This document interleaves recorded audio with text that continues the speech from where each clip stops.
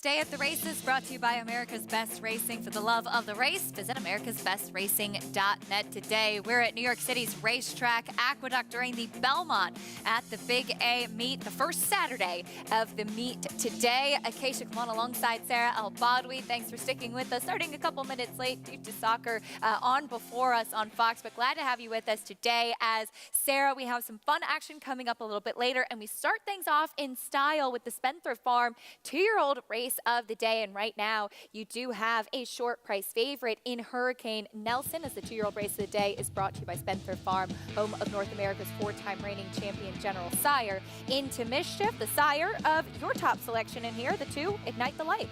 Big pedigree on this horse, some big pedigrees all around throughout this field. An exciting way to kick off the first Saturday of the meet. And we're taking a look at your favorite right now, and he really ran well last time. Took no money on debut, but everybody is very wise to this horse having some speed and ability second time out. A private purchase out of that debut race, and will make his first start for Christophe Clement today. Here's the number 3, Commander of Truth, though. He worked a brilliant 10 flat at the OBS March 2-year-old in training sale. The son of Constitution is a first-time starter for Chad Brown.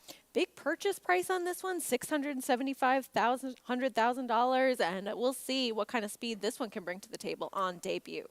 6-5 on your favorite right now as we welcome in the 3rd member of our team, champion jockey Richard Migliori. Richie, what are you seeing from these 2-year-olds? Yeah, thanks, Acacia. And, you know, the first-time starters will start with the 3, Commander of Truth. He looks very well prepared, looks very clued into what he's doing. I just like the look of him. Real athlete, a lot of balance there, moves extremely well, has a really interesting white marking on his face. It almost looks like some sort of a question mark, if you will. But I mean, I like what I'm seeing from the first-time starters. To me, he looks the most clued in and focused about his job. The 2, Ignite the Light, a horse that I was very interested in as well. I used to ride this horse's dam, By the Light, who's been a prolific producer. Half to By the Moon, who's a grade 1 winner. He looks like he'll be a lot better for a race. He went off with a little bit of buck, carrying a little bit extra weight, although the Into Mischiefs tend to be, you know, on the thicker side, and Into Mischief's just an incredible sire. But I do think Ignite the Light will improve with a start. The 5, Bounteous, another Into Mischief, big raw-boned horse. I really like what I'm seeing from him as well, but another one I do think will be better with a start. And then Hurricane Nelson, he looks great, and the race that he ran so well going 7 prongs in Saratoga did not rattle him at all. He looks very settled, relaxed, and ready for another big effort as your favorite. Richie, thank you. Some good news about Hurricane Nelson, as he was pretty vocal in the paddock on debut. Seems like he's much more professional second time out. You can join Naira Bets today and play all the action on our program and a whole lot more while earning up to a $200 deposit match bonus. Sign up using promo code MATCH200 and you could earn up to a $200 deposit match right after your first deposit. Bet any track, anywhere, anytime. Join now at nairabets.com for your $200 deposit match. There's the 2, Ignite the Light by Into Mischief, Spencer Farm stallion out of By the Light, and Richie touched on the sibling, By the Moon, obviously the most proficient of the siblings, but several other foals from the family who have been runners, Sarah. Oh, absolutely. There's a lot of horses that have been successful by this dam. Also, I have to Wonderful Light, who's grade 3 placed. We also have Uncle Moonlight in the family, second last time out to Accretive at Saratoga, and a horse that we're very familiar with on this circuit. So that wasn't the only runner in this family, and just a giant pedigree for a horse that's a really big price right now. Of course, important to pay attention to Richie's notes, whether this one might do better second time out, needing a start to get clued in and tuck up a little bit in terms of fitness. But I just thought with this pedigree and the price you're seeing right now, worth a little bit of a swing for Rick Dutra, who did have a nice 2-year-old first-time starter win the other day. That's a look at the 3, Commander of Truth, 1 of 2 for Chad Brown. That's a first-time starter. The other one is Hedge the Risk, who debuted in a slow race at Ellis Park, but you'd have to imagine that he would be a little bit more professional second time out. And with Kendrick Carmouche aboard from the rail, probably going to be a bit aggressive too. You always like to see that from Kendrick. He gets his horses going early on, and this one was a little bit slow to break at Ellis Park. Did make up some good ground in the later stages of that race after going wide too, behind a good-looking first-timer for Brad Cox in Gettysburg Address. Always can improve a second time out. Loading in for the Spencer Farm 2-year-old race of the day. We kick off this Saturday in style as we head up to the voice of Belmont at the Big A. John and Brielle for the call. And Private Desire. Hurricane Nelson steps up. Number 7, Private Desire, to complete the field. And these 2-year-old maidens are going 6.5 furlongs. They're all in.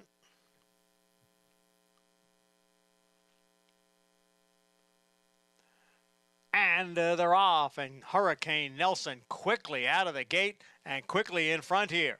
Private Desire on the outside runs in second. Ignite the Light. Down at the rail is Hedge the Risk. Then comes Commander of Truth, who's running in fifth. It's 3 lengths. Back to Heartened, and then Bounteous.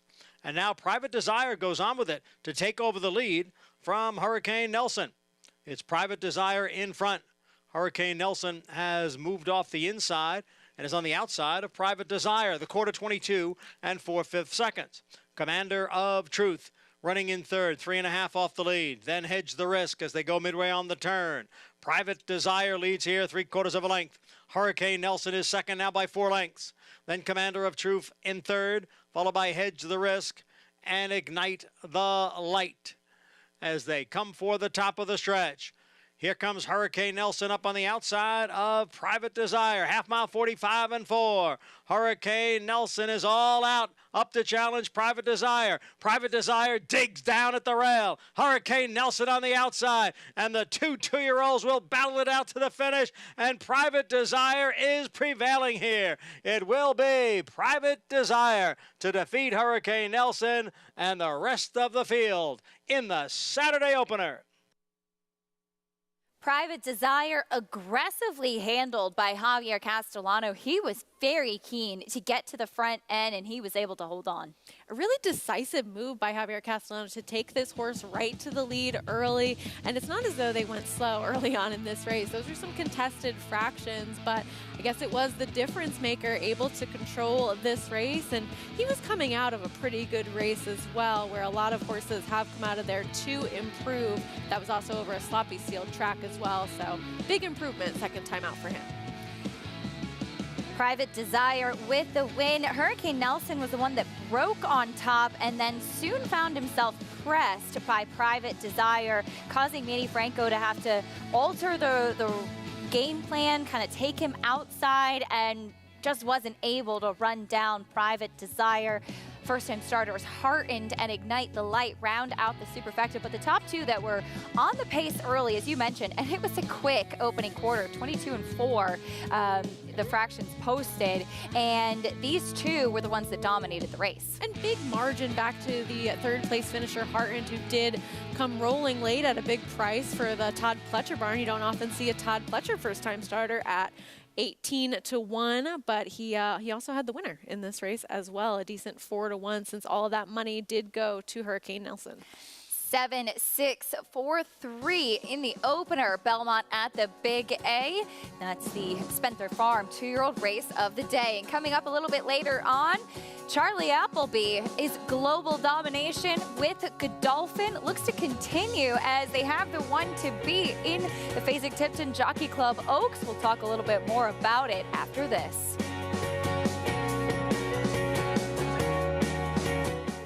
A Grade 1 winner on both dirt and turf, War of Will became a classic winner with this victory in the Preakness Stakes.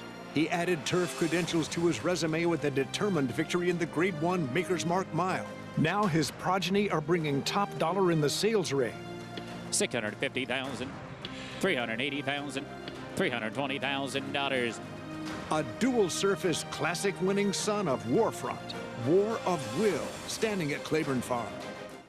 RaceLens is the most in-depth product in horse racing with unique features found nowhere else. True odds, predictive analysis, and pace projection. RaceLens. It will change the way you follow horse racing and take your game to the next level.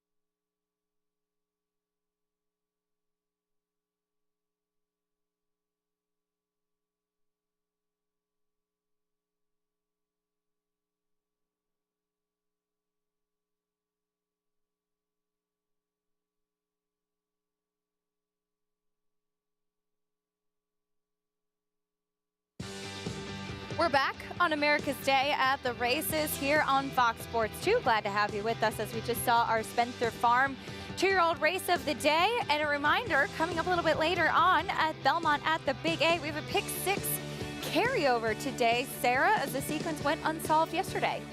And a little bit of a tough sequence, but kind of odd that the winner of the last race, who was the favorite, was uncovered. Yeah, pretty wild. So pick 6 carryover to look forward to, and an upset in the opener in our Spencer Farm 2-year-old race of the day. Private Desire, $10.20 winner, ridden by Javier Castellano, who's standing by with Richie. Thanks, Acacia. Yeah, Javier, you rode Private Desire first time out. How much different was he today compared to the first start? I really like the way he did it today. Good post outside, a small field. The first time you go through the process, Saratoga, first time I start, the crowd, the people, short post parade, had to warm up pretty quick. He didn't break good out of the gate. He go through all the process. He paid off for the first time. Finally, put it together for the second time. Were you a bit surprised that you were able to wrest the lead away from the favorite down the backstretch? Absolutely. The way he broke my horse, he brought really well. He put himself in good position, dictate the pace in the nice, good way. Not too fast, not too strong, and he did it so easy. That's why I dominated in the first part of the race. It put my horse in a good spot to win the race, and after that, the rest is over. Javier, this has been an incredible year, and you've had incredible years putting together your Hall of Fame resume. How has it been for you to be able to pick up horses like Mage, win the Kentucky Derby, now Archangelo, not only the Belmont, but the Travers, and going forward? Is there any way you can put it into words? A lot of work together, a lot of dedication myself, a lot of discipline. I think everything put it together and been paid off lately. The last couple of years, you see a kind of nice struggle, but it's hard to pick up my business. But always be positive, focus, try to be disciplined, try to work hard, and try to find the right horses to win the races. And being very supportive, don't get me wrong, my agent, trainers, own it, they give me opportunity to ride the best horses in the country. And that's where I am. Javier Castellano put it the show. Well, congratulations, and you deserve to ride the best horse in the country because he puts him in a place to win. And it's just been fun for me to watch Javier come back full circle to the top.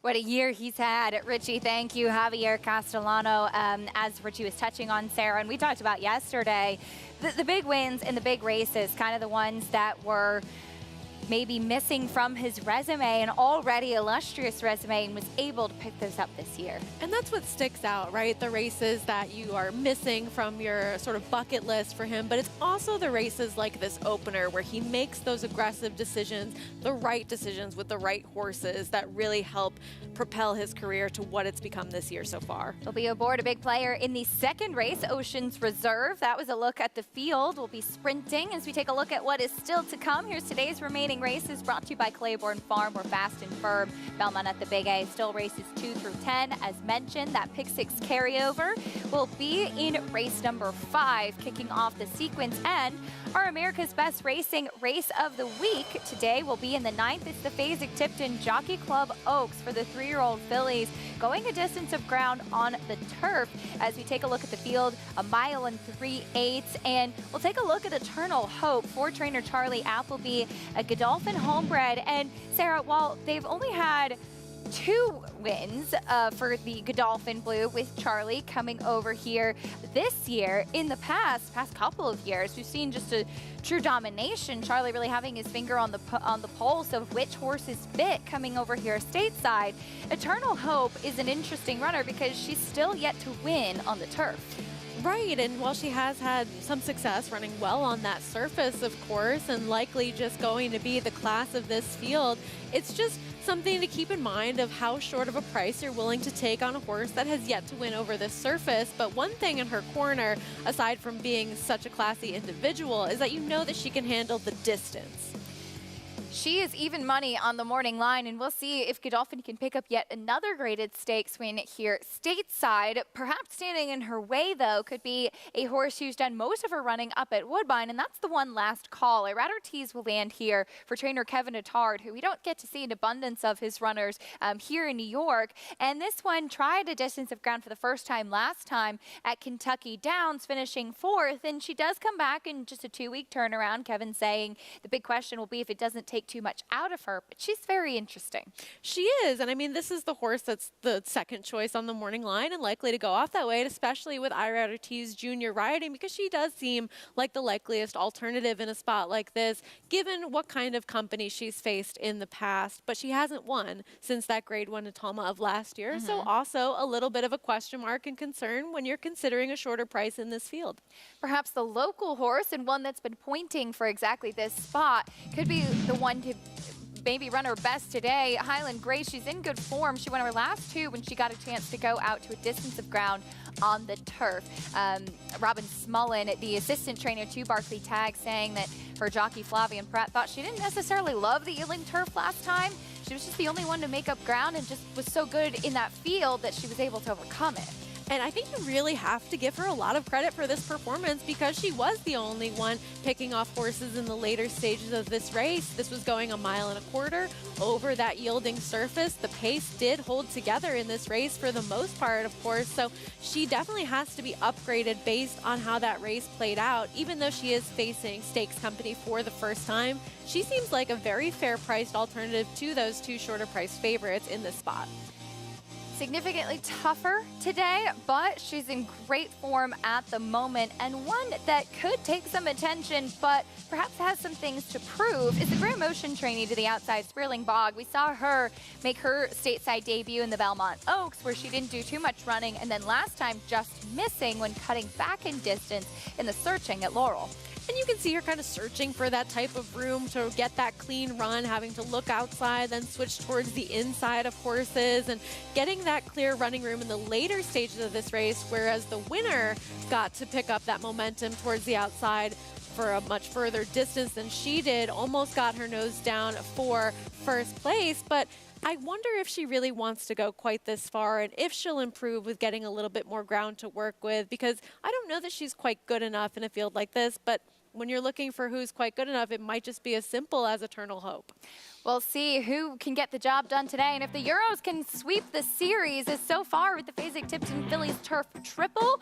They've both been won by European runners, though Aspen Grove and Elusive Princess both staying stateside. Aspen Grove now with Jack Sisterson, and Elusive Princess now with Arnaud Delacour. We'll see if another European filly can get the job done today. Horses in the paddock for race number 2. There's Javier Castellano's Mount Ocean's Reserve as he'll look to sweep the early double. We'll talk a little bit more about the field and more after this on America's Day at the Races.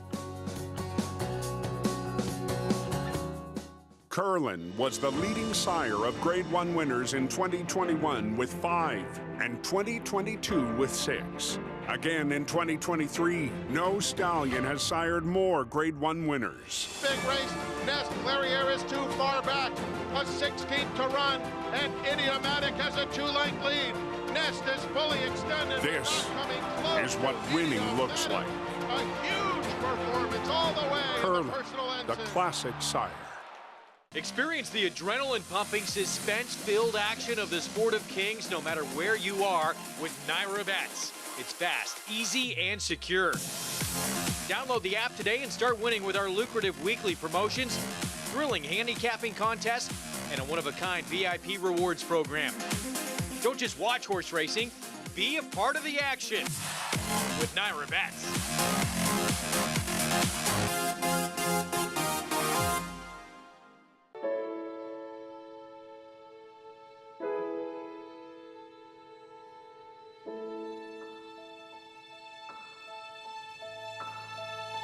And Echo Zulu puts her away. Echo Zulu, most impressive in the ballerina. And Gunite is maintaining the lead, and he will defeat Elite Power in the forego. Gunrunner. Breed true. Monday, September 18th is the biggest day of the year at Presque Isle Downs with a $150,000 Presque Isle Mile plus a $300,000 Grade 2 Presque Isle Masters. The Masters is a key prep for the Breeders' Cup. Just last year, PA-bred superstar Caravel became the 8th horse to run in the Masters before achieving Breeders' Cup glory. It's the Presque Isle Mile and the Presque Isle Masters, Monday, September 18th at Presque Isle Downs, Erie, Pennsylvania. For more information, visit presqueisledowns.com/racing. You're watching America's Day at the Races. Glad to have you with us on this first Saturday of the meet as we continue on with Belmont at the Big A. Running at the historic Belmont Fall meet here at Aqueduct. Here's Richie Migliori getting a good look at all the horses in the paddock, and behind him, Sarah, is the number 7 Oceans Reserve. Javier Castellano looking to sweep the early double, and this horse had a significant excuse last time out when the reins actually broke early on. Javier had no control. Prior to that, had won 2 in a row. That race is just a complete toss for him. So looking back to his last win, which was the start before that, that was against State Breds. It was going 7 furlongs, and he won this race with an 87 Beyer speed figure. You know that he's going to get some pace in here with the presence of the number 1 Bezos, and Victorious Wave also likes to be close up early. Maybe it's a little bit of concern that he has yet to win at 6 furlongs and is facing open company now. But with the race last time, you could completely draw a line through that one. There's a very legitimate excuse. We saw him checking out the horses in the paddock. Richie, what are you seeing? Well, it's seeing just a really nice group of hard-hitting horses here, and a horse that I have to be honest, full disclosure, I just have a shine for is the 2 Sugar Gray Leonard. Hey, you know, everybody has their idea of horses they gravitate to, and I just like him. He's not a real big individual, but I love his balanced look, and I love his name, too, being a big boxing fan, and Sugar Ray Leonard. But Sugar Gray Leonard making a nice impression here for trainer Ricky Dutrow. The 4 Capone making the first start for Rick Dutrow. He looks outstanding. He comes from a terrific horseman, and Jimmy Jerkins actually was texting with Jimmy, had a very nice winner in Saudi Arabia yesterday. Things are going well for him there. He's dearly missed here, but always happy when I see good horse people have success. But Capone here really making a nice impression, coming off of a lengthy layoff, but he looks very fit to me. I like what I'm seeing, and I like the work pattern too. That real kind of you know, fitness building work 2 back on September 2nd, where he went 5 furlongs in a minute. That's roughly like 12 seconds to every furlong. And then comes back with the easier 101 and change, nearly 102. That's, I like when they have that maintenance move right before the work with the heavy lifting being done in the penultimate work. And then the 7 Oceans Reserve, you guys touched on. His reins actually didn't break last time. The buckle came undone. I was talking with Leah Giamatti about it, and she said, so now she's taped all that. She says, I don't like the way it looks, but as long as it keeps the buckles closed, that's all that really matters. Think about your reins is your brakes and your steering. When you lose both of that, imagine being in your car on the parkway and losing your brakes and steering. That was the position Javier Castellano was in. I will say this, Ocean Reserve could not look any better. He is so sharp, really on his toes, just looks like an extremely happy horse, and he's very well posted. I think he's going to be very tough to beat. Some good information from Richie on the 7 Oceans Reserve. I want to remind everybody that you can follow along, get all the stats on the horses, trainers, and jockeys in today's races with free Equibase past performances. Visit NYRA.com/TV schedule to download your free past performances on all the races on today's show. Oceans Reserve will hopefully the equipment stays together today, and Javier Castellano is able to have a little bit more control as he had none last time out, as this horse has now ticked over to be your favorite. Horses starting to make their way out from the paddock, and it is an intriguing group, Sarah, as to how the pace might play out.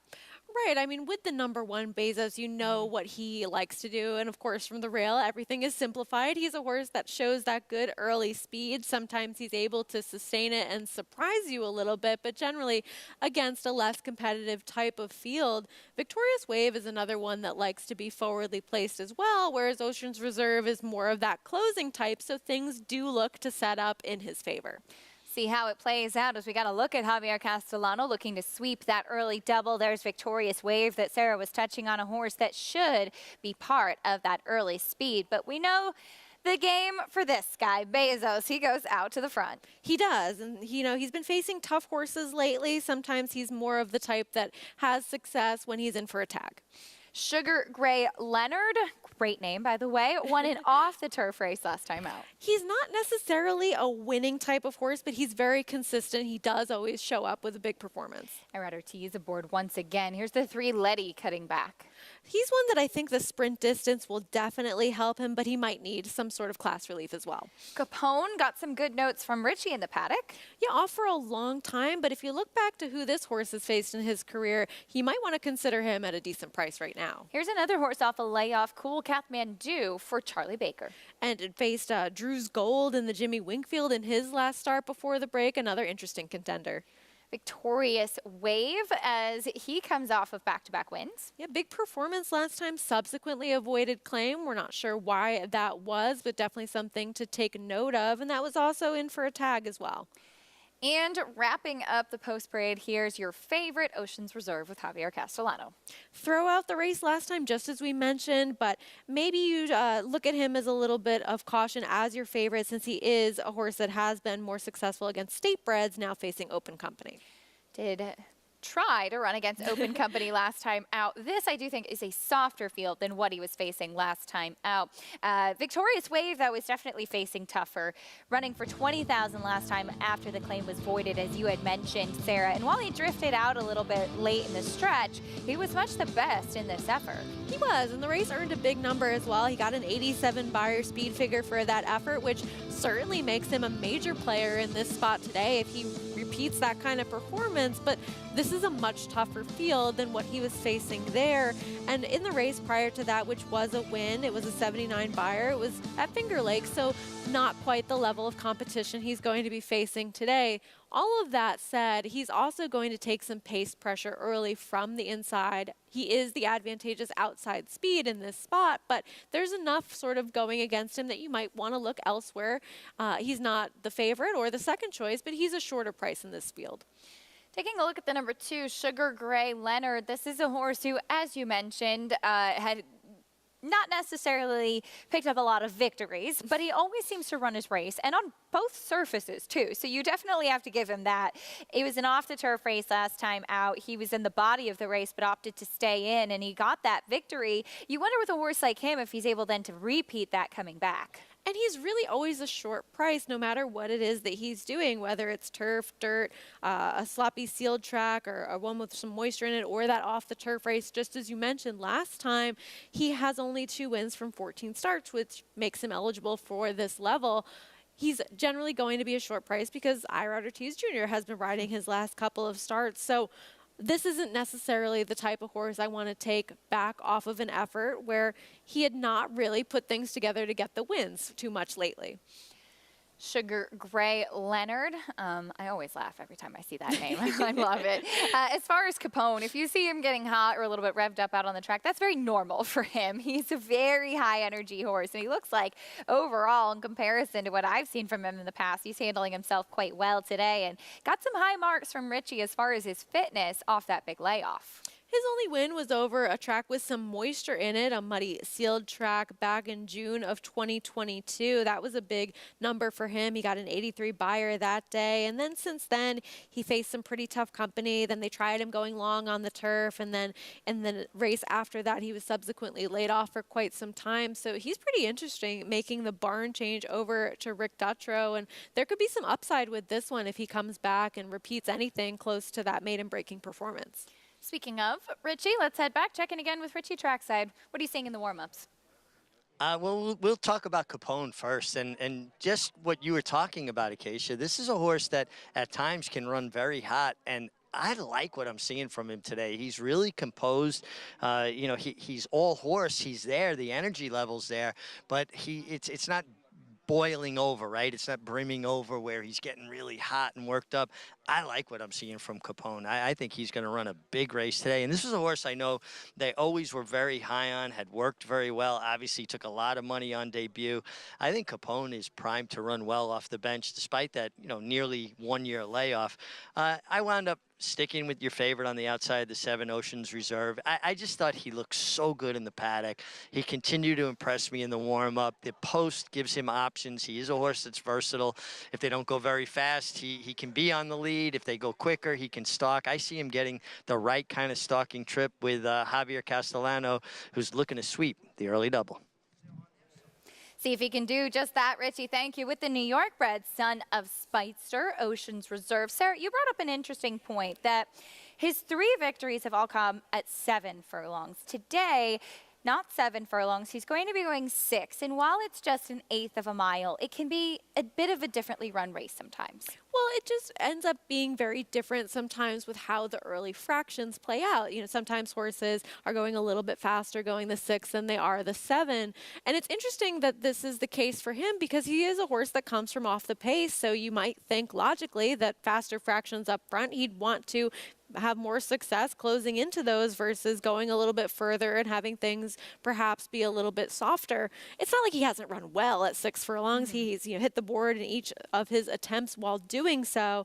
But it's just something interesting to note. You don't like to see horses that haven't done it yet at short prices. Here's the number 5, Cool Kathmandu. He's another horse off of a layoff. We haven't seen him since February. He was able to wire the field on a wet track back in December to break his maiden. And then in the Jimmy Wingfield, facing one of the top sprinters really in the division, Drew's Gold, in that subsequent start. Yeah, he's interesting if you like him and you're getting a fair price right now. You don't really know who he is at this point of his career and how he's coming back to this race. And certainly Charlie Baker capable of getting them ready off a long layoff like this because you can give him an excuse for that Jimmy Wingfield not only on the competition, but he also stumbled a little bit at the break and just really never got himself as involved as he could have been. So perhaps another pace player to the party in here. Of course, Drew's Gold, second in that Grade 1 Woody Stevens on Belmont Stakes Day. A horse that's faced the top sprinters in the division. Cool Kathmandu. We'll see what he does off the layoff. Your favorite, though, 5-2 on the New York bred Oceans Reserve.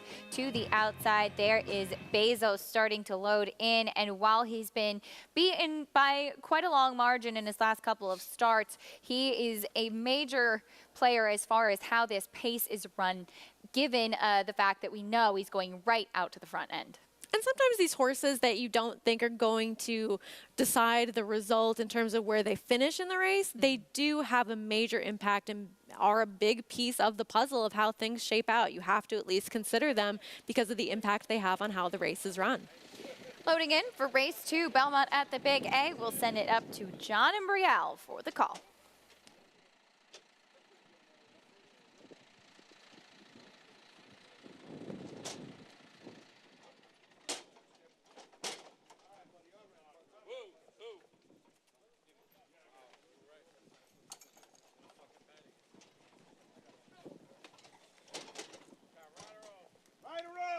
Waiting for Victorious Wave and Oceans Reserve.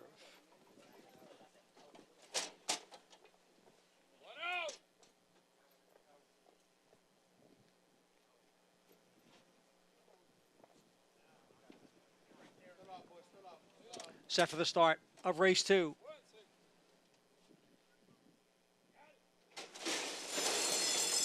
And they're off. Hesitant beginning for number 3, Letty. A good start for number 5, Cool Kathmandu, who's out for the lead. Challenged quickly on the inside by Bezos, and Victorious Wave is not far behind in 3rd. Capone sits in 4th, about 5 lengths from the lead. Then it's Oceans Reserve, Sugar Gray Leonard, and Letty is the trailer in 7th. Bezos, big long shot here, has taken the lead from Cool Kathmandu, the quarter 22-2.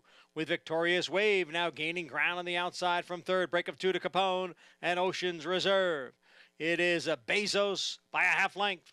Cool Kathmandu in between horses. Victorious Wave on the outside as they come for the quarter pole. Capone being asked for more. Oceans Reserve far outside. The half mile in 46 seconds as they come into the lane. And it is Cool Kathmandu and Victorious Wave on the outside. Bezos now back running in 3rd. Oceans Reserve is next as they move for the 16th pole. It is Victorious Wave in front.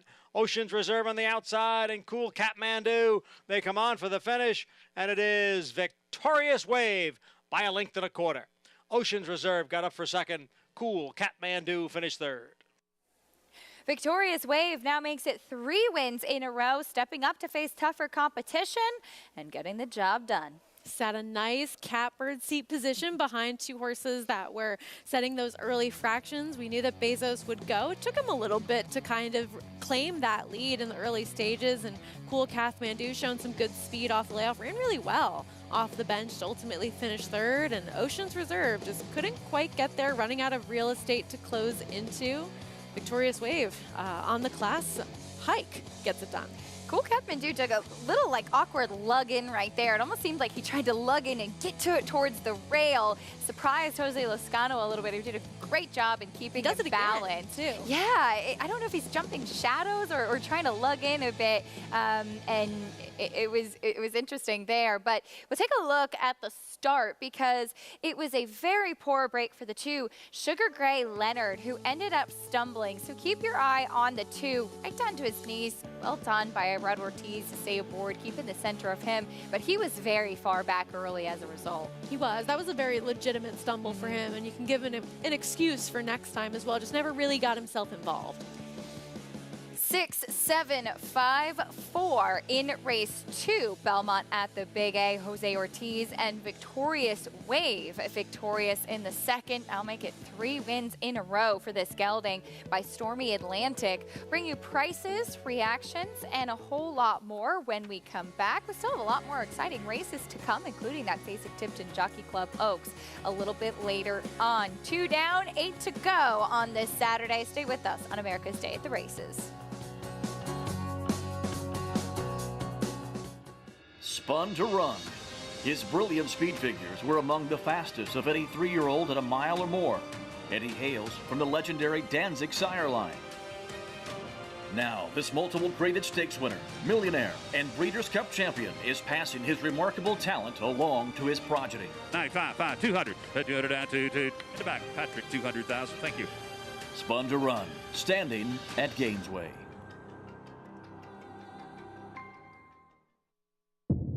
Reach for the unreachable. Race to new horizons. The artisan's quest for beauty burns in the heart of Japan, forging strength like no other, with love and honed to perfection. Noble, authentic, and only here. The legacy of strength.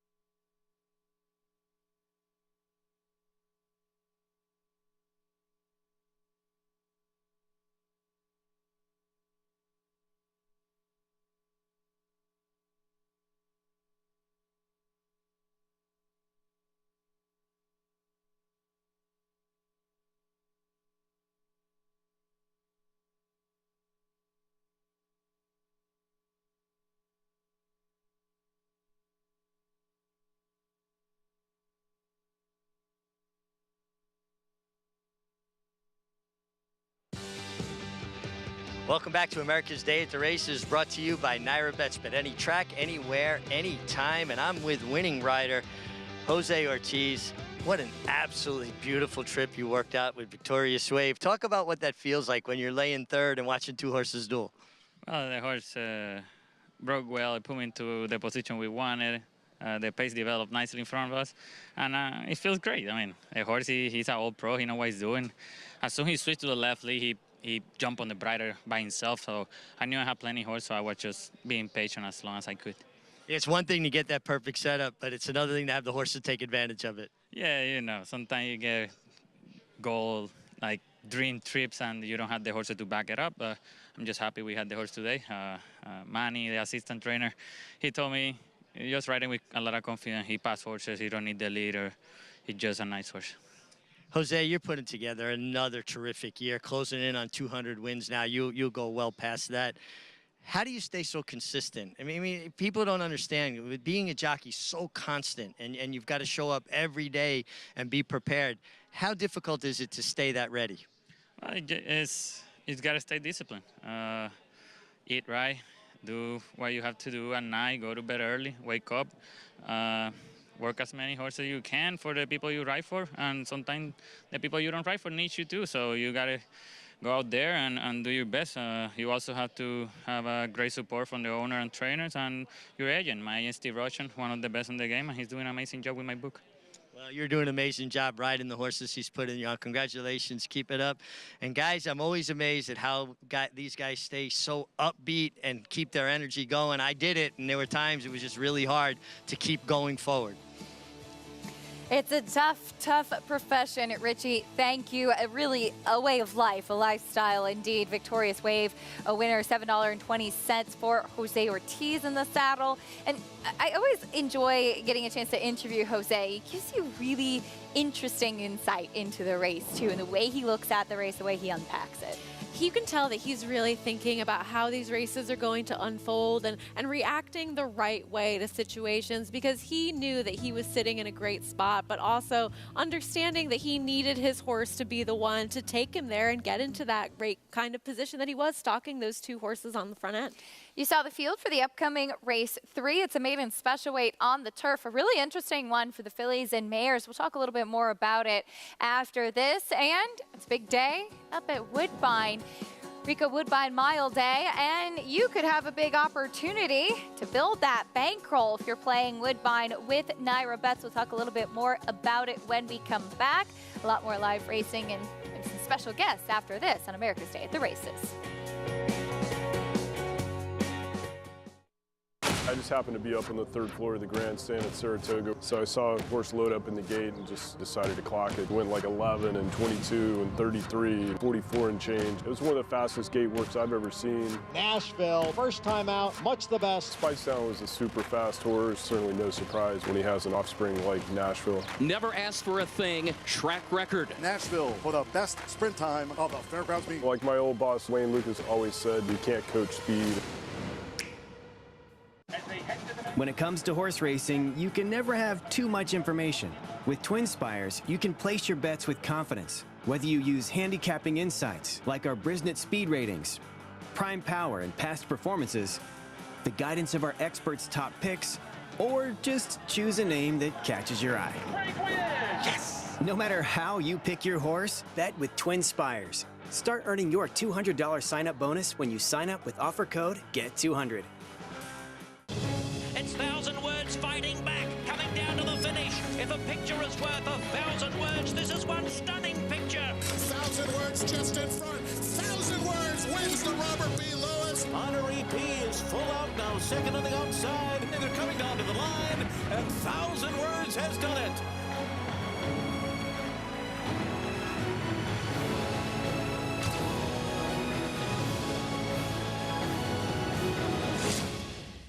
Racetrack Television Network brings you every race, from every track, on every screen, every day. With monthly packages starting as low as $5, RTN gives you great value and access to more live HD streaming and race replays than anyone. Visit RTN.tv today to sign up and watch on almost any device, including Roku and Amazon Fire. RTN has packages that start at $5 per month.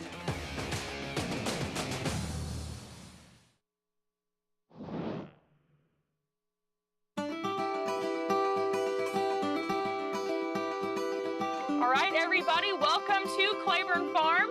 Claiborne Farm has been around since 1910. The tour is a backstage look at how we operate as a large-scale breeding farm.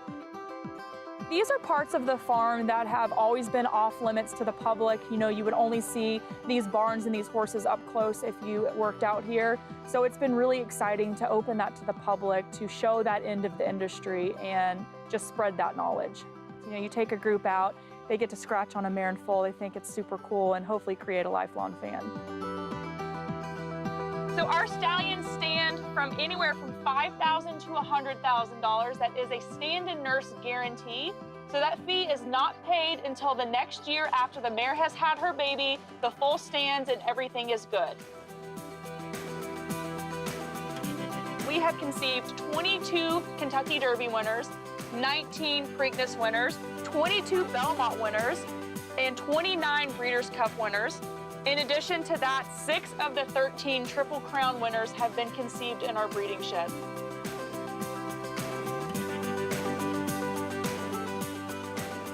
So I'm always excited to, you know, spread the knowledge that I've had, share this passion for the breeding industry that I've had basically my entire life, and just spread the wealth.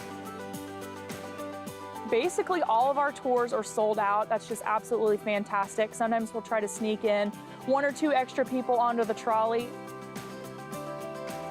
It's a yearling colt field. Actually, this field is home of 2013 Kentucky Derby winner Orb, as well as Breeders' Cup Classic winner Flame. The cemetery is extremely popular. It's on both types of tours that we offer, so the trolley tour and the walking tour. People travel from all over the world to see Secretariat's grave. So it's really exciting to see people's reaction to seeing that.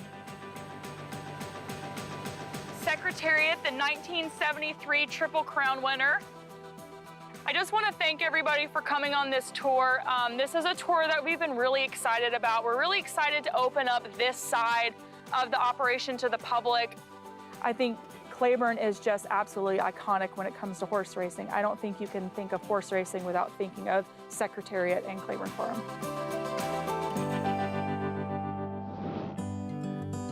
Warfront's 21 now. He's still doing great though as a stallion.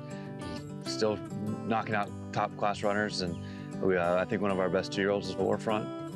He's Danzig made over. That's the reason why Dad wanted him here at the farm. He thought he looked just like his sire, which he does, and he's producing runners and offspring just like his sire. So hopefully we'll find the next son. We have a couple chances here at the War of Will and Silver State to carry on his legacy. Claiborne Farm, 100 years of doing the usual unusually well. And in this upcoming 3rd race at the Belmont at the Big A, we have 2 daughters of Warfront. The number 1, War Princess, making her first start since March for Todd Pletcher, sired by Claiborne stallion Warfront, and she is a big part of the pace. And then an interesting first-time starter, Sarah, African Waters, a filly by Warfront, who sold for $1.2 million as a yearling. Taking a little bit of meaningful money as well. As horses 6-1 on the morning line, went down to your favorite for a moment, and now drifting back up a little bit, but very interesting pedigree all around on this one. Today over at Woodbine, north of the border, you can get $20 to boost your bankroll with the Breeders' Cup Bankroll Builder. Win up to $120 towards the Breeders' Cup when you bet select races with Naira Bets. Check out nairabets.com to opt in to the promo. And you can bet $50 on the Woodbine Mile today, and you'll get $20 back. Always all kinds of great promotions going on over at Naira Bets. The Woodbine Mile will go as race 9 today, one of 3 grade 1s that they have on the card up at Woodbine. And Master of the Seas, even money on the morning line for Charlie Appleby, coming off of a big win at Ascot last time out. He is definitely the horse to beat. Oh, completely. And I mean, these connections have had so much success at Woodbine. Of course, they won last year with Modern Games.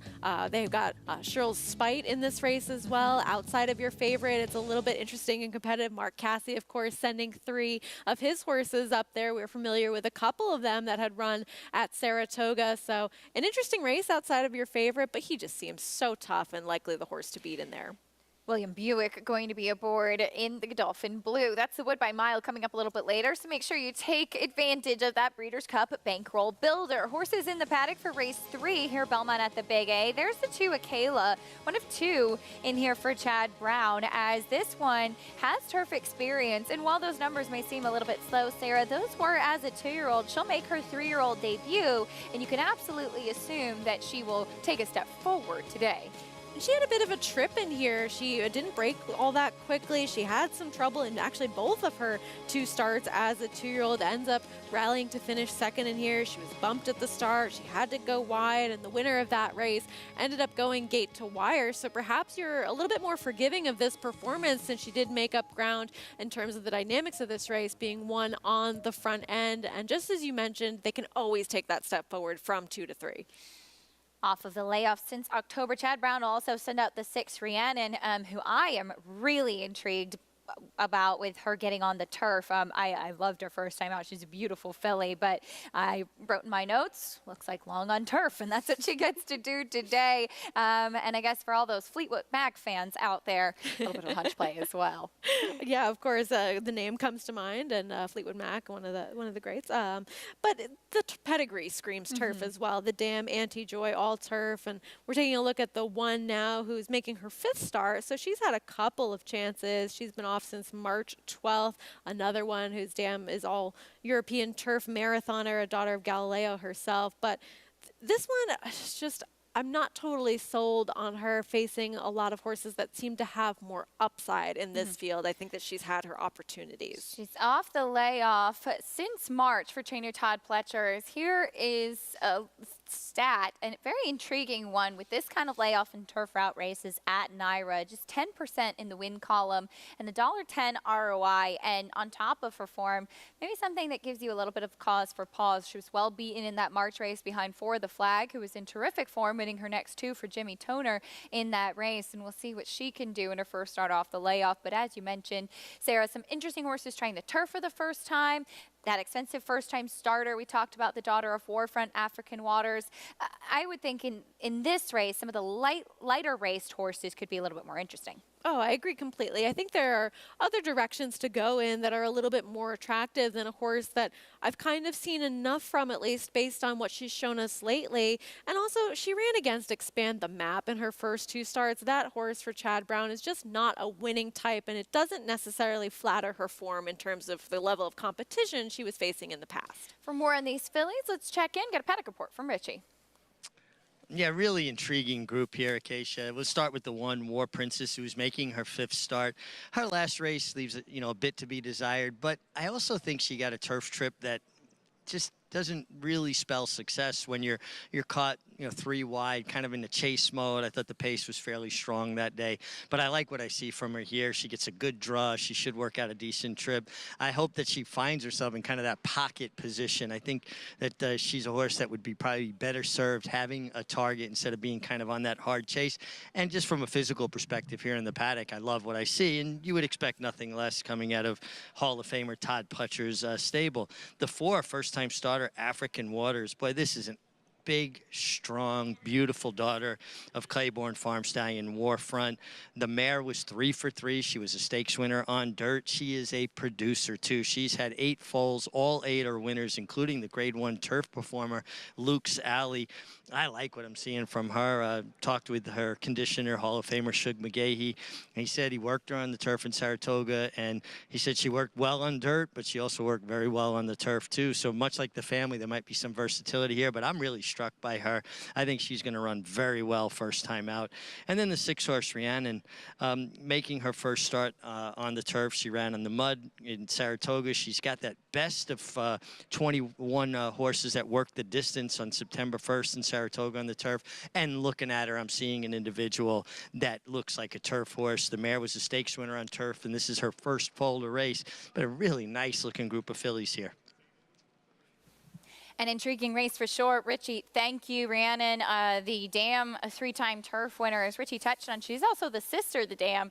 to Divine Oath. So big pedigree on this one. Second time starter, first time on the turf for Chad Brown. Another one trying the turf for the first time is the number 3, Miss Our Hero. There's some turf pedigree as well, and I also thought that she looked like she could be a turf horse. Yeah, I think this one will definitely appreciate the surface switch, the Dam Market Magic all turf. Just as you mentioned, she won her debut. She once finished second to Tepin, who we know is a horse that we saw plenty on this circuit too. So there's a lot of really intriguing pedigrees throughout this race overall. She was a little bit erratic early in the running of the race last time out too, and just didn't look like she was 100% fit, so certainly could have gotten something out of that and getting onto the grass for the first time today. The number 5, Vanish. She ran a big race on debut at Churchill Downs on the turf. Then tried the dirt where she ran fine, but did regress as far as her figure. And then last time out, just a very disappointing effort when getting back onto the turf at Saratoga. And this is just not the direction that you want to see a horse go in, especially at a short price. You want to see those speed figures, whatever it is that you're using. I use buyers myself. You want to see them trend in a positive direction, progressively improve, or at least come up with some sort of valid excuse for why that might not be happening. But she's sort of gone the wrong way in terms of those races that she's run so far. She was favored in 2 of those starts. You can maybe try to say that she was a little bit forward and faded last time, but it's just not something I love to see on a horse where there's so many viable alternatives, and this one currently your favorite at 5-2. Are you surprised that she's the favorite? Yeah, that doesn't really make a lot of sense to me. You have 2 for Chad Brown. You have a very expensive horse for Shug McGahee that we've touched on. You have some intriguing runners for the Mop Barn. This is not the direction that I would go in this race, but perhaps bettor's a little bit confused on where to go because it's a fairly wide open board as of right now. There's the 6, Rhiannon, getting onto the turf for the first time. We talked about the pedigree. She took a lot of money on debut as well, and she is a big filly and probably really benefited from having a start under her belt, and also gets to go a little bit more distance now too. Remember, with the new Wilson chute at Saratoga going the mile, it's almost like a turn and a half. And now she will get to go the 2 turns, which I think she'll really appreciate. She has that big floating stride. Yeah, everything just says that this horse will want to do this much more so than that dirt start where she was running in. We've already talked about the big turf pedigree for her, and you mentioned some physical notes on her as well. It just seems like she's going to make a lot more sense in a spot like this for Chad Brown's second time out. 4-1 right now. One horse we have not mentioned is that first-time starter, Pippi Longstocking, to the outside. More on her in a moment. Let's meet the field, though, starting off with the 1 War Princess. We talked about the stat. It's not necessarily a positive for trainer Todd Pletcher. She's just had a couple of opportunities, and they're starting to pile up. Does not want to link with the pony. There's a Kayla. And really just could be an improved 3-year-old, shown enough as a 2-year-old that another step forward could make her dangerous. First time on the turf for Miss Our Hero. Pedigree suggests that she will take to it. First time starter by Warfront, African Waters. I like a lot of things about this horse. Richie touched on the big pedigree for this one as well. Vanish. Can she run back to that debut? Still your favorite. And even if she does, isn't it so possible that someone else will just run better than that? First time on the turf for Rhiannon. All things make a lot of sense for her to try this surface and get a little bit more ground to work with as she goes for her second start. And first time starter, Pippi Longstocking. I can see why they named her that looking at her markings. Yeah, she is very flashy. Very cute.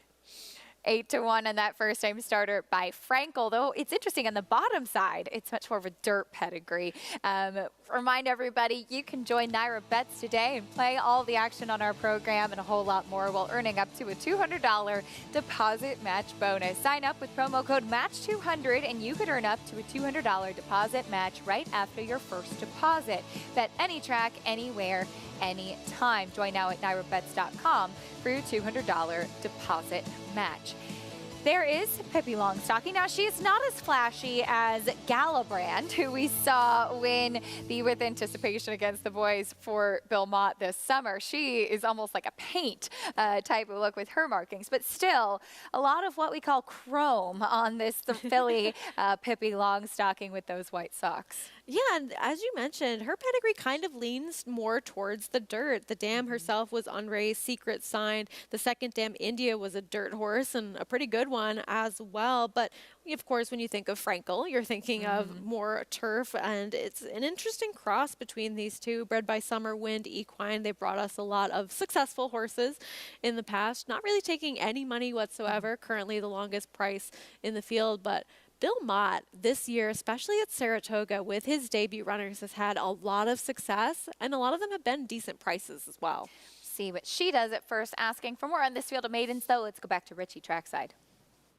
Yeah, I'm going to go with talk about two horses, one that's making her turf debut and another that's making her racing debut. But we'll start with the 6, Rhiannon, bred by Green Lantern Stables. Masson family, they breed a very good horse. She went for $550,000 at the Keeneland September sale. I just think she's getting to the surface she's going to prefer. Very classy individual, acting properly, like everything what I've seen from her. She's checking the boxes. But my top selection is going to be the 4, the first-time starter from Shug McGahee, African Waters. Daughter of Warfront, obviously brought $1.2 million. I just think this is a very classy individual. And when I look at first-time starters, particularly for stables that don't necessarily crank horses up to win first time, I look deep into their work patterns. And if you go back as far as you can go back with this filly, African Waters, June 19th, all the way here we are, September 16th, where she really never missed a beat. She worked consistently spacings between workouts, and that tells me that's a horse that's done well, that's, been healthy, hasn't had interruptions in the training. I think there's a lot of foundation there. She's got the pedigree being by Warfront out of a mare that's a prolific producer. And again, going back that she's a half to Luke Sally, a grade 1 winner on the turf. I like a lot of what I'm seeing from African Waters, and she will be my top selection. Very intriguing filly in here. Richie, thank you. You mentioned Luke's Alley. There's also Arifana, who never tried the turf, but was a great at stakes place horse on the dirt as well. This dam has been a really big producer. And just the horse you mentioned, her only loss was actually that second in the Cumley in her only defeat of her 6-race career, 5-time winner otherwise. Wanstead Gardens is another one that was produced by this mare who was pretty successful and decent. There's been a lot of other winners within the pedigree as well. So the dam herself, Vaucluse, went 3 for 3 dirt routing in her career. So there's a lot of pedigree going for this very expensive $1.2 million purchased price yearling. A perfect fit as we see the Claiborne logo on track, talking about that daughter of Warfront. Some really intriguing pedigrees in the spot as that first-time starter, now co-favorite at the moment. Just a reminder, coming up a little bit later on, we have a carryover in the Pick 6 sequence. It does start in race 5 today. That'll be kicking off with 1 3/8 miles on the turf, and that first level allowance over $33,000 in the carryover after the sequence went unsolved yesterday. So make sure, get your tickets ready, and we hope you are playing today, and good luck if you are. There's a look at Rhiannon. I know Richie had a lot of interest in this horse getting onto the turf, as did I. She and Miss Our Hero with the pedigrees, and it's always interesting because you can look at pedigree, Sarah, and obviously it's not the end-all, be-all, but it can be an intriguing guide sometimes as well. But especially if you see a horse run disappointing on the dirt, and then they have the pedigree to suggest they'll move up on the turf, I think that's when you really take a close look. Of course, and you also have to wonder a little bit, because Chad Brown, of course, is a very intelligent trainer and had a lot of success, and you have to wonder why she was making that debut on the dirt and what she had shown him to hint that she was going to be able to handle that surface. But clearly he realizes, okay, that didn't work out for us, and makes a change quickly instead of trying to do the same thing over and over again that didn't work well for them first time out. 3-1 co-favorites on the 4 and 5. Now clicked over to that first-time starter African Waters as your favorite in a very interesting maiden special weight on the turf. They load in for the 3rd at Belmont at the Big A. John and Brielle has the rest of the load and call.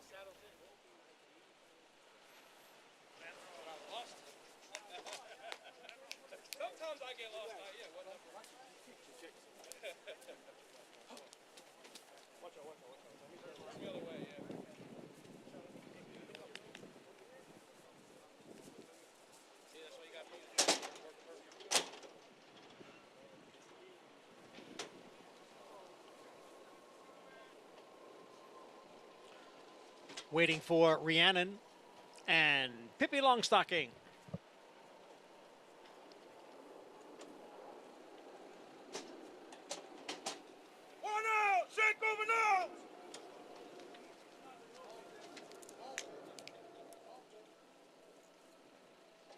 There in the gate.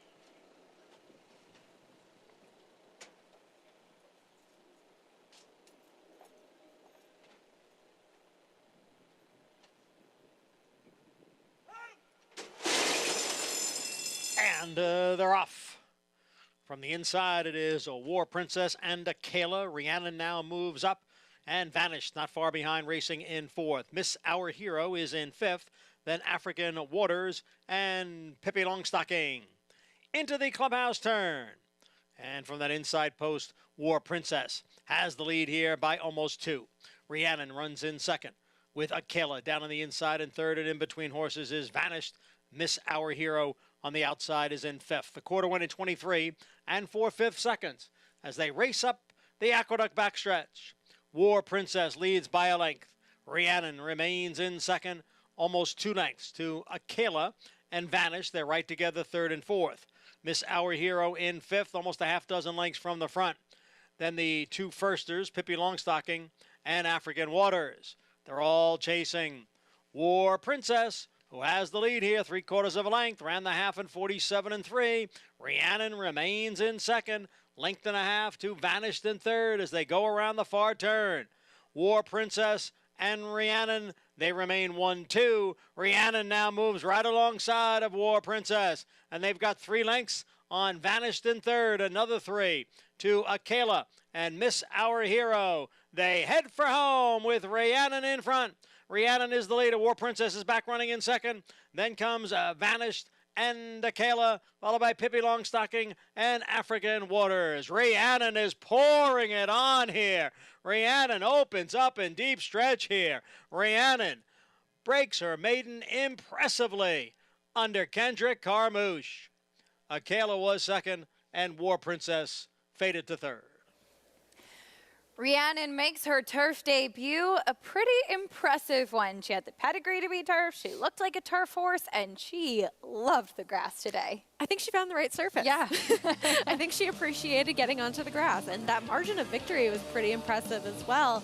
And also the right decision made by the rider to sit close to the pace that was unfolding in a rather moderate tempo so far, and just able to take advantage of that and spurt pretty well clear of this field, and it's the Chad Brown Exacto. Indeed. As the number 2, Akela, she looked like she was struggling a little bit early, but she actually ran on late. Probably off of that layoff, you'd have to assume that she'll get a lot out of this race when she really kicked it in and kind of put 2 and 2 together in the later stages of the race. Showed a lot of promise coming off the bench from that long, and I'm sure that we'll see her take another step forward off of this race as well. We'll take a look at the start. Both of the first-time starters broke slowly. The 4 African Waters along with the 7 Pippi Longstocking, and sometimes it's just the experience really has an edge there, as especially Pippi Longstocking then got a little headstrong and keen after that, and trying to circle was the 4 African Waters, both of those really up against it from the beginning. Right, and both worth maybe taking a look at next time out, because things were not going their way very early on in this race. And just as you mentioned, the break and then both how they reacted afterwards, one of them getting a little keen and the other trying to find some clear running room, and the pace just did not set up for either of them to come from off of it. Did set up, though, for the 6th Rhiannon, who pulled away from her competition impressively in her turf debut. 6-2-1-5. War Princess was the one who set the pace, and she was able to hold on for third in an improved effort off the bench. Vanished, the horse that had been your favorite, left to settle for fourth. Bring you prices, reactions, and more after this quick break. Stay with us on America's Day at the races as Rhiannon, impressive in her turf debut. Kendrick Carmouche in the saddle for trainer Chad Brown.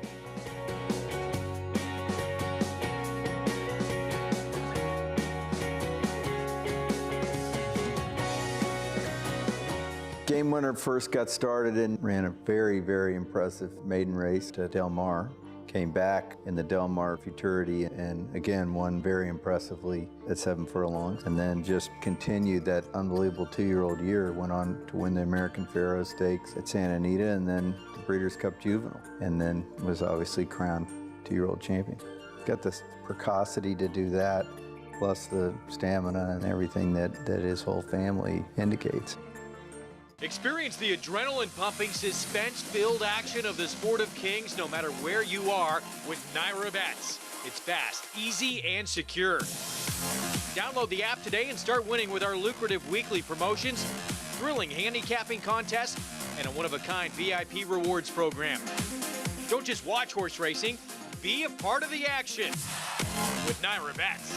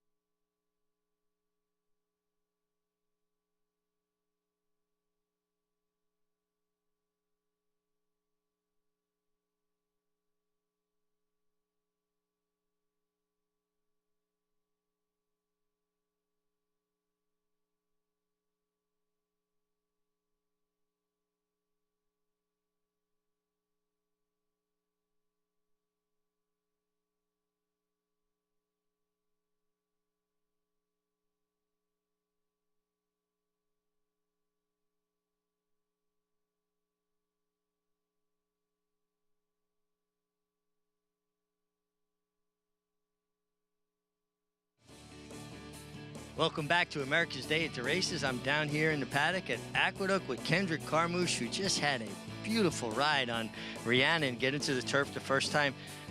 Two keys, I thought, to the race, Kendrick, was, first of all, get in your position going forward. Yeah, you know, I looked at the program. Chad Brown wanted his horse to warm up good, which I did. And, you know, first time turf, they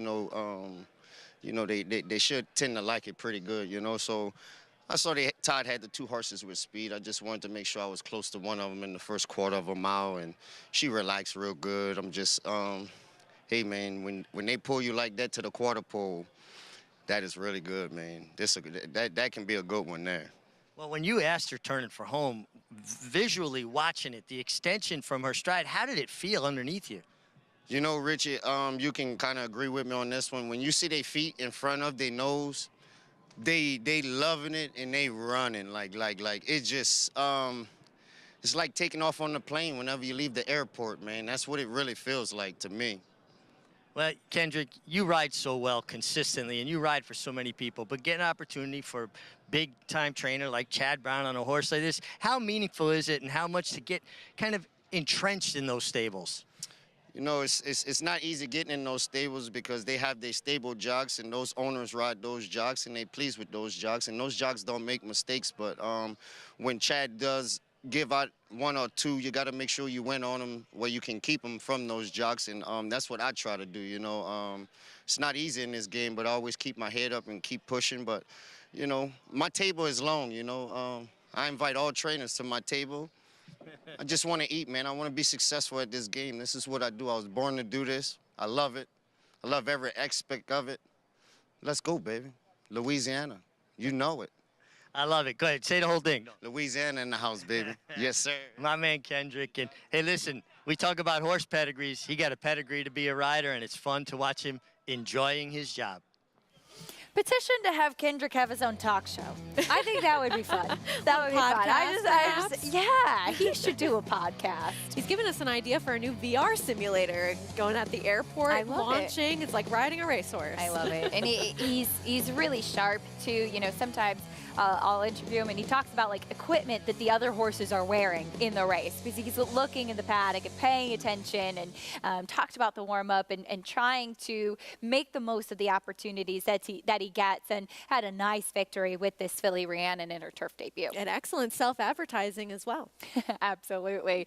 Nice win there from her. As we turn the page, take a look at what's coming up with race 4, 6.5 furlongs on the main track. Kendrick Carmouche will be aboard. A big player in here, Bustin' Shout, who will look to get back to his winning ways as he got the big victory 2 starts back up in Saratoga. And before we talk about the rest of this field, we'll learn a little bit more about another family affair here on the racetrack. It seems to be the theme this week, because racing truly is a way of life. 4 brothers, Rudy and Gustavo Rodriguez, they compete against one another, but they always do it with a smile. Trainers Rudy and Gustavo Rodriguez come from a family of 10 brothers, 5 of which have worked in the thoroughbred industry. But training wasn't their first job. I was a jockey for almost close to 17 years. And here's the wire, and Frost Giant, a huge upset. I broke a lot of bones. So that was easy for me to change, I guess. You know, when you're riding big horses and falling down a lot and being in the hospital a lot, you know, it's tough. I had 2 jobs. I was working for Rick Dotro as an exercise rider, and I used to park cars, for Naira. Over here in the back. It was in the preferred parking. Yeah, over here. I did it for like a few years, So maybe more than 10 this years. little spot is still close. Yeah. Parking cars aside, the brothers decided to work together. Rudy would get his trainer's license, and Gustavo would come work for him.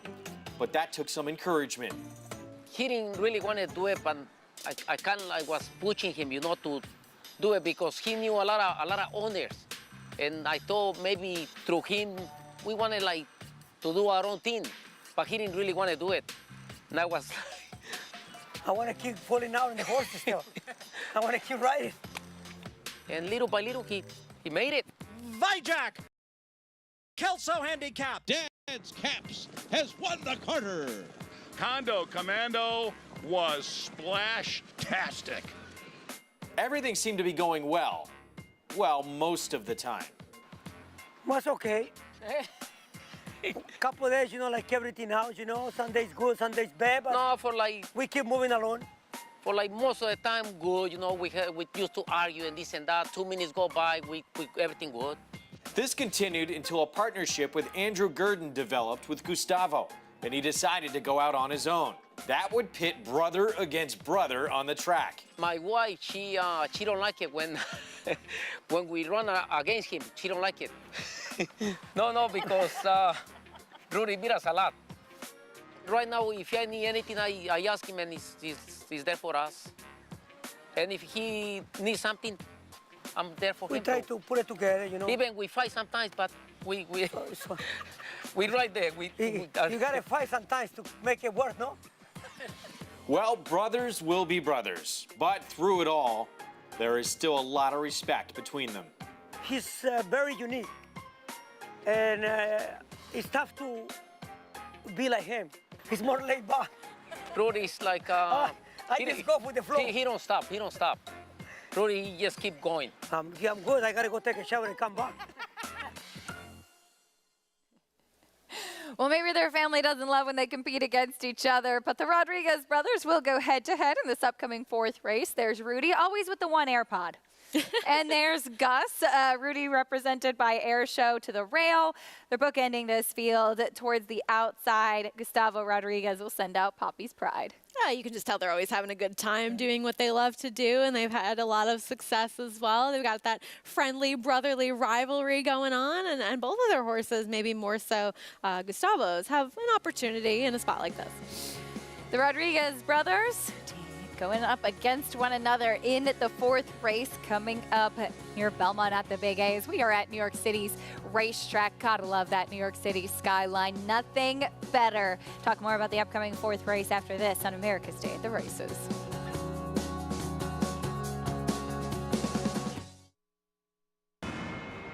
Catholic Boy, a Grade 1 winner on both dirt and turf, including this romp in the Run Happy Travers Stakes. He's so impressive today, the others didn't even have a prayer. This 6-time graded stakes winner was the fastest 3-year-old of his crop over 10 furlongs. Now his first runners are hitting the track. Dual Surface Grade 1 winner Catholic Boy, standing at Claiborne Farm.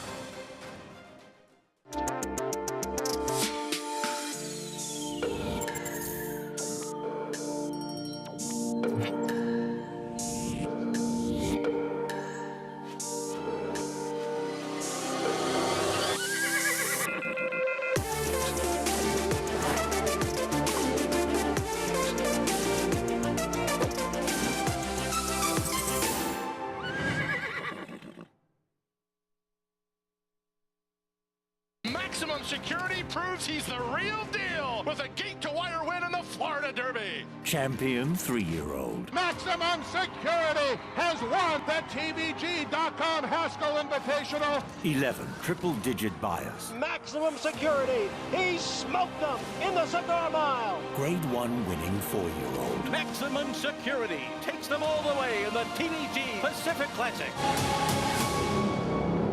Maximum Security. Welcome to the Adelphi Racing Club experience.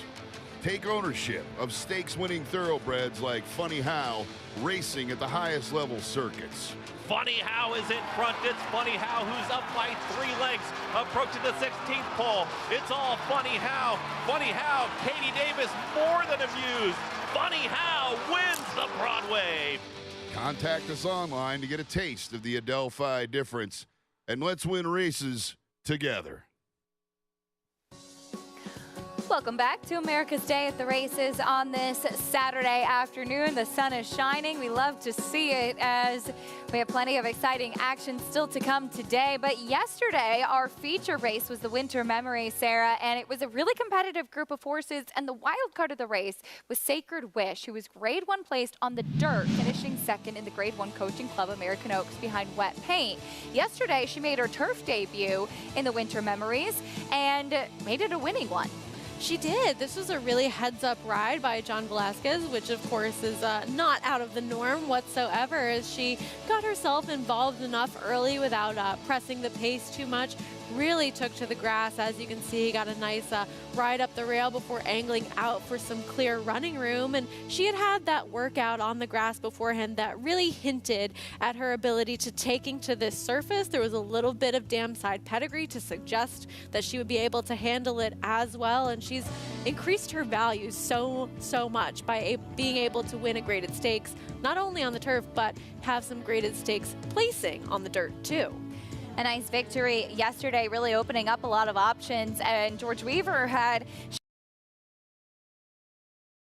interested in finding out if she could handle it, looking to see if there would be some more options throughout the second half of the year, and that John Velasquez had endorsed her trying the grass, and Johnny saying that he thought that she had really moved well over it in those workouts that he'd been aboard for up on the training track at Saratoga. And obviously she handled the grass just fine. Now a stakes winner on the turf too. Big victory for Sacred Wish, and we'll see what the future holds for her on turf or dirt. And you know, the nice thing about a filly like this, Sarah, is if she's entered in a dirt race and maybe it's rained off, there's some weather, she's still going to be a pretty big chance on the dirt as well. Right. I mean, that's the best of both worlds, right, for her. And just the ability that she showed over that grass surface and being able to switch over effectively, because the 3-year-old filly division for dirt horses is actually pretty deep and contentious. So taking that alternative route and still being able to be successful, she's got a lot of opportunities ahead of her. We head back to today. We're on the main track for this fourth race, 6.5 furlongs, sprinting for a $20,000 claiming race. There's a look at Gustavo Rodriguez's charge, Poppy's Pride, trying to make it 2 in a row. For more on the rest of this field, though, let's get a paddock report from Richie. Thanks, Acacia. Yeah, we'll start with the 3-horse, Quick Flash. I don't think I've ever seen this horse look better than he looks today. Making his first start off the Rob Atras claim, Quick Flash checks every box, and I really am taken with him from a physical perspective. His weight is perfect, his coat is terrific, and sometimes it's a little harder to discern with gray horses, that rich kind of texture that we talk about when a horse is hydrated. I can clearly see it. I think Quick Flash is going to find better form today. He just looks too good not to perform better. The 6 Bust and Shout, he's one of those kind of throwback horses, just shows up and tries, and he feels like he's become a bit more versatile now as he's gotten older, where he can sit just off the pace and rally, where I thought he, in the past he had been a bit more one-dimensional.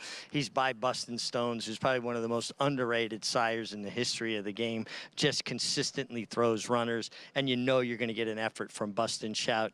And then the outside horse, the 8, Poppy's Pride, really making a nice impression. He checks the box as well. Those are the 3 to me that stand out physically here in the paddock. He's got speed, but he's got speed from the outside, and sometimes it just gives a rider the luxury of allowing a horse to get into the race the right way without having to force them into the race. I'm going to tell you, be honest, full disclosure, right now, something's going to have to change to take me off a Quick Flash, because this horse is standing out physically.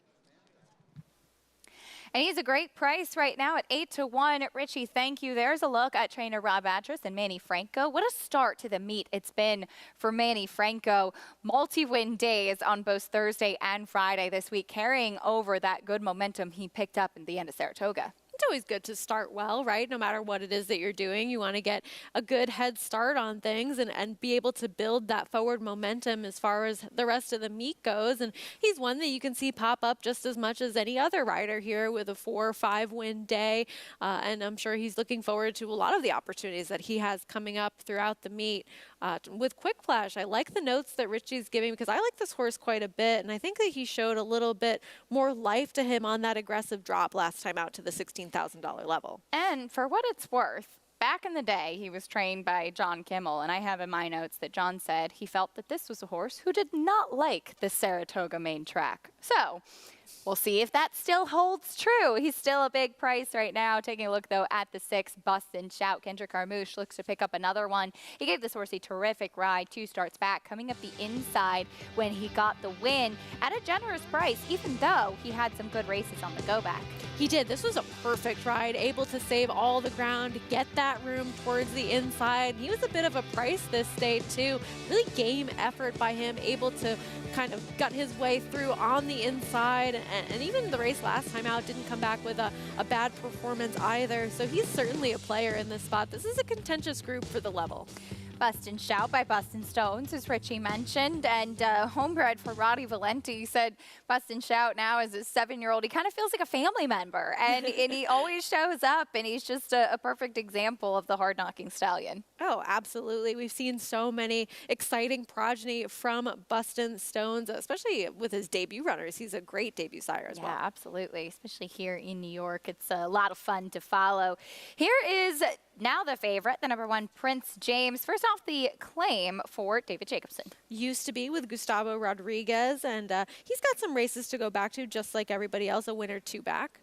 Here is Rudy Rodriguez's Charge Air Show. Comes in off of that day where it was extremely difficult to make up ground at Saratoga. Second to that wire-to-wire winner. Great notes on this horse, Quick Flash from Richie. And now quite a bit of a shorter price than he was a moment ago. Richie moves the board. Here's the 6 Bust and Shout. A major player for sure, taking a slight drop in class. Ran pretty well last time, even though he regressed in terms of numbers. Flamingo Hawk. First off, the claim for Linda Rice, a dangerous move. I guess arguably probably the horse to beat in here as he steps up a little bit in class. Finished behind Poppy's Pride last time, as here is Poppy's Pride trying to make it 2 wins in a row. And you know this is a horse that's going to show some early speed in a spot like this, gets that advantageous outside draw too, and he's looking to make it 2 for 2 over his last 2 starts. You can join Naira Bets today and play all the action on our program and a whole lot more while earning up to a $200 deposit match bonus. Sign up, get started using promo code MATCH200, and you can earn up to a $200 deposit match right after your first deposit. Bet any track, anywhere, anytime. Get started at nairabets.com. for your $200 deposit match. 7-2, tepid favorite. There's actually 4 horses on the board right now at 7-2. That's the kind of contentious race this is, Sarah. It's a very, very intriguing one. And there's one of the players, the one Prince James.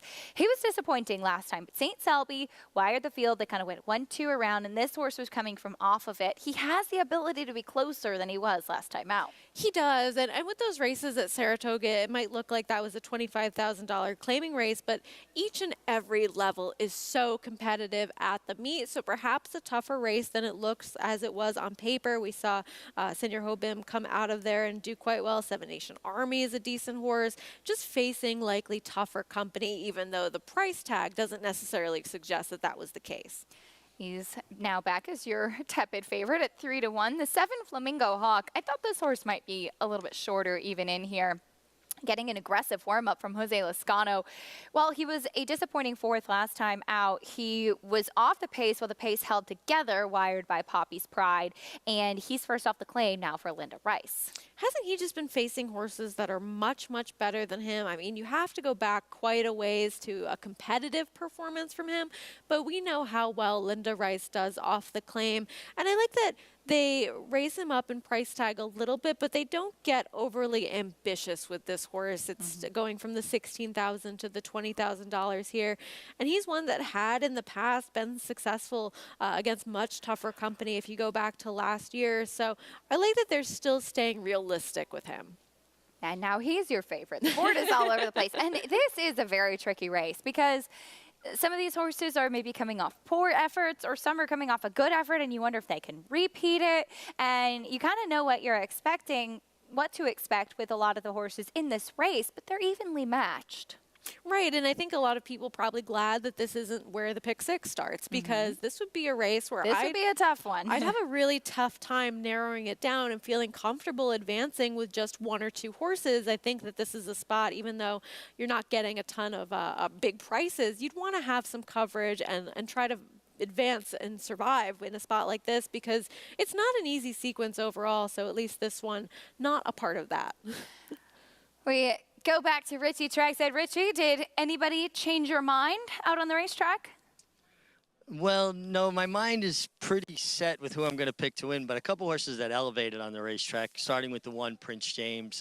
Just really liked the way he looked in the warm-up. And, you know, when a horse gets claimed, to me, it's never an indictment of the former connections when a horse performs well.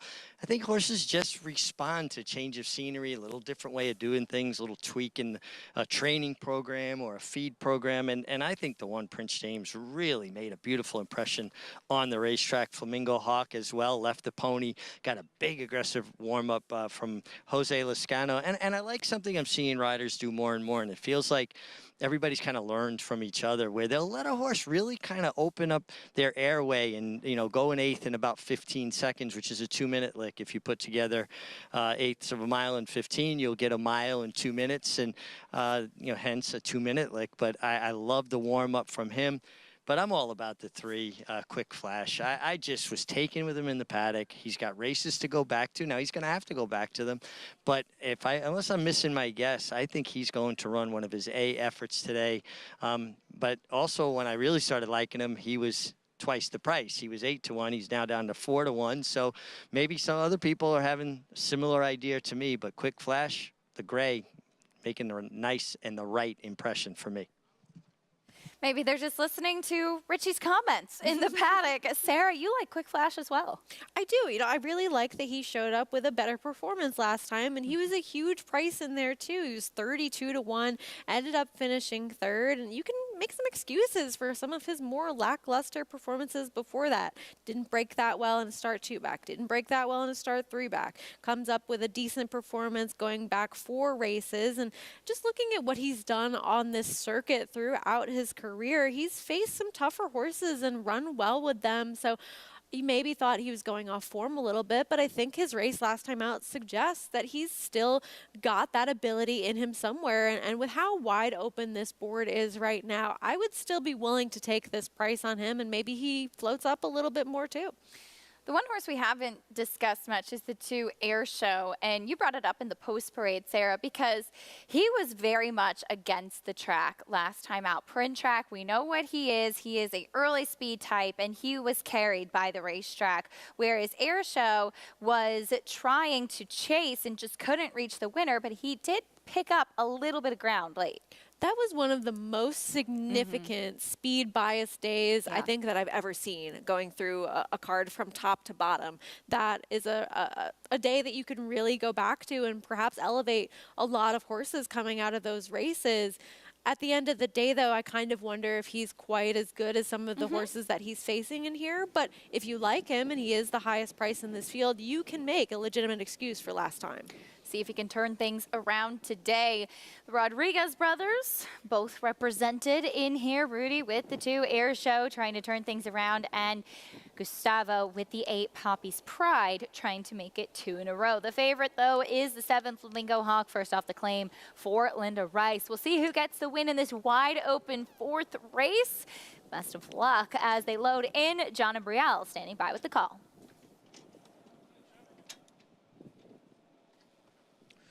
Prince James moves into the starting gate.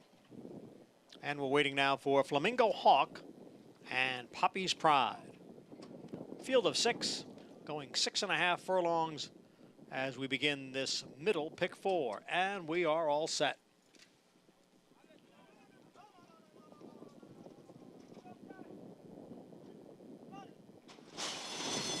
And they're off, and they all came away to a good beginning. Quick Flash is hustled out of there and grabs a narrow lead over Bust and Shout.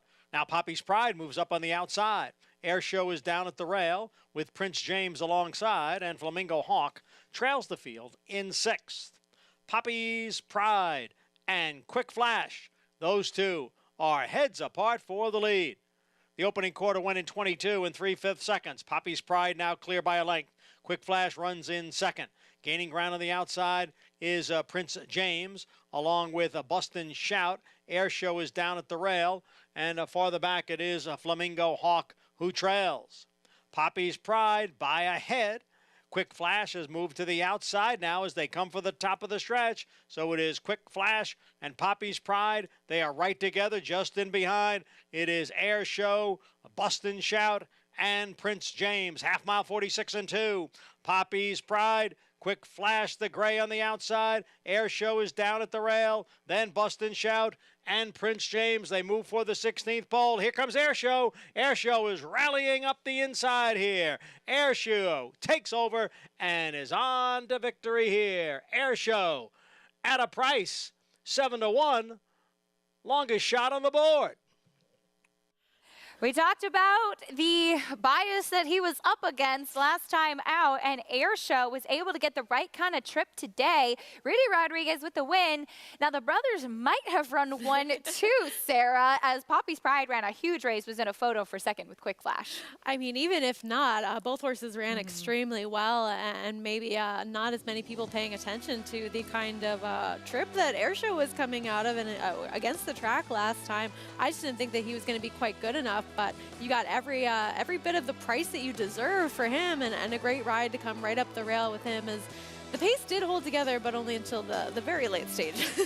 And actually, Gustavo Rodriguez's horse kind of helped Rudy's horse a little bit, because Poppy's Pride was pretty erratic late, kind of tiring a little bit, really trying and digging in, and drifted off the rail, opening things up for Javier Castellano to come up the inside and get the win. And it was, in fact, 2-3-8-7. So the brothers Rodriguez run 2-8. And there is that big smile from Rudy that we always know. Right. You can tell that he's excited about getting the win here, probably making a good phone call. Those are the best kinds of phone calls to make after a win. 7-1, the longest price on the board. Air Show, who was up against the track last time out on that speed favoring day at Saratoga. 2nd win today for Javier Castellano.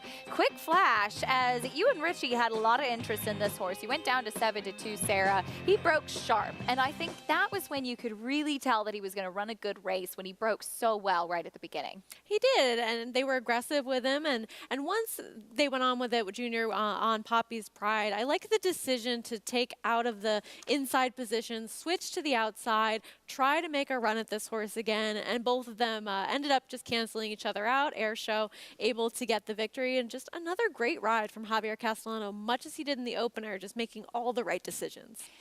Air Show 7-1 winner in race 4. Bring you prices in a moment. We'll be right back after this quick timeout on America's Day at the Races. As it has gone official, Rudy Rodriguez and Air Show get the win. Another one for Javier Castellano on this Saturday.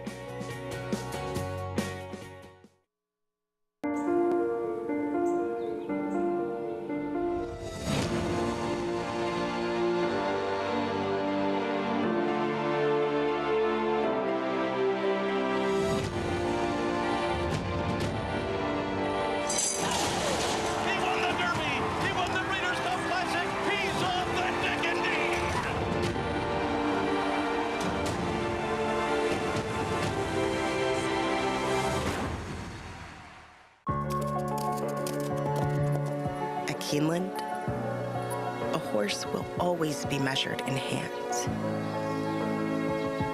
Hands that see, that sense, that speak. Hands that hold our sport to a higher standard. Not for our sake, but for theirs. For the love of the horse, for generations to come.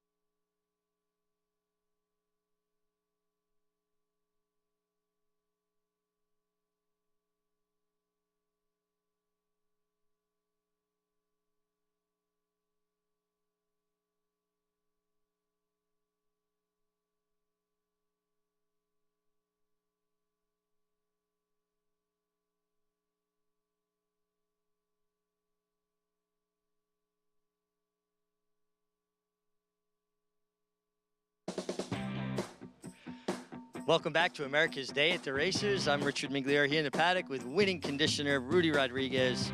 Rudy, Air Show worked out a really, really nice trip coming through on the rail.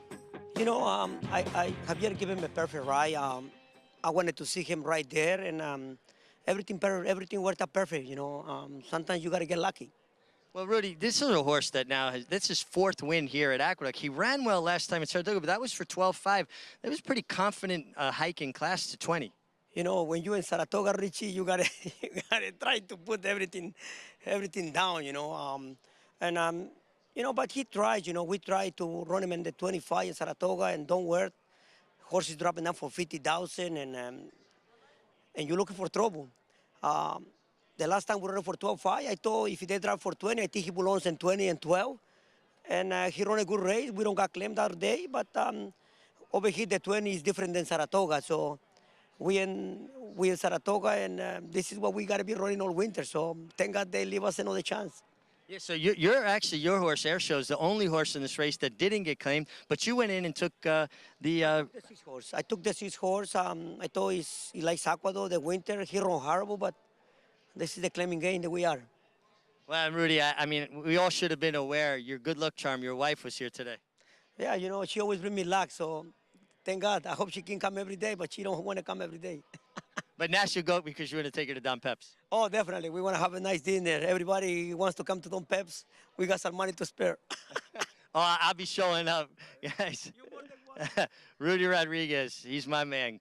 Dinner's on Rudy. I love it. And you brought up some really good points in that interview, Sarah.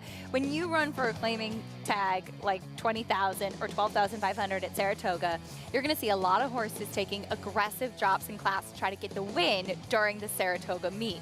It's going to be a softer for the same on paper level of company here at Aqueduct. Right, just demonstrating that he's very well aware of how that works at a more competitive meet versus being over here at Belmont at the Big A. He knows what kind of price tag his horses can run for and be successful. And coming off that bias that Air Show was against last time out, able to get the win. And just as Richie mentioned, the only horse not claimed out of that race. Yeah, very, very interesting. And Rudy picking up the 6th Bust and Shout.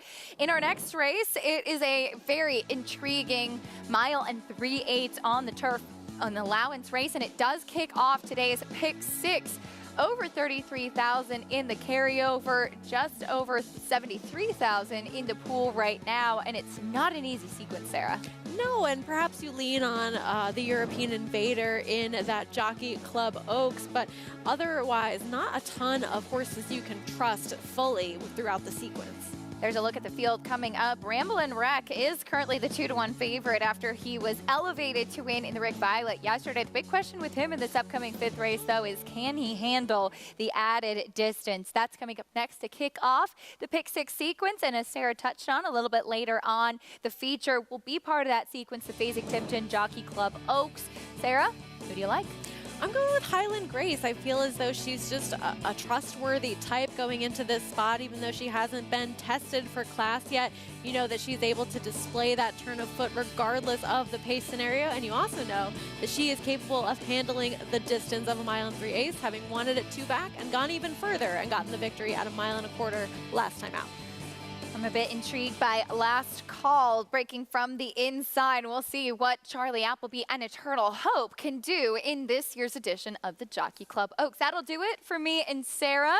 Thanks so much for joining us. Always fun sharing the desk with you, Sarah, as Greg Wolf and Andy Sterling are coming up to take you the rest of the way. We'll get ready to kick off that pick 6 sequence after this. Stay with us on America's Day at the Races. A lot more still to come, including that Jockey Club Oaks.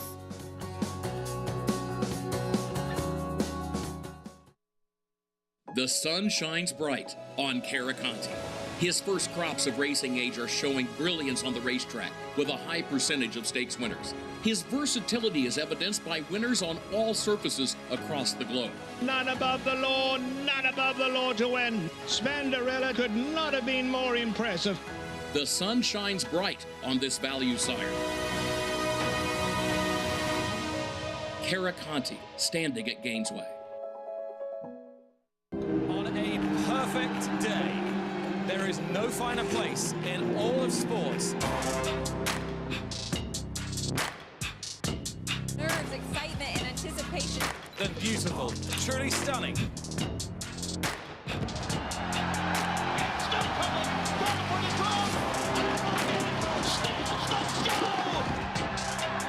For the Breeders' Cup World Championships.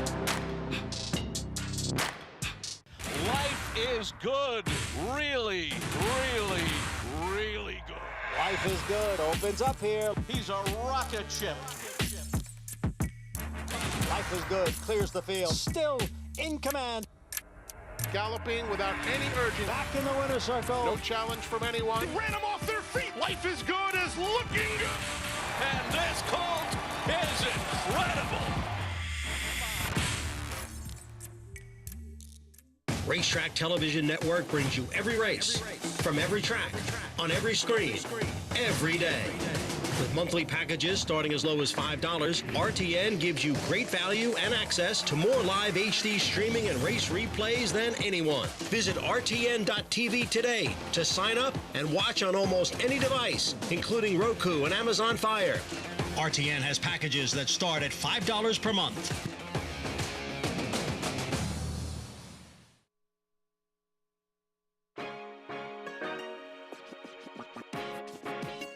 Now that you know what kind of bets are out there, let's try to figure out who to pick when you actually put those bets in.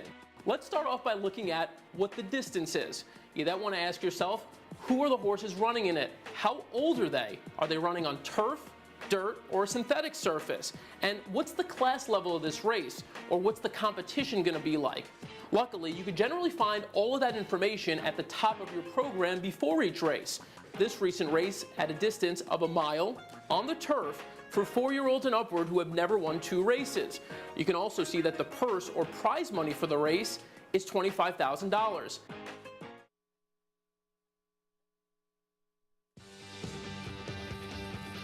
Continuing coverage here of America's Day at the Races. Look at downtown Saratoga. You got a chance to win a trip there next summer through America's Best Racing. So we hope to see you there. Get entered, elevate your experience, and here's what you get. All of this. Hospitality, wagering, hotel stay, exclusive backstretch tour of training barns, Old Smoke apparel, and a lot more. Enter to be part of it, and hopefully we see you there next summer. As we get set for the 5th race coming up, and a big one later today with the Jockey Club Oaks Invitational. Greg Wolf, New York Racing Association handicapper, Andy Serling. Terrific Saturday ahead here at Belmont of the Big A, the first Saturday of the meet. Yeah, it's great to be here. An interesting race is going on. Pick 6 carryover about to start in race number 5. And it's a 1 3/8. And while it's for 3-year-old and up, I have to think between Cyber Ninja, the 3-year-old, the 6 Rambling Wreck, and the 7 Scramble, they're all using this race potentially as a prep to the colt division of the race we have later today, the Jockey Club Derby, which will be running at 1.5 miles in a few weeks or a month or so. So I wonder if this race is kind of a semi-prep for them to see if they want to go long. Our ABR race of the week, 1 3/8 on the turf as well. 3-year-old fillies, Basic Tipton Jockey Club Oaks Invitational Grade 3, 3rd and final leg of this Turf Triple Series for fillies. And Eternal Hope invading for Charlie Appleby and Godolphin. Jamie Spencer will ride. He rode Yabir here to a Jockey Club Derby victory a couple of years ago and has faced some pretty good ones. Jonna Rose, Group 1 winner Lemire Rock came out of that race in which Eternal Hope was 3rd in last time out and won a Group 2 at the Curragh. Right, and yeah, Jonna Rose had previously beaten that impressive winner of the Saratoga Oaks as well. It was a legit field. I thought she ran well in there. If you want to go, Charlie Appleby is 2 for 12 in North America this year, actually. This horse has never won the turf, has only run twice on it. But I wonder if the firm turf's going to necessarily be to her liking, because she did not run well on firm turf in the Epsom Oaks Tough race or not, and she ran much better last time at Deauville on a race that was on very soft ground. So I wonder if maybe they were hoping there was a little more rain. Fortunately, there hasn't been any. Glad you brought that up, because yeah, that is a big question mark going into this race. So we'll keep our eyes on that as we get closer to that race. Someone we know loves this distance on the grass, at least against the level she faced. And she actually faced some pretty good horses, but she was trying to break her maiden. It would come back and win stakes races. Queen Picasso, prerequisite. She wins at 1 3/8. She wins at 1 1/4. So as she stretched out and got longer, it seems like she has gotten better. Yeah, I mean, she may have found, as you say, easier competition. Prerequisite beat her. She also had to throw the run of that race.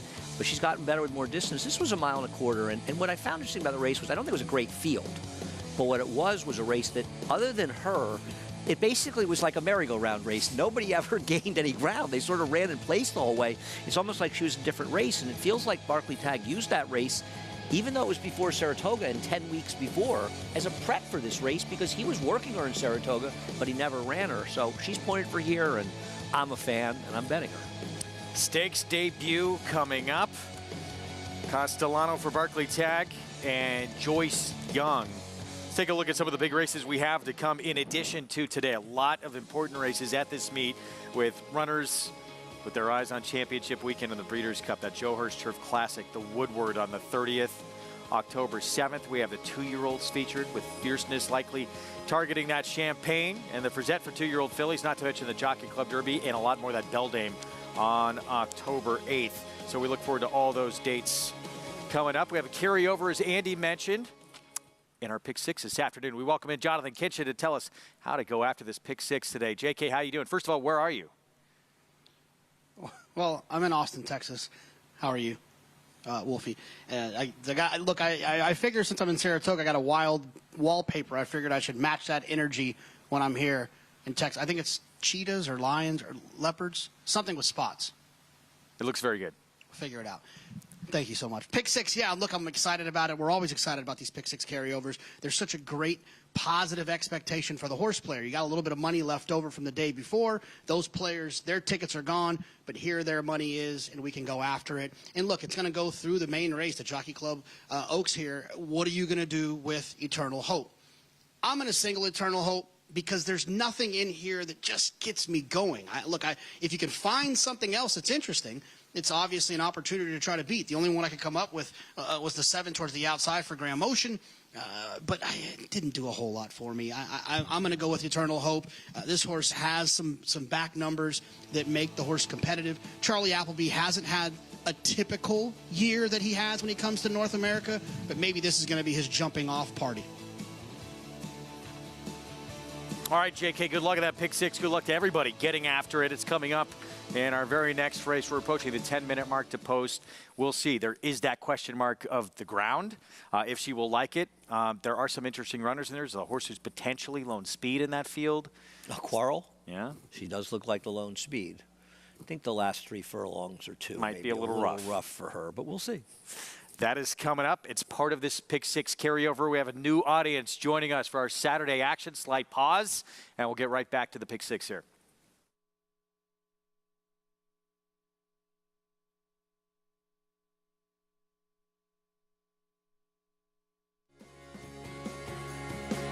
Welcome to those just joining us on Valley Sports SoCal, San Diego. Those already with us on our FS2 coverage. You're watching America's Day at the Races.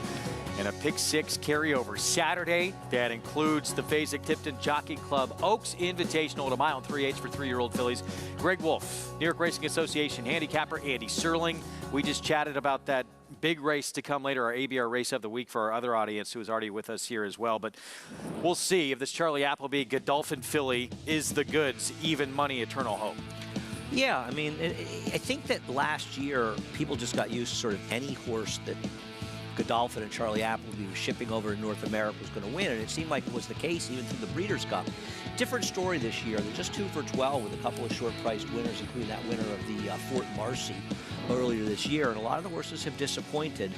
And she's okay, Eternal Hope. She's probably basically just sort of found the right field to run at, but Greg and I have been talking a little bit earlier on the show about the fact that she may be a horse that does her better running. Now, she's only been on the turf twice, in ground that has a lot of give in it. And this turf, Greg, is really firming up quickly. You saw what was ahead, presented by Claiborne Farm. What's ahead right now is this Pick 6 carryover, 33,000 plus in the Pick 6 pool that starts right here at a mile and 3/8 on the turf for 3-year-old males and up. As you take a look at this one, tackling older company today, Ramblin' Wreck, who got put up to first via DQ in the Rick Violet at Saratoga. Yeah, if I was doing a dissertation on the importance of distance in turf races, I might use this race as an example. The public sees this horse was placed first in a stake race last time out, ridden by Irad Ortiz, and we saw an example earlier of how underbet a horse can be if Irad Ortiz isn't riding it.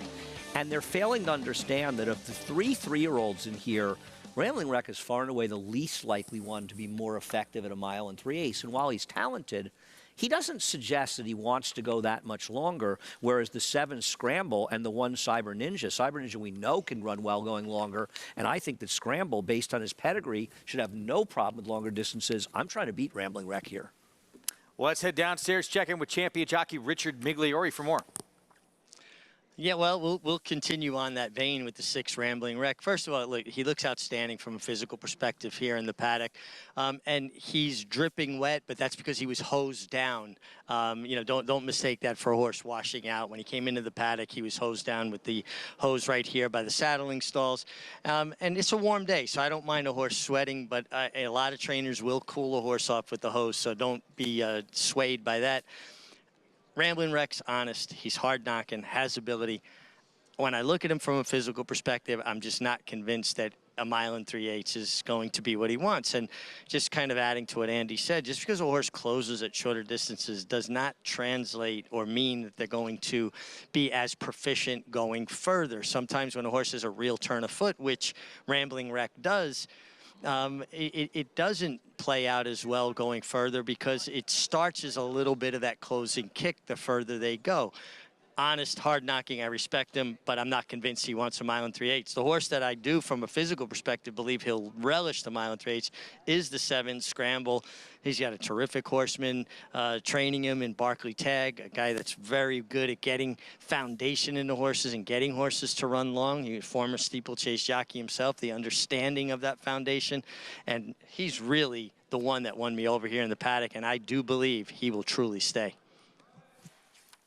All right, Meg, we'll see how it plays out coming up. Barkley Tag with a player going the same distance for 3-year-old fillies in our feature, and we'll see if Scramble can get the mile and 3/8 for him. Coming up with Javier Castellano ahead.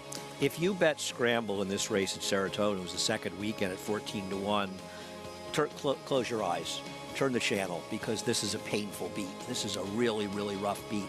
And he ran extremely well. The winner got an amazing ride from Jose Lezcano to beat him that day. He was very unlucky. But what I like about Scramble is, first of all, from a speed figure standpoint, he's pretty much as fast as anybody in here, maybe a slight cut below Ramblin' Rex best races. But you look up his pedigree. Glen Eagles, the sire, his average winning distance is like 9.5 furlongs. The Dam ran 14 furlong races.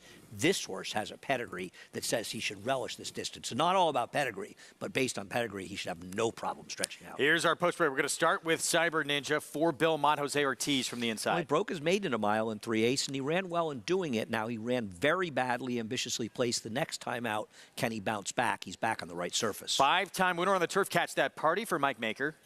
If it wasn't for his last race, he'd be a big player here, and he's a big price at 7-1. I just wonder about the distance.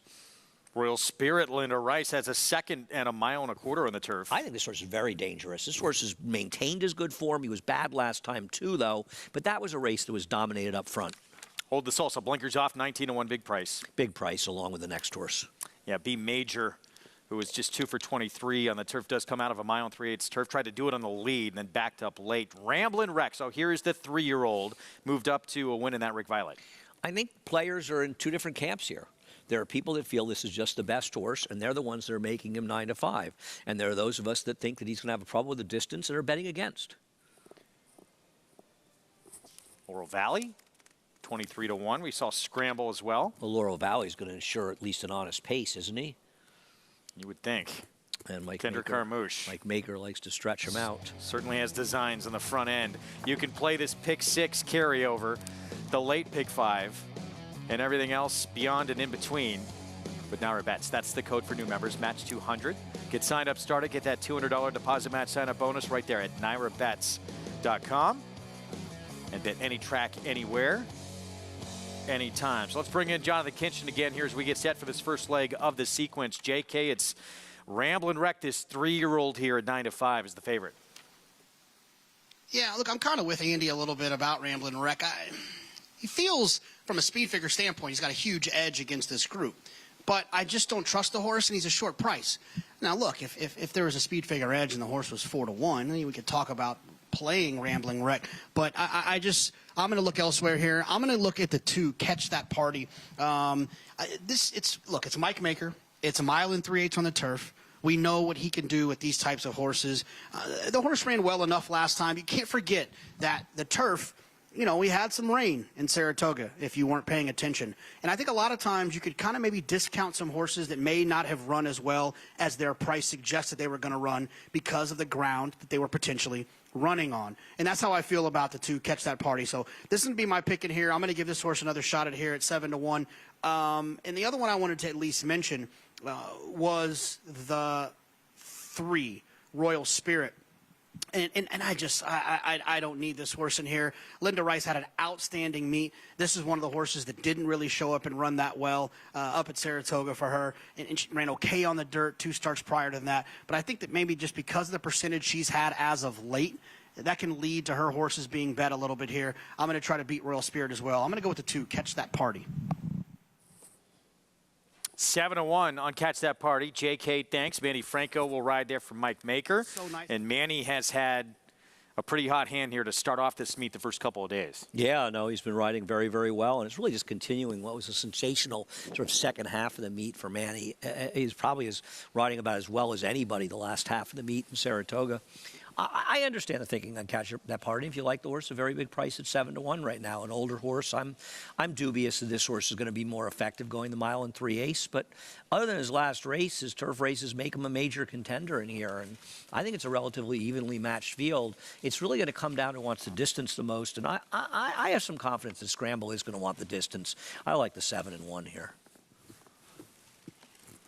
9-5 favorite, though, remains this 3-year-old Ramblin' Wreck. Let's go back to Cyber Ninja, the Mott 3-year-old son of Arrogate. Jose Ortiz from the inside.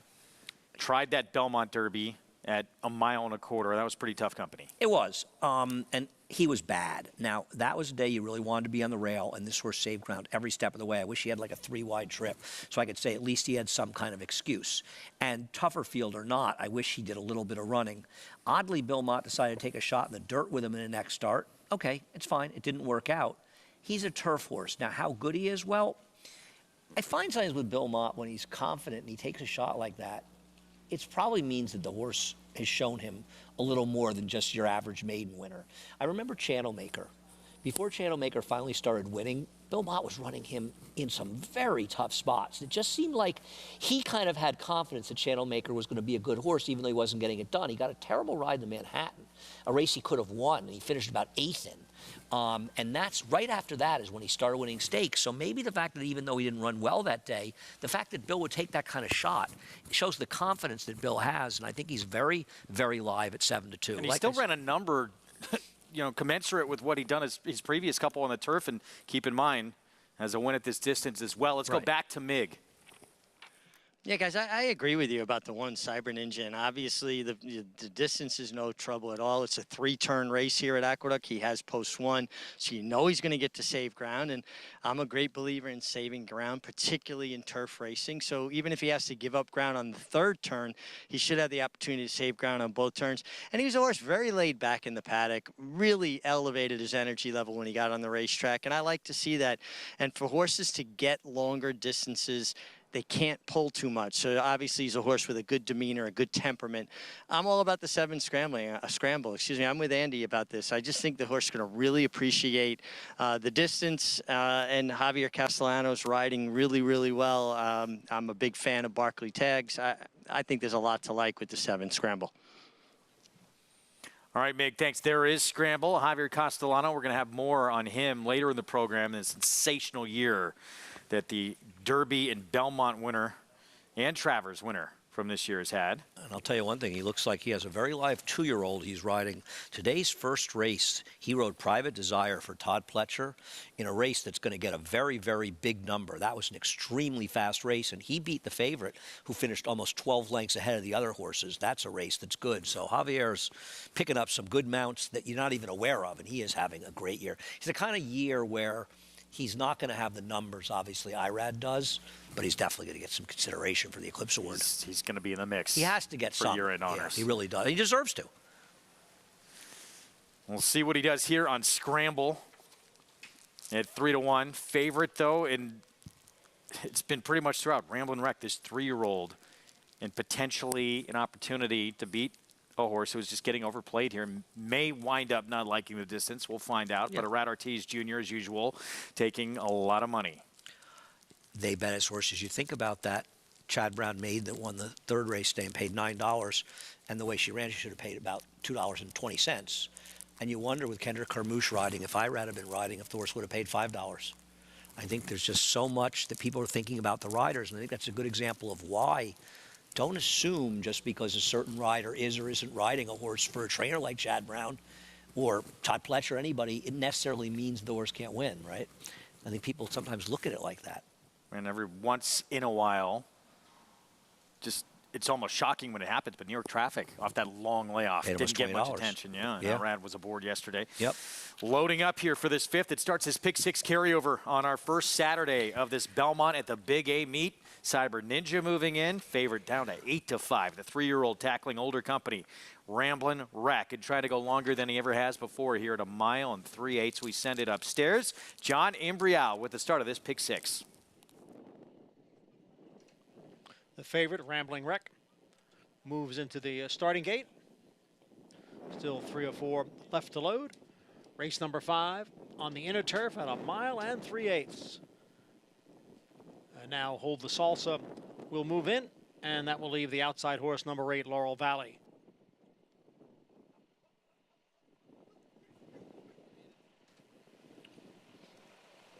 Hold the Salsa, just a bit hesitant to go in. And now, as moved into line, number 8, Laurel Valley, will be last in this field of 8.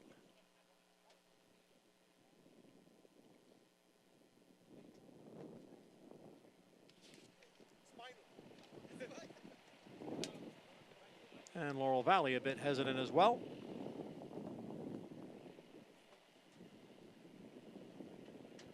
Now he's in, and we're all ready for the start of the pick 6. And they're off. Hesitant start there for number 2, Catch That Party.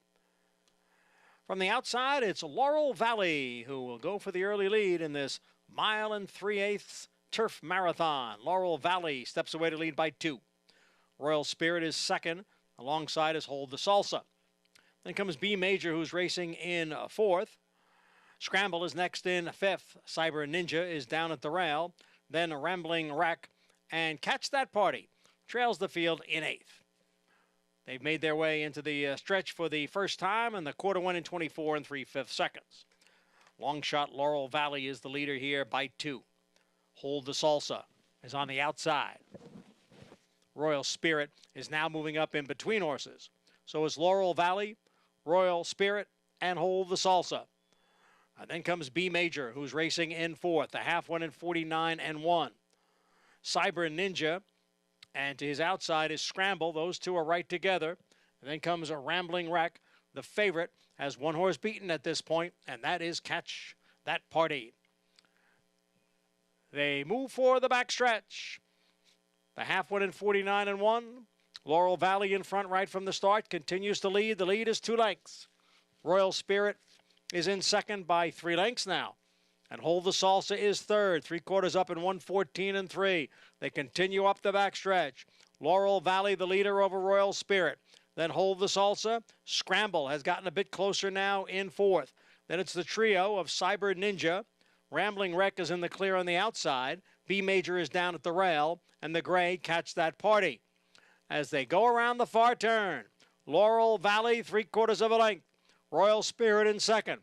Scramble being pushed along now from third. Then Hold the Salsa in 4th. Rambling Wreck is next as they come into the stretch. Here comes Scramble on the outside of Royal Spirit and Laurel Valley.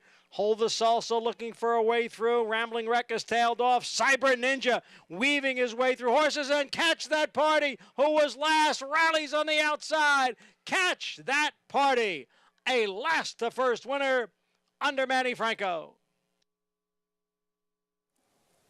Plenty of finish from Catch That Party underneath Manny Franco for trainer Mike Maker and owned by Michael Dubb. Just the right horse, too, in this kind of race, the way it played out. This race just completely collapsed in the late stages, and part is because he ran so well, but he just ran by them like they were standing still. It seems like everybody that was a bit forward in here had no finish. Part of that may have been their skills at the distance. No problem for this horse getting the 1 3/8 as Manny Franco continues what's been a great opening weekend. Near the back of the pack, Manny had to straighten him out a little bit there behind the 3-year-old Rambling Wreck. And look at this turn of foot down the stretch from Catch That Party, 6-year-old who wins for the 6th time in his career on the grass.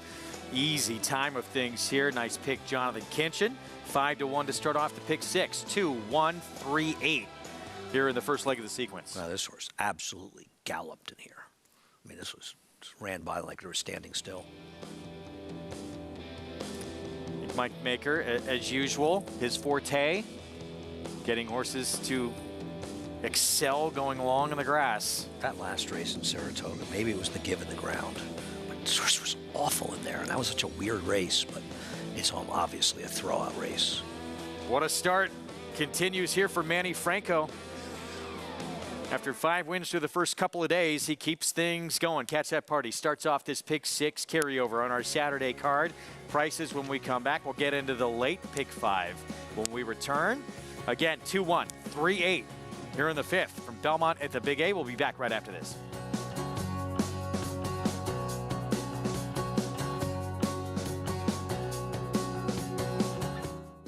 Flightline is in full flight. Flightline turns it on at the top of the stretch, and he's in cruise control. And Flightline takes off. Take a good look at this, because you're not going to see this too often, maybe never again. Flightline, 20 lengths clear. World-class racehorse, world-class performance at a world championship event.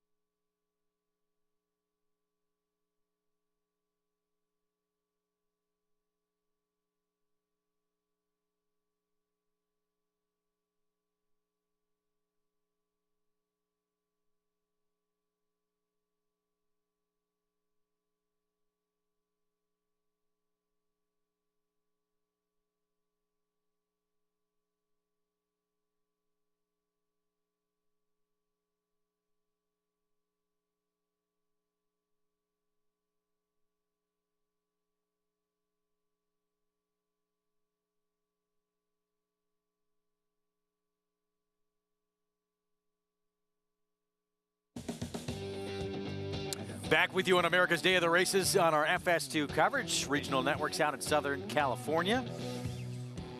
And a great view of the city. One of the best views really anywhere in the city from the floor we are on, just directly in front of us. I agree. Always try and take that in when we come up here. Manny Franco, what a start he's having to this meet on Catch That Party. Much the best here in the 5th. Belmont at the Big 8 to start off this Pick 6 carryover. Manny was content to sit well back and last in this race, and it just didn't matter. They straightened this horse out. He absolutely ran by the field. I don't even think Jonathan had too much of a chance to root for him. He went by so quickly. It's a good call by him. Mike Maker, owned by Michael Dubb. Manny Franco continues his hot hand, and the Pick 6 underway with an upset. Late Pick 5. Here we go on this Saturday card. 6 furlongs sprinting over the outer turf. It's a maiden special weight, all looking for that first win. And look at this money. Ever so sweet. Second time out, was beat by Kodiak Wintergreen. Looked very good in that debut sprinting at Saratoga. Brad Cox, second time starter, who showed speed in that debut. Right now, 2-1. I thought she'd be a shorter price than that. There are some potentially live-looking firsters here. Be interested to see, though, if she drips down to a short price here. She feels like a horse you could potentially single in the Pick 5. Special guest joining us, who we had on late in the Saratoga meet as well. Marketing director for Tattersalls. That is Jimmy George. Jimmy, great to have you on with Greg Wolf, Andy Serling here to talk about your premier yearling sale coming up here in early October, 5th through the 7th. Let's start off first with just the increased global appeal and particularly the American participation that we've seen in this sale over the recent years. Yeah, Greg, Andy, hi. Good to see you again. Very much the case. American buyers have been a huge feature of book one of the October yearling sale for the last few years, and they've had extraordinary success, which is what keeps them coming back. Obviously, American buyers have been active at Tattersalls for a very, very long time. But we just saw a strong party take dead aim at book one of the October yearling sale back in 2017. It was the Chad Brown, Mike Ryan axis, buying principally for Seth Klarman's Claridge Stables and for Peter Brand. And they achieved extraordinary success that visit back in 2017, and that has sort of spurred on a wave of interest, and they've been coming back every year since, and every trip they've made to Tattersalls for book one, they've gone back with at least one grade one winner, which is just extraordinary. It's interesting to watch the evolution of the sale, right? Because there were times when Shadwell had a major presence there. Obviously, they don't have the presence they had in the past, but the American buyers have really helped fill that void. Yeah, very much so. I think, obviously it left a great void in global, but particularly European racing when Sheikh Hamdan died. And obviously we had a few other major players in the industry, Prince Khalid Abdullah and David Thompson, Cheveley Park.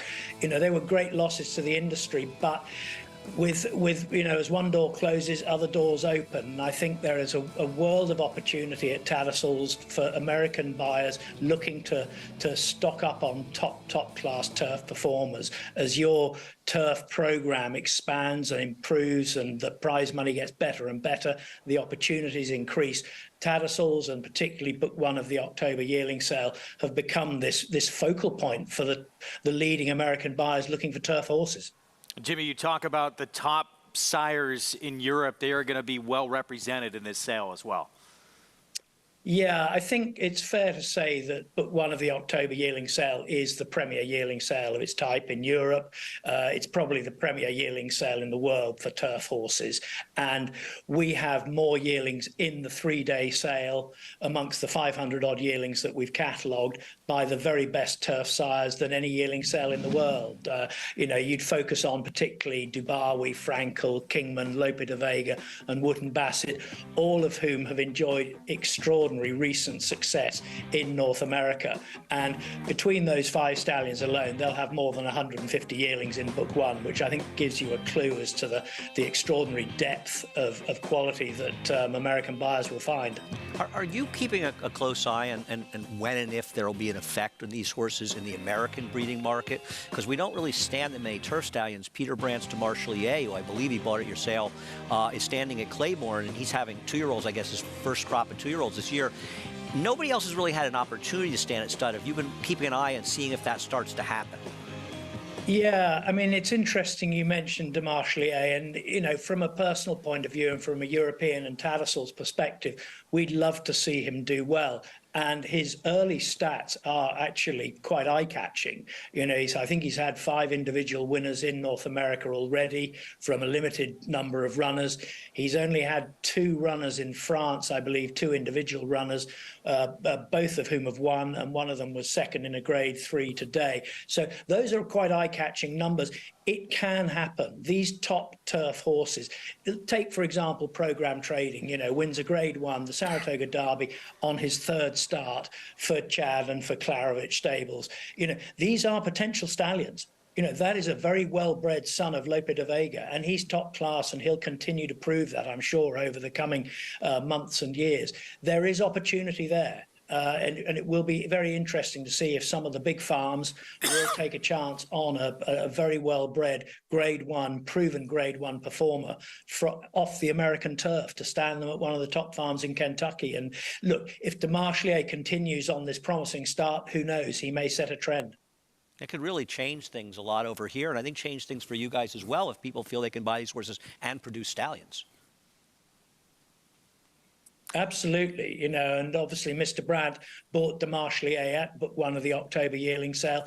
His career was cut short, but he obviously showed a world of potential, winning his grade 3 very early on. And yeah, he could be a significant horse, and it could be significant for buyers in the future. Jimmy, we thank you for coming on, marketing director for Tattersalls. Record-breaking sale last year with book one, and I'm sure great success ahead for you as well. October 5th through the 7th coming up this year. We appreciate you coming on, and we'll be following it closely. It's a pleasure. Thanks, guys. Thanks, Jimmy. Not just all these stars we've talked about, domestic spending, Campanile, Ant Pearl, newspaper of record, technical analysis, so many others. all these great names winning big races, but at a very economical buy as well. It's not these $1 million ranges. You're seeing these horses go sometimes $100,000, $200,000, $300,000. Newspaper record costs around $290,000 an American, and obviously a multiple Grade 1 winner, but also sold for 10 times that as a broodmare prospect. And she's really helped get Loop de Vega into the mix. We didn't even talk about Carl Spackler, who's running this year, who has a chance to be one of the best 3-year-olds, if not one of the better turf milers maybe in the country, and a horse that could have a big future ahead. And I think was it his half-sister that Jimmy had told us last time was selling a Tattersall's? I believe so. So, I mean, there's a lot. They just keep on running well, and as Jimmy said, and accurately so, we are creating many more opportunities for turf horses, and hopefully these horses can live up to the standards of our top races. October 5th through 7th, Europe's premier yearling sale. Tattersall's yearling sale coming up. I'm sure we'll have plenty of news about it after that happens here on the program. We're going to take a timeout. When we return, Charlie Appleby trying to return to his dominant ways in our ABR race of the week. This Jockey Club Oaks Invitational will have the even money morning line favorite Eternal Hope trying to pick up her first win on the turf.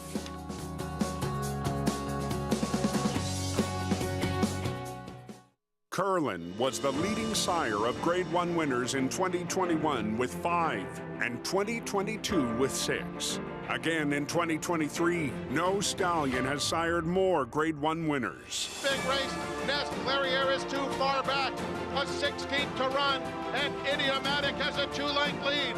Nest is fully extended. This is what winning looks like. A huge performance all the way. Curlin, the classic sire. Experience the adrenaline-pumping, suspense-filled action of the Sport of Kings no matter where you are with Naira Bets. It's fast, easy, and secure.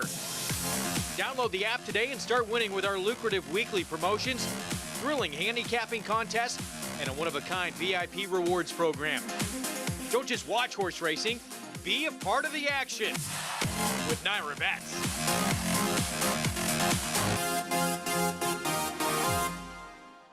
Introducing Venezuelan Hug, the tenacious, towering son of Constitution, now standing in New York. After breaking his maiden at Gulf Street, he dispatched Cityman and Allowance Company at Saratoga, going on to 6 wins in 10 starts, finishing with 3 straight stakes victories, including the Grade 3 Canadian Turf. Now a versatile sire, complementing any mare with size, looks, and athleticism that's been called the best-kept secret in New York. Venezuelan Hug, standing at Mill Creek Farm. Visit millcreeksaratoga.com to book your mare today. Now more than ever, it's time to get with the program. When shopping for your next race prospect, consider that New York breds start with an advantage. Our New York breds run for serious green. At Saratoga Race Meet, New York bred maidens run for up to $88,000. New York bred allowance horses run for up to $100,000. And New York bred owners can collect awards of up to $20,000 per horse per race. So get back with the program. Seriously. Back with you on America's Day at the Races on our FS2 coverage. It's brought to you in part by Claiborne Farm. 100 years of doing the usual unusually well. We have the late pick 5 coming up on our Saturday coverage. It will begin sprinting on the turf and Agra. First time starter for Bill Mott. The dam was a half-sister to Lee, who you and we first met, right, with Lee winning the Dawn. That's right. The first show that we did together in the old Jockey Club on Fox series was Lee winning the Dawn and that long shot winning the Gulfstream Park Handicap. Both those races are now known as Pegasus races. But yeah, no, Lee was, and Lee started out on the turf before eventually going to the dirt. Al Stahl had him. And in fact, Al ran him on the dirt in the forego, but it rained and he ran 4th. Good horse. There's pedigree there. They seem to be betting a lot of Matoli Magic, though, right? The Chad Brown firster. Chad Brown does not have great numbers with 2-year-old firsters sprinting on the turf, going 5 to 6 furlongs. But this horse, Matoli's had some success at the turf, sire. And he's 3 for 16, so he's won some races first year. Turf sprints. Yeah, turf sprints. The Dam was a very nice turf horse, winning 8 of 29 starts, and this horse worked very impressive. I'm talking about the 2, Matoli Magic, and the public is betting this horse, right? Right into the face of the 7, ever so sweet. Oh, guess who's aboard as well? Oh, Irad. They like Irad. But yeah, this one with very sharp dirt works. There is some turf pedigree, though, as well. And 5-2 right now. Chad Brown, Barn, first row partners. Heilig Brote. And Arad Ortiz Jr. will be aboard. Favorite, though, is the 7, and that's Ever So Sweet for Brad Cox. He's probably going to have a pretty heavy favorite in the finale, and it looks like he's going to have the favorite here with Ever So Sweet. I think by post time, you're going to see Ever So Sweet close to even money. Let's head downstairs to Mig. Yeah, thanks, Greg. And we'll start with the 2-horse Matoli Magic. You know, I'm not seeing a overwhelming turf pedigree here, but it is kind of interesting that Matoli, with a small sampling, is 3 for 16 with his turf sprinters, 18%, as opposed to, you know, the average being 12%, but it is a small sampling. Listen, it's a Chad Brown runner, very well put together, looks fit, smart, you know, everything you come to expect from a horse from a top barn. So it'll be interesting to see how this horse does on the turf, this filly, I should say. The 6, Agra, being by Blame out of the Warfront mare, certainly enough turf pedigree to suggest that this filly would be okay on the turf. I like her. She looks smart, not a very big filly, but definitely has a look to her. The 7, your favorite, Ever So Sweet. One thing I look for horses that have run so big in their first start, how do they react to the start? And honestly, she looks like she's gone forward from that start. She looks extremely fit. She's got a great mind. She's nice and relaxed, settled. The race didn't kind of you know, rattle her, if you will. I just think she looks terrific. And the 10, Progeny, who ran once going long. But looking at her from a physical perspective, she is built like a sprinter. She is just shorter, squatter, more compact. Being by Golden Scent, you would kind of expect that. Now, she showed good speed on a slow pace going long. I don't know how that's going to translate here. But again, physically, definitely looks more like a sprinter than a horse that would want any part of a mile and a 16th. All right, Meg, thank you. Yeah, cut back for Progeny. George Weaver's had so much success with his 2-year-olds, particularly this summer. Had a really talented sprinter. He took over to Royal Ascot, Crimson Advocate, and was able to win at that Royal meeting. We'll see if this one appreciates going shorter rather than longer. What I think is interesting, and George Weaver's 1 for 15, turning back for a route to a sprint with maidens on the turf for what it's worth over the last 5 years, 7 of them to hit the board. He's been so good with his sprinters that I feel like if he thought this one was a sprinter, he would have gone first time. And while I respect what Richie's saying, you would think that George and the people who work for him look at their horses and have those similar ideas. So I wonder a little bit going long. And the thing with Progeny was he set the pace. It was a slow pace. That pace pretty much held together. So even though he fell apart, it wasn't a pace that fell apart. And that worries me about him. If you like him, he's a square price. I just feel like this is, you know, Ever So Sweet ran very well first time out. Kodiak Wintergreen, who beat him, is one of the Alex Bregman horses. And that horse came back to go a mile, which could be a little far for her. To be honest, at Kentucky Downs, did not have a good trip and only ran 3 Beyer points worse and was really against the track with a wide trip when they took the rails down. So was flattered by that. And you look at this race, it was just completely falling apart at the end. And yet, Ever So Sweet only lost the race because a horse with experience that's pretty good came and got her at the end. I thought she ran very well. A little bit of a weird step there as well, mid-stretch. And I'll say something else. We've seen Speed. There have only been 3 turf sprints so far. Speed has been dominant in every one of them. Now, they were shorter prices. I don't want to get too, not necessarily, actually one of them that they weren't, but I think 6 furlong races in the turf here and at Belmont are easier to wire than the 5.5s at Saratoga because a lot of times the paces are not as taxing. Post parade coming up. Kendrick Carmouche, he'll be on the Speedster, and we'll try and wire this field. Coming up to start off this late pick 5. Post parade coming up. 6 furlongs, outer turf. We're going to start with Vili Olento, Chris Engelhardt, and Katie Davis from the inside post. Let's talk a little more about this horse after the post parade. But if you're playing tries, supers, throw this horse in somewhere towards the bottom. She's going to outrun her odds. Faced a good one who's running in one of the stakes at Woodbine. A lot of interesting things to say about today. her. Arosa, 2 back. Matoli Magic, the first timer for Chad Brown. We'll get around to showing her sales workout. She worked very quickly, and I think she's obviously dangerous. But I wonder how much money this is IRAD money. Way to be Marie Rob Atris, Jose Gomez. Worked a very mediocre quarter of a mile at the sale, or two furlongs, I should say, quarter of a mile, taking no money, not much turf pedigree.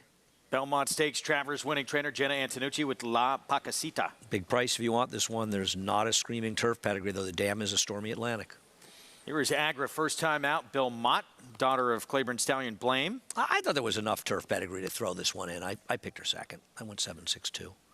Favored at 2-1. So Brad Cox with the filly we showed you in that debut at Saratoga, Ever So Sweet. I think she's a big overlay at 2-1 and expect her to be closer to even money by post time, which I believe she should be. Mayfly, Christophe Clement Barn, more than ready. Filly making start number 3. Shouldn't she have won her last race at Delaware at 4-5 if she was really going to win this race? Too slow for me. Brad Cox with a first-timer as well. Don't say it, 11-1. There's really not a lot of turf pedigree on this one. I mean, you get Jimmy Creed, who's not a sexy sire, but seems to get some turf runners and sold well as a yearling. And George Weaver with the cutback filly, Progeny, on the outside. I know Richie had some good things to say. Acacia likes this horse. I want to see it to believe it. I'm chalking it up here. So late pick 5 begins here in 4 minutes, and that one right there, the favorite with Kendrick Carmouche, and she'll try and take him gate to wire. Let's go to Jonathan for more. Yeah, guys, there's one of my favorite things is we're all so plugged in and paying attention to every single race at every single moment at Saratoga that you can remember some moments. And I remember Ever So Sweet in this race where, I thought maybe she went was a little too aggressive early in that spot. She opened up in that race and then got run down late. That was her first start. Now she's going to be tighter. I think that you have an understanding of how good she is based on her last race, even though she lost. And I think in this race that Kendrick will ride her with some confidence. He'll send her away from there, but I think that she'll kind of return the favor and be a little bit more engaged late and not have to deal with such an unlucky beat in there. So I'm going to go with the 7, Ever So Sweet. But I have no issue with people that want to play Matoli Magic. If you played the pick 6, there's a type of horse I'd like to be alive to. A Matoli who did all of his running on the dirt. A filly shows up here for Chad Brown, gets IRAD in his turf sprinting, first time out, has some nice works up at Saratoga on the dirt. And look, you look in that line, big ownership group and first row partners who have done a lot of work with Chad in the past. But you see the Heilebroats in there for the first time showing up. Chad's not going to send out a short horse for them. Not that he's planning on getting their business from Steve Asmussen, but, you want to have that good, nice first impression. And I think the money that this horse is taking is definitely something that you want to consider. These are the only two that I need, the 7, Ever So Sweet, and the 2, Matoli Magic, but I'll take the 7, Ever So Sweet. And the public will agree as well, 9-5 on Ever So Sweet with Kendrick Carmouche. Let's show you Matoli Magic at the sale workout at OBS. It's a very impressive workout, 9 4/5. This horse was really rolling. This is a fast horse based on this, and you have to imagine he's going to be fast in here. He's a good mover. I imagine Heilebroats are somehow involved because they were part owners of Matoli, or they were owners of Matoli, excuse me. It's a weird thing because it's a Bernstein dam who was a very solid turf runner. So there's big turf on the dam side, and you have to hope Matoli and the speed, they're going there. But this horse will have to be okay, I think, to beat Ever So Sweet. And clearly the public's going with both of these horses. Whether or not they turn out to be the right 2 remains to be seen. The one, Villi Olento, to me, Greg, is a very interesting price if you want to get somebody, not a really likely winner, but a kind of horse who can get a piece. And I'm going to have a little 7-1 here. That maiden race, 2 back in the grass, this horse was purchased privately out of that race. The winner came back, and as you mentioned, is in the stake layer, improved 14 buyer points. The second horse came back, improved 14 buyer points. The third horse came back, improved 6 buyer points. So there is an argument it's a much better race than it looks. Now, that chart comment of honest effort inside, unless they thought this was the equine Abe Lincoln, I have no idea what they're talking about. But just the fact these connections bought this horse out of that race, and they entered in a stake as a maiden the next time out. They must think the horse has some ability. So why wouldn't you want to use this horse at now almost 40-1? This is a crazy price. This horse is just being completely disregarded. Yeah, it is interesting to see the spot they chose. Right? Off that purchase. I have to bet a couple dollars. I mean, this is a crazy price. There she is, Katie Davis for Chris Engelhart. As we get set for our pick 5 coming up, let's get Mig's thoughts on this big price. Yeah, listen, I tell you what, she looks good from a physical perspective, and she certainly has enough foundation. And I agree with what Andy's talking about.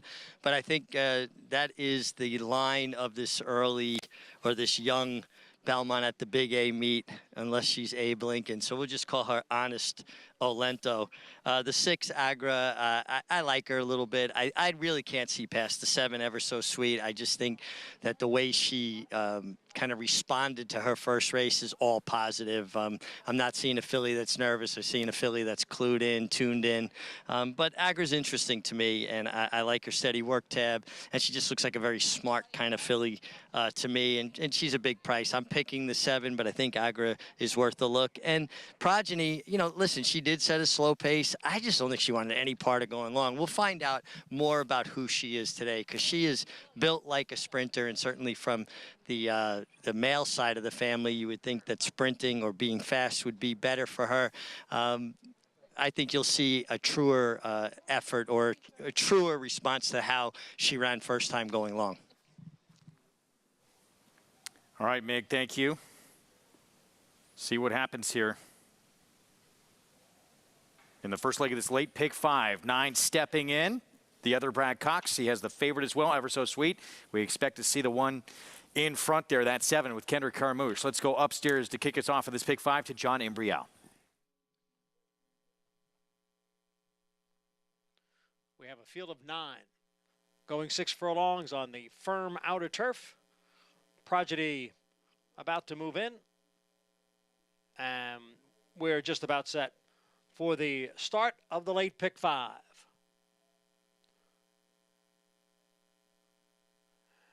And they're off. Progeny breaks sharply from the outside. Matoli Magic away well, and Ever So Sweet now moves up. Ever So Sweet pokes ahead in front of Progeny. Matoli Magic is back running in 3rd. Mayfly on the move on the outside in 4th. Viliolento is down at the rail and racing in 5th. And then comes Don't Say It, who is next in 6th position, followed by Agra in 7th. And then it's Way to Be Marie and La Picasita. The quarter, 22 seconds. Ever So Sweet, the favorite, by a neck. Progeny on the outside, second by almost 3. Matoli Magic is at the rail, and alongside is Mayfly. Then comes Don't Say It, who's racing in between horses. To her outside is Agra, and down at the rail is Viliolento. Half and 45 and 3/5 seconds. Ever So Sweet spurts away now to a 3.5 length lead. Agra gains ground on the outside. Matoli Magic is next in 3rd. It is Ever So Sweet trying to hold off the late charge here of Agra. It is Ever So Sweet and Agra, Ever So Sweet by a length. Agra was second, then Matoli Magic, and Don't Say It. Ever So Sweet. Kendrick Carmouche having a fantastic afternoon. Got to the front eventually here and finishes the deal. Start number 2. Yeah, no, this horse was professional. You know, had the start under her belt, was able to carve out honest fractions. They were moving a bit. I mean, the 10 fell apart. This is a nice horse. Ran very well. Turf's firming up. Not surprising. The time's getting pretty quick, and very good effort to be second by the number 6 Agra. I just wish my 1 could have sucked up for 3rd. 7-6-2-9 in here. Ever So Sweet. Agra made up a lot of ground late. It's a good effort. At 10-1, Matoli Magic winds up 3rd, and the other Brad Cox, first timer, completes the super here at 16-1. Don't say it, the first time starter, but Ever So Sweet, the best of this bunch here in start number 2 for Brad Cox. Yeah, I mean, frankly, 7-5 was probably a fair price on this horse. She ran first time out, and Matoli Magic, he really didn't do a lot of running. She just sort of ran in place. She broke well. Irad let her settle back a little bit, but she never really made that much of a move here, you know. Got a good trip and ran, but that was a bit of a disappointing effort by her, even though she finished 3rd. 109-2. Final time. Brad Cox probably going to have the heavy favorite as well in the nightcap. Sprinting on the turf with Into Stars. Manny Franco will ride there. We're going to take a timeout. Talented, absolutely, on dirt, and maybe even more so on turf after what we saw in the Winter Memories Sacred Wish. What a performance. And it looks like the lawn squarely in her future.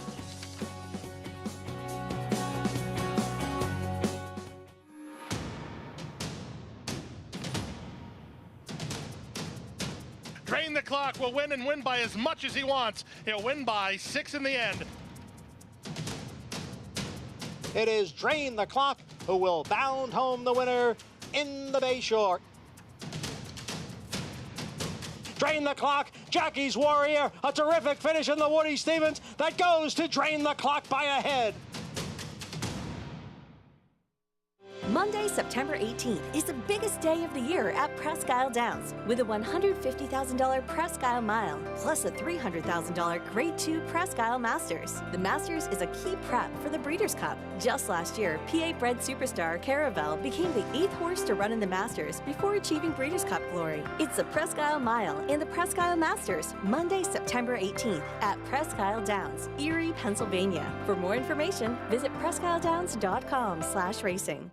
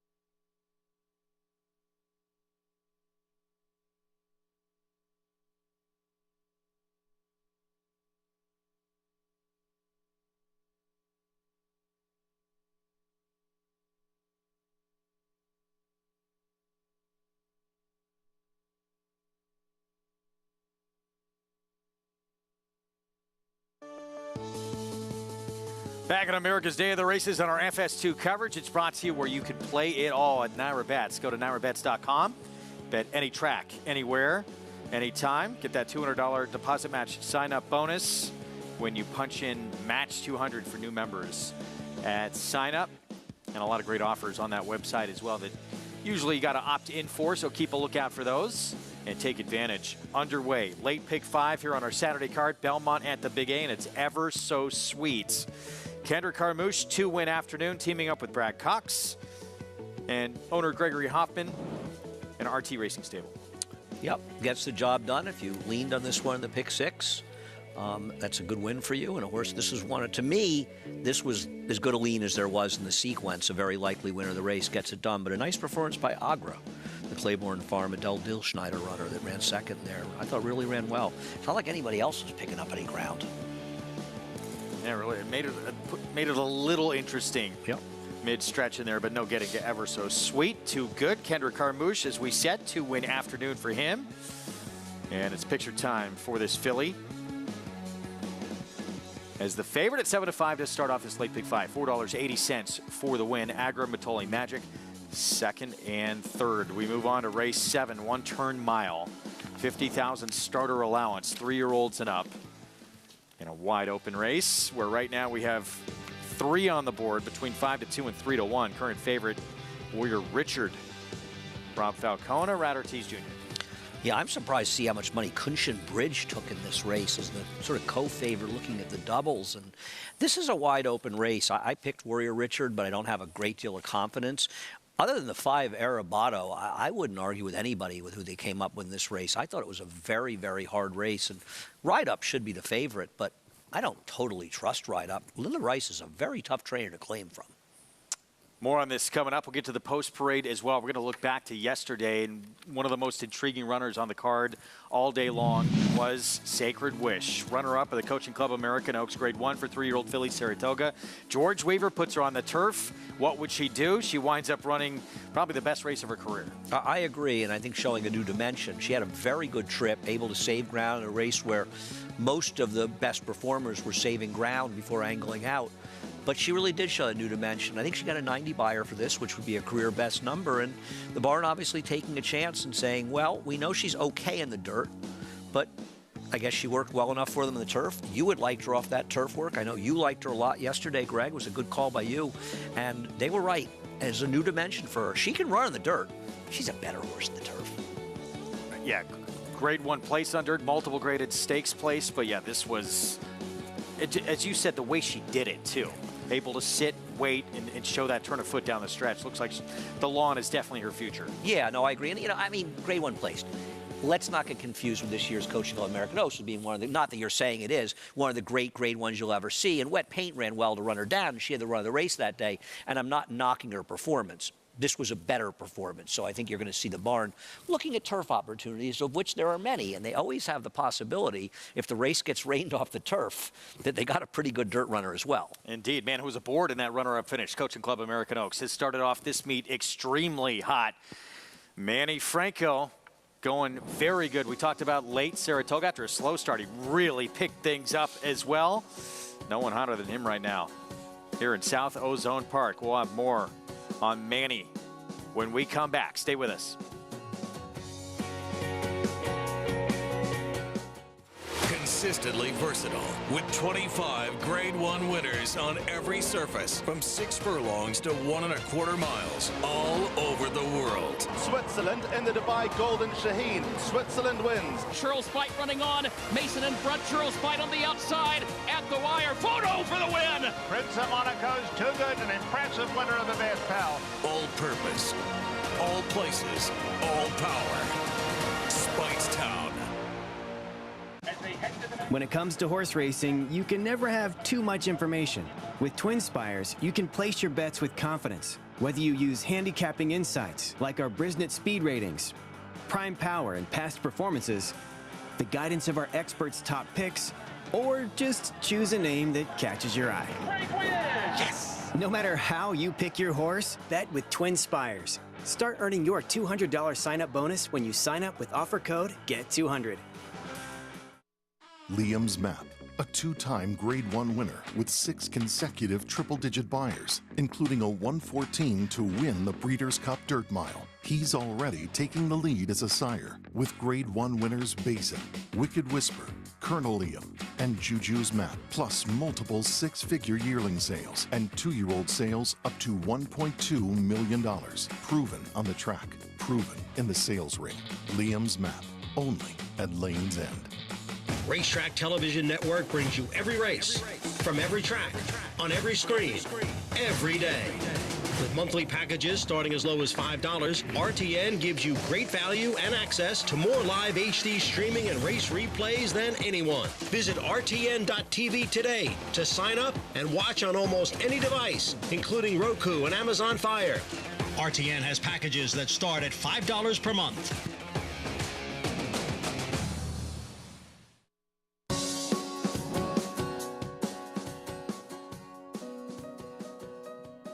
Many of the successes of Three Chimneys has, been done through partnerships, which is something that we've really embraced. But our most notable and significant partnership would be that of Gun Runner. He won his first 2 races, started at Churchill Downs, and then went on and took several of the Derby prep races. He took the Risen Star, the Louisiana Derby, and ran 3rd in the Kentucky Derby. He won the Grade 1 Clark as a 3-year-old. And then his 4-year-old campaign was absolutely brilliant. He won 4 Grade 1s that year, including the Stephen Foster, the Whitney, the Woodward, topped it off with the Breeders' Cup Classic win. And the next year, before retiring stud, he captured the Pegasus World Cup. Watching Gun Runner in the Whitney win the race, and towards the very end of it, we all found out that he had a shoe in his tail dangling behind him while he was winning this race. It really goes to show you that he looks past the problems and goes for the finish line. It's been quite amazing what Gun Runner's accomplished so far as a stallion. To come out with this 2-year-old crop, you have a champion 2-year-old filly who won the Breeders' Cup. You also have Goodnight, who was a Grade 1 winner at 2 in the Hopeful. And then the next year, they just keep coming out running, and it's different horses. You have an Arkansas Derby winner, you have a Preakness winner, a Pennsylvania Derby winner with Cyberknife and early voting, Taba, even a Cotillion Stakes winner with Society, and to have 6 first crop Grade 1 winners is very significant. And in the 2022 Haskell, Gunrunner finished 1-2 in that race with Cyberknife and Taba, so it's very exciting. He's got this wonderful, he knows how special he is attitude about it, and it really kind of makes us feel like we're real special too, so that helps the morale of the group. 3 Chimneys being a part of Gunrunner's race career, and then getting him to see him come here, stand as a stallion, and experience the success that he's had. It's really come full circle. It feels very prestigious to be able to say that we manage Gunrunner.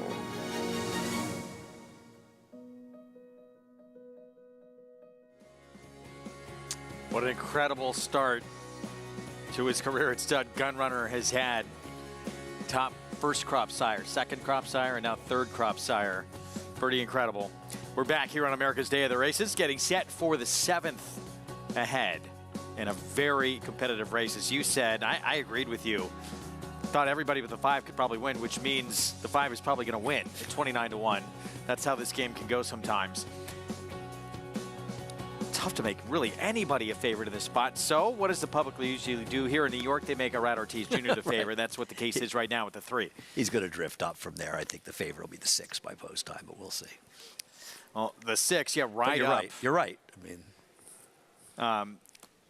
well, let's talk the 3 since we're looking at Warrior Richard here.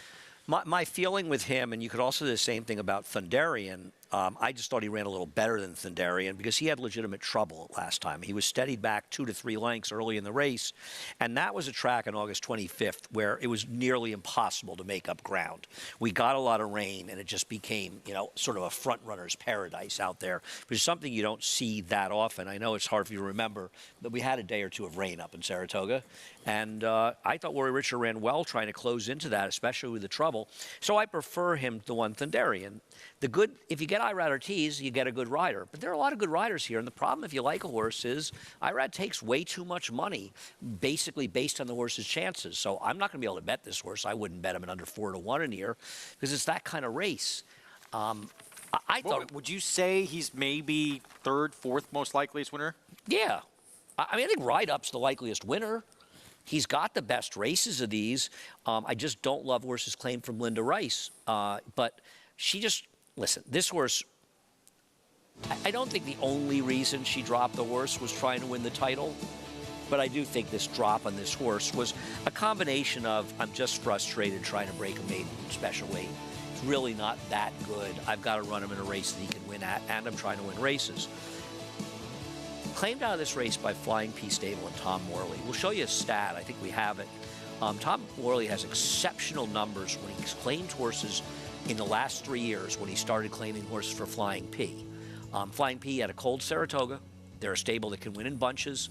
They finally won with a first-time starter late in the meet for Bruce Levine. But first off the claim for this operation, I mean, 7 for 18. They're winning and paying, almost $5. So these are horses that are about 5-1 shots or more, and they're winning it at a hefty clip. Small sample size or not, he has done very well claiming for them. But claiming from Linda Rice, claim from Linda Rice on the dirt over the last 5 years, 13% with 293 horses claimed from her. That's almost 60 a year, $1.04 ROI. So they are definitely underperforming after being claimed from her. You talk about Linda Rice dropping this horse in, too, for maiden 40, and the horse had shown ability in straight maiden races. But you look at, in terms of earnings, they were well out on this horse already. Oh, no, I understand why they dropped. I mean, the reality was right. What did they pay, $30,000 for this horse? At a certain point, you want to win a race. You want to win a race in Saratoga. Yeah, they could sit around and pick up some checks and some maiden special weight races, but it's time to move on. I think Linda assumed he'd get claimed, and that's okay. It's the way the game works. And unlike Kentucky, we haven't changed the rules yet. We could change them, but we haven't changed the rules yet if Linda Rice claims a lot of horses there and does really well with them. It's coming. Watch out. American Law. Here's the 8, 9-2. Javier Castellano. Bruce Brown claims this one off of Danny Gargan. Horse who was 3rd. Beat more than 5 lengths for 25,000, non-winners of 2 last out. Let me ask you a question, Greg. Do you think this horse, forgetting about all the intangibles, the claim and everything, could be one of the main horses to beat in this race based on his efforts? I mean, this horse had legitimate trouble in the beginning of the race last time. Force Ranking was a Chad Brown horse off the two-year layoff who ran a huge race to win it. He's got back races that are good. Now, Bruce Brown, off the claim in the dirt over the last 5 years, just 2 for 46, an 88-cent ROI. Having said that, I don't think he claimed too many that looked as good as this one. He's a huge player. Another horse with some races against straight maidens, even in A other than Allowance Company, that are better than anybody in here. And he actually ran. That's a deceptively cheap race that he's coming out of, right? Because it's a non-winners of 2 lifetime 25 claimer. But you look at it, the horse that won Force Ranking had been a maiden special weight who seemed promising. He's a mastery for Klarovich stable. He just had issues and he came back, but he didn't run like your typical non-winners of 2 lifetime 25. He ran really like a 50 to a non-winners of 1. I think he got a figure. Well, this horse got beat 5, got a figure in the high 80s. So this horse ran. I think he's dangerous, and he has nothing sexy about the connection, so his price is fair. And he can be, it's been 2 races in a row where he's had issues out of the gate, not necessarily his own. Good post, though, to be for a horse that had issues out of the gate, breaking from the outside. We'll see if he can be a little more forward today. Back with us, Acacia Clement. Let's head downstairs. And we'll start off with the number 3, Warrior Richard, who does lure Irad Ortiz, but as Andy was touching on, comes out of a race where I do think that he could move forward coming back and was a generous price that day. He's a horse that just always carries himself well from race to race. He's also one that I like getting a little bit out to the mile in here today. I think that this is probably the best kind of distance for him as well. He's very relaxed in the paddock, as he always is, and I just want to give him a little bit of a benefit of the doubt because he ran so well behind Prove Right, who was taking a big drop in class 2 starts back. And while some horses are getting themselves a little bit louder paddock, he's very relaxed and handling himself well. I think he's a major player in this spot. Now we'll take a look at a couple of new acquisitions, starting off with the 6 Ride Up. Andy showed those great stats for the Morley barn off the claim, and this one has been gelded too. I wrote last time, and while he was taking that big drop in class, that physically looks like a horse that wanted to go a little bit longer than the 6.5, and he looks like the mile is perfect for him. Now, while he was a little bit warm last time out, he's much more washed out in the paddock today than I saw from him previously. He's also been swishing his tail, kind of throwing his head around a little bit. So I'll watch him in the warm-ups, but especially the fact that he comes in as a new gelding, that's usually the opposite of what you'd anticipate seeing from a horse. You'd expect to see them a little bit more settled and not getting so hot. And while it's warmer than yesterday and there's not a lot of wind, it's not an overly hot day. So I'll keep my eyes on him, but I thought he was intriguing with the barn switch, and we'll see if he can keep the good momentum going. American Law, the number 8, is also off the claim, and yes, he is one that has not had the propensity to get out of the gate well. While he's very hot in the paddock, that's normal for him. He usually is a very high energy horse, can get really revved up prior to his races, can get really, really warm in the preliminaries.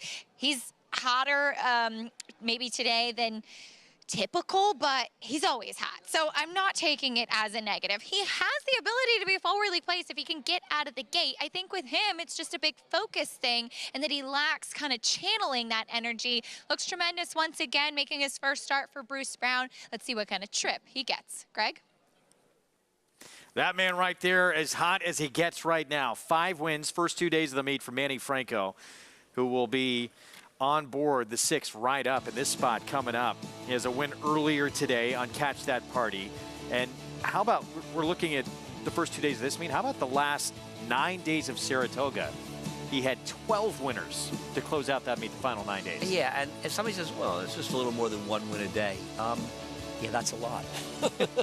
You try to win. I mean, you project that out to the Saratoga meeting, that's 1 1/3 wins a day. So you're talking about what would be 50, I'm trying to do the math, about 53 or 54 wins. That's a lot of wins. Manny's showing that he obviously can dominate when the best riders aren't here, but he holds his own when they are. And I call him the silent assassin. He doesn't say a lot, but he is athletic, as strong a finisher as there is. He's gotten more aggressive. Yeah.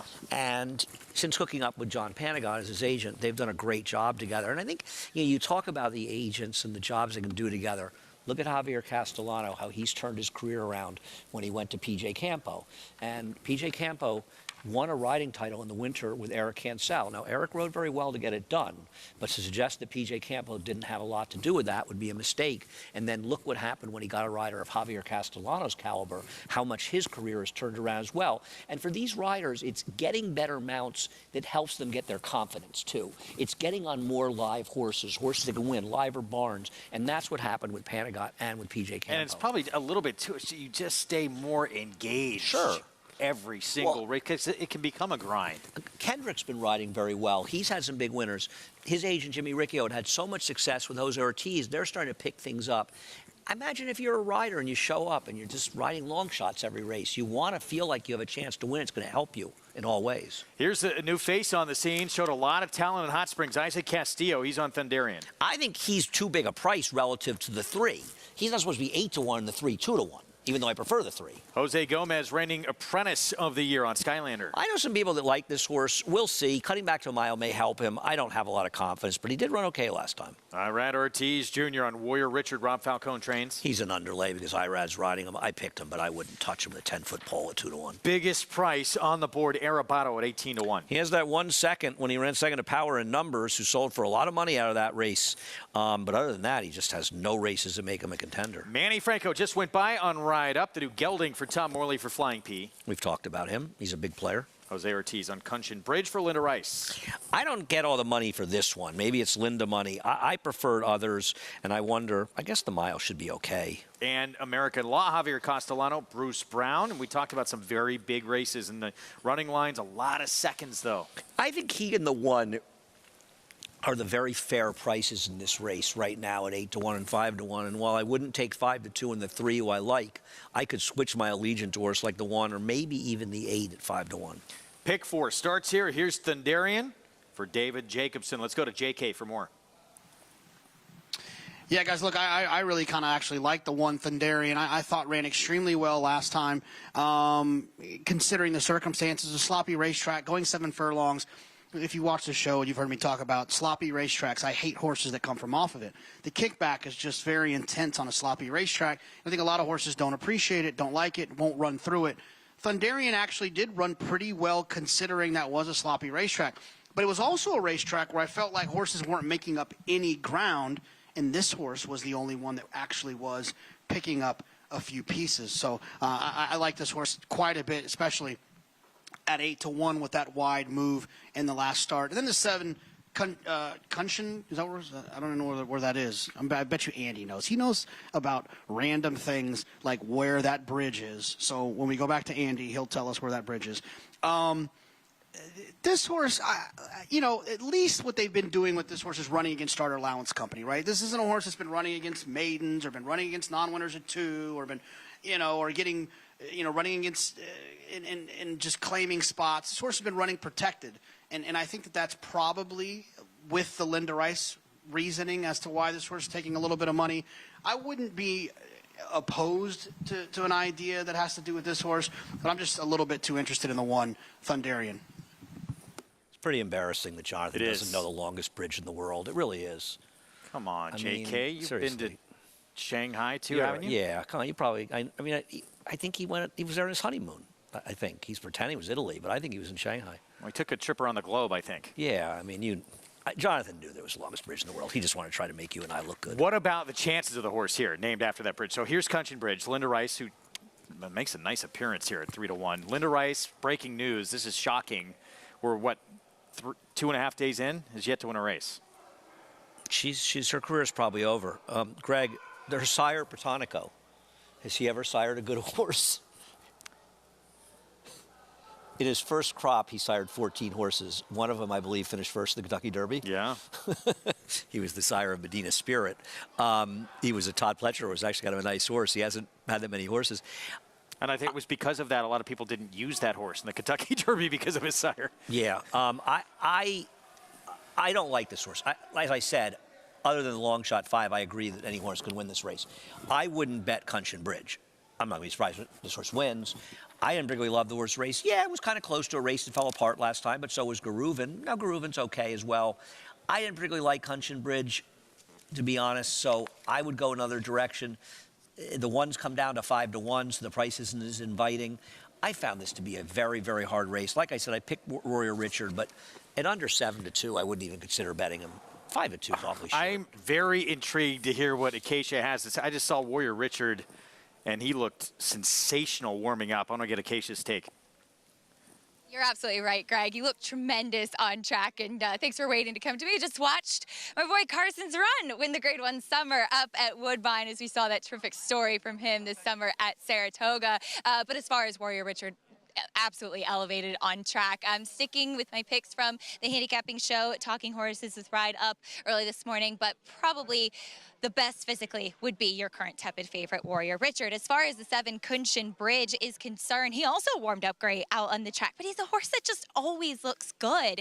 And with horses like that, sometimes they're a little bit tricky to discern whether they're really going to run their race or not, because they just always carry themselves well. They always are aesthetically pleasing, I should say, out on the racetrack, moving beautifully. I have no problems for him. Maybe he can turn things around, but kind of feels like his last couple of races were a bit lackluster. And to be fair, Lock and Key won back-to-back races and did very well over the summer. The one Thundurian, he's another one that had a good warm-up, and I totally agree with what Jonathan was saying with in regards to not being able to make up ground in that major blue race. Now, you have him at 5-1 with Warrior Richard at 5-2, so there's a big disparity in price. The big question I have about Thundurian is that it's just been a long time since we've seen him win. Beaten by a slim margin, 2 starts back when sprinting, moving beautifully today. I have no problems with him, and I guess if you're looking for value out of that race, that would be the one. Just wondering, is today finally going to be the day for him, Greg? All right, Acacia, thank you. And congrats, Carson's run, getting that win north of the border. 5-2 favorite. Rad Ortiz Jr., Warrior Richard for Rob Falcone. And there again, he is in those bright orange royal blue sash silks. Rob Falcone had a tremendous meet at Monmouth Park. Very unlucky meet in Saratoga, and finally got a win the last week of the meet. His first win in over 2 years. I had been kind of looked like he was going to have back-to-back yeah. wins, actually. Yeah. Sort of joking with him about it. I guess it's a lot easier to joke about it when you finally get that win, and it just shows how tough it is to win up there.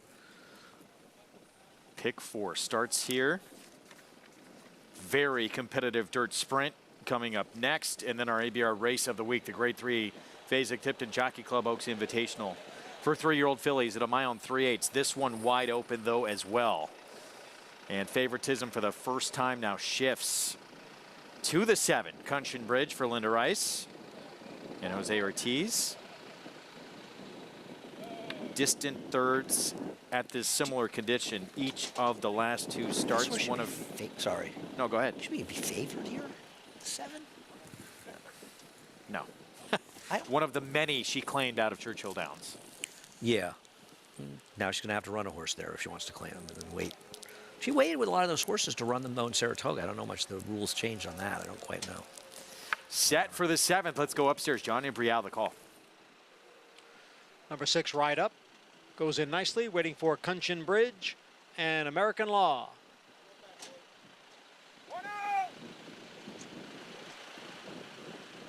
Field of 7, going a flat mile here at the Big A, and we are set for the start. And they're off.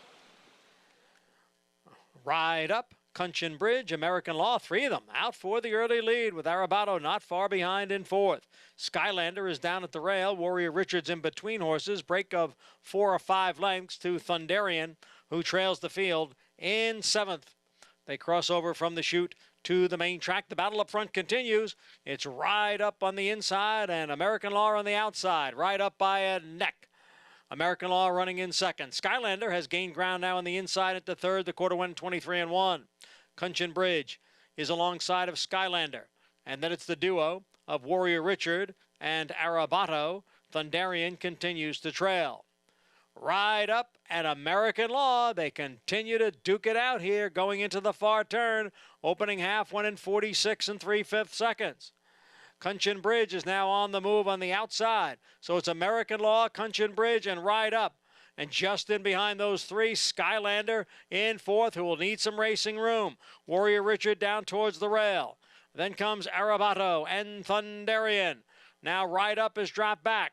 So it's Kunchin Bridge on the outside and American Law in the red blinkers. Those two are together. Skylander looking for a way through will now switch to the outside for the final eighth of a mile. And here comes Skylander now kicking in. Skylander to the front. It's Skylander in front and drawing away. The battle's going to be for second. It is Skylander and Jose Gomez. And it is tight for second. Very tight between Thunderian and Warrior Richard. Skylander under Jose Gomez, 8-1 here in the seventh. Yeah, and this horse got a very nice trip and a very nice ride from Gomez to get it done in here, and won quite easily. If you like the three who finished second, Warrior Richard, it's a good thing he lost by a lot because you'd be frustrated. Irad was trying to do the right thing, saving ground. The rail had been a good place to be, but got very unlucky. But it didn't matter because this horse won so easily. He was never beating them. And in a wide open race, one of the bigger priced horses gets it done. And congrats to the trainer who I believe, I don't know if he's had too much success at all on his own. It shows us his first win this year. So congrats to the Connections for getting the win. Nice ride by Gomez. Big separation for this win, too. Cutting back from a mile and an eighth last time out to this mile distance in an 8-1 win to kick off the pick four. Going to play big in this pick six carryover as well. In a race that seemed like there were nobody really would surprise you except for the five, maybe. And one of the bigger prices does get it done. Yeah. Yeah, this one gets, like I said, I have a couple of smart friends that really like this horse. I did not particularly like him. I more moved him up on their say-so. But he had run pretty well in his last start, to be fair. He got a very nice trip here, but he was clearly best.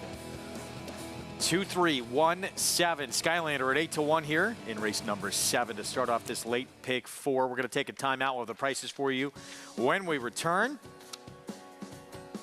Good for Jose Gomez. When we come back, what a run it's been this year. One of the all-time greats in the sport, Hall of Famer Bill Mott, loaded with just incredible depth in his barn. We'll take a look at some of his stable stars and what's ahead when we come.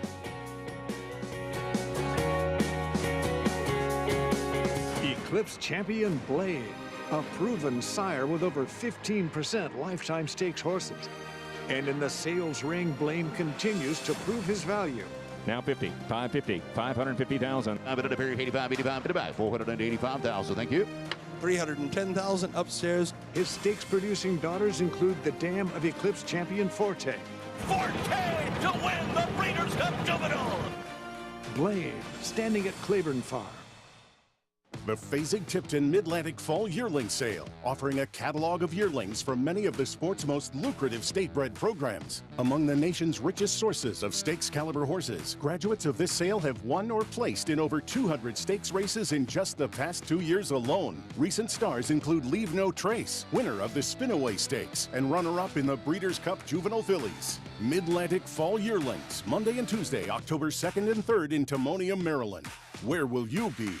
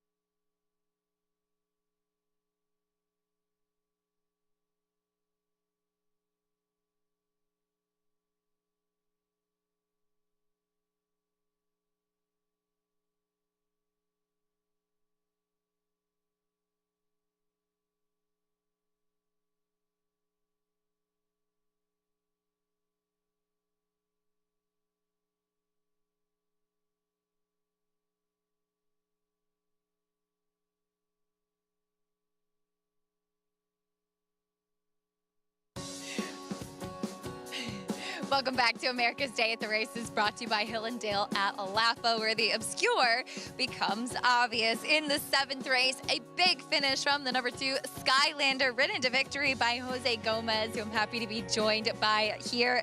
Jose, you had a lot of horse underneath you, and he really turned things around today. Yeah, I was talking to Austin. He had told me before he seemed like a grinding type of horse, but today he broke. I put him in the race, and he took me every step of the way.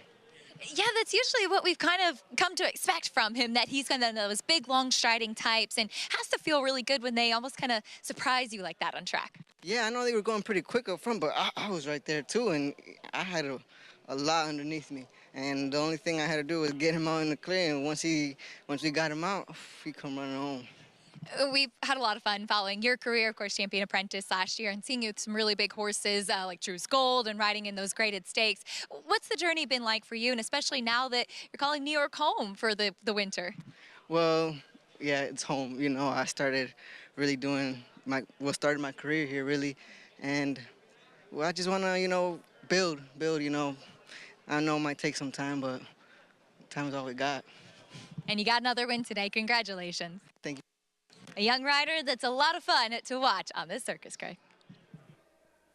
Yeah, he's got such a great positive attitude to coming off, as we talked about earlier in the program, just mentioned it, that he was the Eclipse Award winner as Outstanding Apprentice. Obviously a tremendous mentor as well, an Angel Cordero, who was teaching him a lot along the way. And he's had some, even at Saratoga, some big wins. Well, he won the stake at Saratoga on the front end, but he also gave a Rick Dutrow maiden claimer an absolutely picture-perfect ride late in the meet, somewhere in the last 2 weeks or so. And I think as a result, you're going to see him ride some horses for Rick Dutrow. That was a great ride, and I wish him well. He's a good kid, and he has some talent. It's not easy, and ultimately, will he show he can ride New York full-time during the tougher months of the year? That remains to be seen, but the winter could be good for him, and we wish him the best. 3 legs into a pick 6 carryover, and already tough to be alive to this point. Yeah. A couple of big numbers in there. And even if you do have those, now probably tickets are getting a little skinnier. These final 3 legs, competitive group coming up here in the 8th, sprinting 6.5 furlongs, allowance optional claiming field, where there's several opportunities in here, including Vittorio for Bill Mott. Just faced Colonel Bowman, got beat by a nose to that horse who had reeled off 5 in a row at one point. You have King Angelo on the outside, and then Durante looks like he might be lone speed. Yeah, Durante's going to be favored by post time. He's a fairly heavy favorite if you look at the doubles in here. I'm not sure what to do with him. He got bet like they knew he was going to run last time. He caught a real flyer. He rode a strong inside speed bias. He was able to outrun Defusky Island, but I agree. You know, I was looking at the time form pace projector a lot. They have the 4 Jake Rocks as the speed, and they have the 9 vying with the 1A Durante. I don't see it happening. I agree with what you said, Craig. I think you're going to see Manny look to try to do the same thing he did last time. This horse broke like a shot last time. Trevor tried to keep up on Defusky Island, who had been in great form, and he just couldn't keep up with him. He runs his last race, Durante. He's pretty much a cinch in here. I'm a little skeptical about whether or not we'll see it again, but I can understand why he's favored. All right, we'll get back to it in a moment. We talked about going to break. Bill Mott, we've been saying all year long, what a tremendous stable he had, maybe the most depth he's ever had in his Hall of Fame career. Look at some of the numbers and runners. Channel Maker, Cody's Wish, Casa Creed, Elite Power, the reigning sprint champion, Galibrand beating the boys. With anticipation. Well, that may have been one of Bill's smartest moves in Saratoga, because he entered her against the fillies and the boys. So when the filly race got rained off on Wednesday, he could still run the stake against the boys. And that was very, very good thinking that I imagine a lot of people in that filly race thought we should have done what Bill did. Took the shot with Cody's Wish, trying to go long on that road to the Classic. Did not pan out in the Whitney. He still has the best dirt miler probably in the world. And he understands that he took a shot. It didn't work out. He's a horse that runs well in those one-turn sprint races because the paces are much faster. You don't see those paces in the 2-turn races. It's not 2-turn, 1-turn. It's a pace scenario. He got a fast pace when he won a 2-turn Breeders' Cup Mile at Keeneland, so that enabled to get it done. He'll be cutting back and running in the Vosburg against the potent High Oak from the Bill Mott barn as well for our man Lee Einstein. He also has the modern-day version of 4-Star Dave, who's now a 2-time winner in that race in Casa Creek. Yeah, and you know, there's been a little talk that we could see him perhaps in the turf sprint at the Aqueduct meet because he's doing so well. So we might see him. If not, they'll just go right to the Breeders' Cup turf mile, and then I'll convince Lee not to go to Hong Kong. That's on the table. Well, we had a little Hong Kong discussion the other day. Lee just found out they have some pretty lucrative races in December. Are we invited? I don't see why we shouldn't be. I'm sure Lee will be happy to have us come along. He's the most fun, generous guy at the racing. Great man. There he is. And if you know him, you love him. Yep. 7-year-old Casa Creek, he's hard not to love as well. What a performer. 4 years, well, the last 6 years, he's won 4 times at Saratoga, with a runner-up at a third in Grade 1 company. And 4 Grade 1 wins, 2 in the Jaipur and 2 in the Corstar Dave. And it's unusual to be the kind of horse that can win a top sprint at 6 furlongs, round 1 turn, and also win the 2-turn miles in Saratoga. You don't see horses like that. He's incredibly versatile. And as you said, so here's the filly Gallibrand, who this massive turn of foot to win at 5.5 furlongs in the debut after she was at the very back of the pack.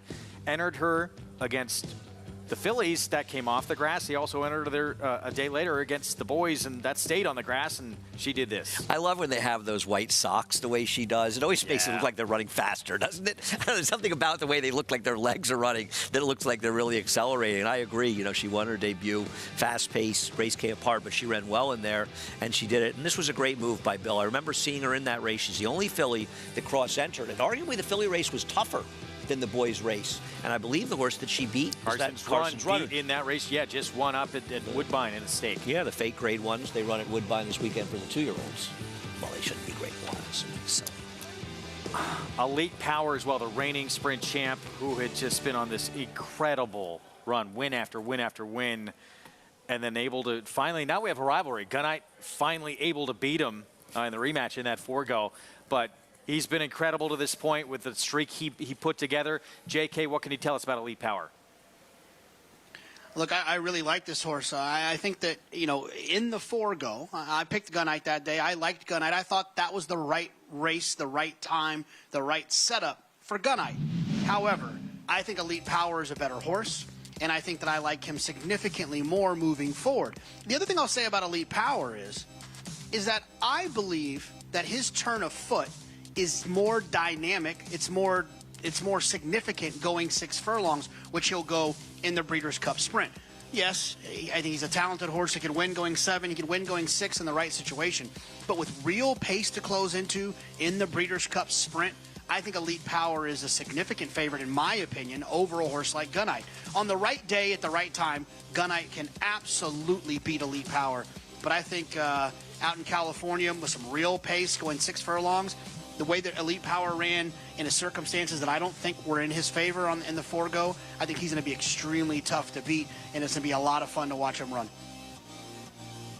8-race win streak came to an end, including a couple of wins over Gunite in that rematch of the 4-go. Do you think he likes to maybe be outside as well? He was on the rail that day trying to run him down. Yeah, maybe a lot of closers are just more comfortable being outside of horses, and getting outside was sort of unencumbered.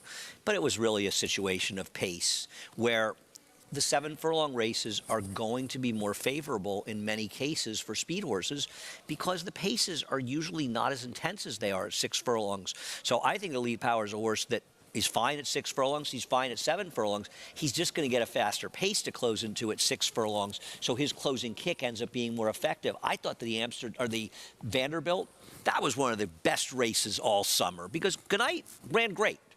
But Elite Power, that was the race where I think he really showed what a champion was because he had a pretty soft, slow figure run so far, going to the title last year. Jackie's Warrior fell apart at the end of the year, and it wasn't one of the most exciting fast races as a sprinter, but that was the race where he needed to run faster to get it done, and he did. Yeah, really showed up in that performance, and it was his first time really on a wet track, and Bill Mott wasn't even sure how he was going to take to it. Did well. Took pretty good to it. We're going to see Bill Mott with Vittorio coming up in our next race. Vittorio, the 6th, right now 5-2 second choice on the board. Jose Ortiz will ride, coming off 3 consecutive in the money finishes. Can he pick up his 3rd win coming up? We'll find out next.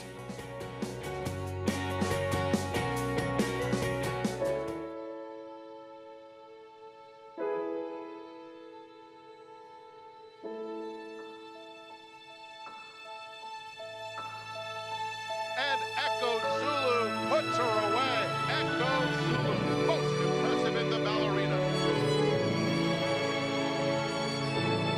And Gunite is maintaining the lead, and he will defeat Elite Power in the fourgo. Gunrunner, breed true.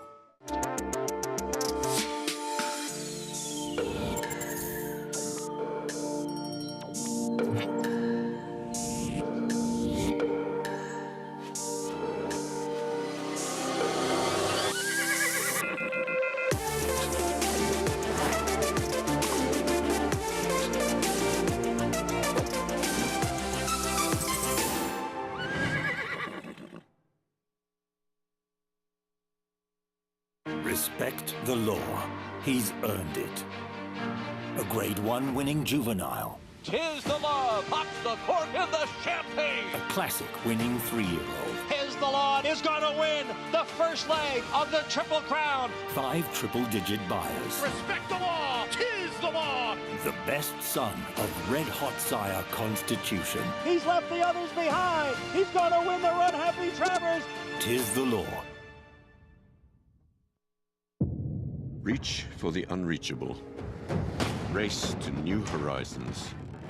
The artisan's quest for beauty burns in the heart of Japan, forging strength like no other, with love and honed to perfection. Noble, authentic, and only here. The legacy of strength.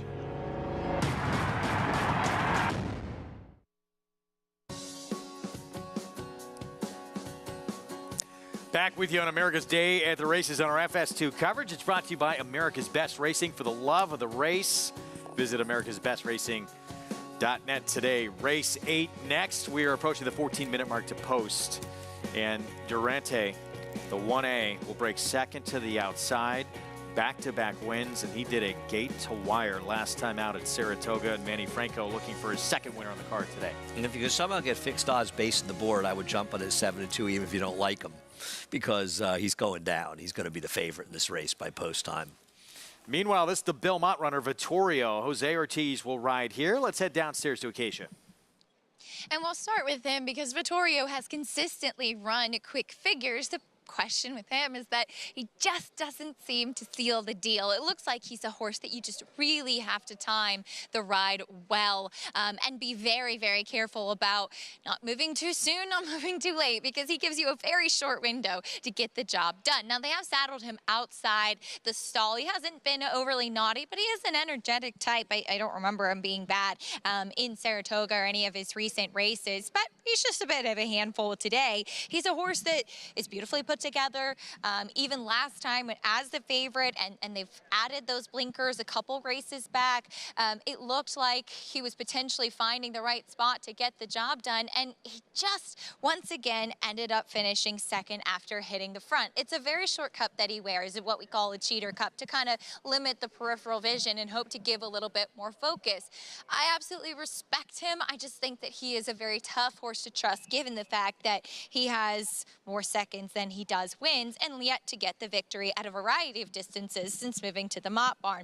Taking a look at a couple of others, the 1A Durante, this horse, you have to give him credit because he won impressively too back at Penn, and then there was a question as to whether he would be able to bring that form on the road and over to Saratoga, and was able to outfoot a very quick early horse into Fusky Island and ran away from that one. He's a little bit of a high-headed runner, and he's a very big, long, stretchy type of individual, a very long neck to him as well. He got pretty washed out last time out, and he's much more relaxed today, so I certainly do appreciate that. But he was definitely on his toes in a good way here in the paddock, and his speed is dangerous, and we'll see if he can make it 3 wins in a row with a horse that has been able to carry his form. In fact, looking for 4 wins in a row at 4 different racetracks. Taking a look at the number 10 to the outside, King Angelo. He's a horse that's been effective on both surfaces, but I've actually always liked him on the main track. It could mean absolutely nothing last time out in that turf race, but he didn't fire. He didn't get the lead where he typically runs his best race on the grass when he is forward. But his shadow roll, that piece of fleece that goes over the noseband, was completely crooked and high up on his face throughout the race. And I don't know if that was something that potentially irritated him, or there was something going on with the bridle itself? Because typically things kind of stay in position once they're on, or you hope that they do. So we'll see if maybe that had something to do with it. But he goes back onto the main track today. He's super fit. He's always been a horse that is a little bit more angular behind. So in his physicality, I can certainly understand why thinking that turf would be better for him, but he's certainly been effective on the main track, and I have no problems with him going back to the dirt today, see if he can get the right kind of trip and show a little bit more punch that he didn't show last time on the turf, Greg. All right, thank you, Acacia 5-2 on King Angelo. This is the one, though, that likely everybody's got to catch. Durante trying to win a 4th in a row. Went out on the West Coast, then he came to Penn National, won, Saratoga, won. So if he does win, it'd be a 4th win at a 4th different racetrack. And he was one of these horses that just, it's like they knew he was going to win last time. He was bet into the face of Defusky Island, who looked very hard to beat. He popped the gate like a rocket ship and just outran that one. But he caught a racetrack that was very kind inside speed that elevated his performance that day. I just wonder sometimes these horses if you can rely on them to run back to them. If he runs that race, I think he's probably 4 to 5 to win this race. But I'm just a little questionable. I have a question whether he will run or not, and that's why I like the 10. Now, I'm not going to bet the 10 at 5-2. King Angelo, I think that's a ridiculous underlay, but I have to think by post time, Durante will be favored. That's Jimmy Durante to you. Meanwhile, yeah, back to Bill Vittorio. 3 consecutive starts where he's been close, but no picture taken. Beat a nose, beat a neck, second beat 3 1/4 last time out. This is a look at the most recent effort going 7/8 at Saratoga. This horse is a rider's nightmare, because he's very talented, but he has a very short move. And he's the kind of horse that makes riders look bad. And I just think if you're riding him today and it's Jose Ortiz, you almost have to want to bury him and just try to make that run, between the 8th pole and 16th pole, and hope you can make that run and make it work. And it's not a rider's fault. There's just some horses, he's talented, but he can't sustain that run, and that's why he keeps losing at short prices. His last 9 starts, he's got 4 seconds and a third and no wins. He is favored right now. Yeah, but the one is, based on the multi-race bets, and the CAW money is not in the win pool in any real way, and so there is a discrepancy between win odds and the multi-race bet odds, and even exact odds as well. This was a heavy favorite, probably 8 to 5 to 9 to 5 in those kind of bets.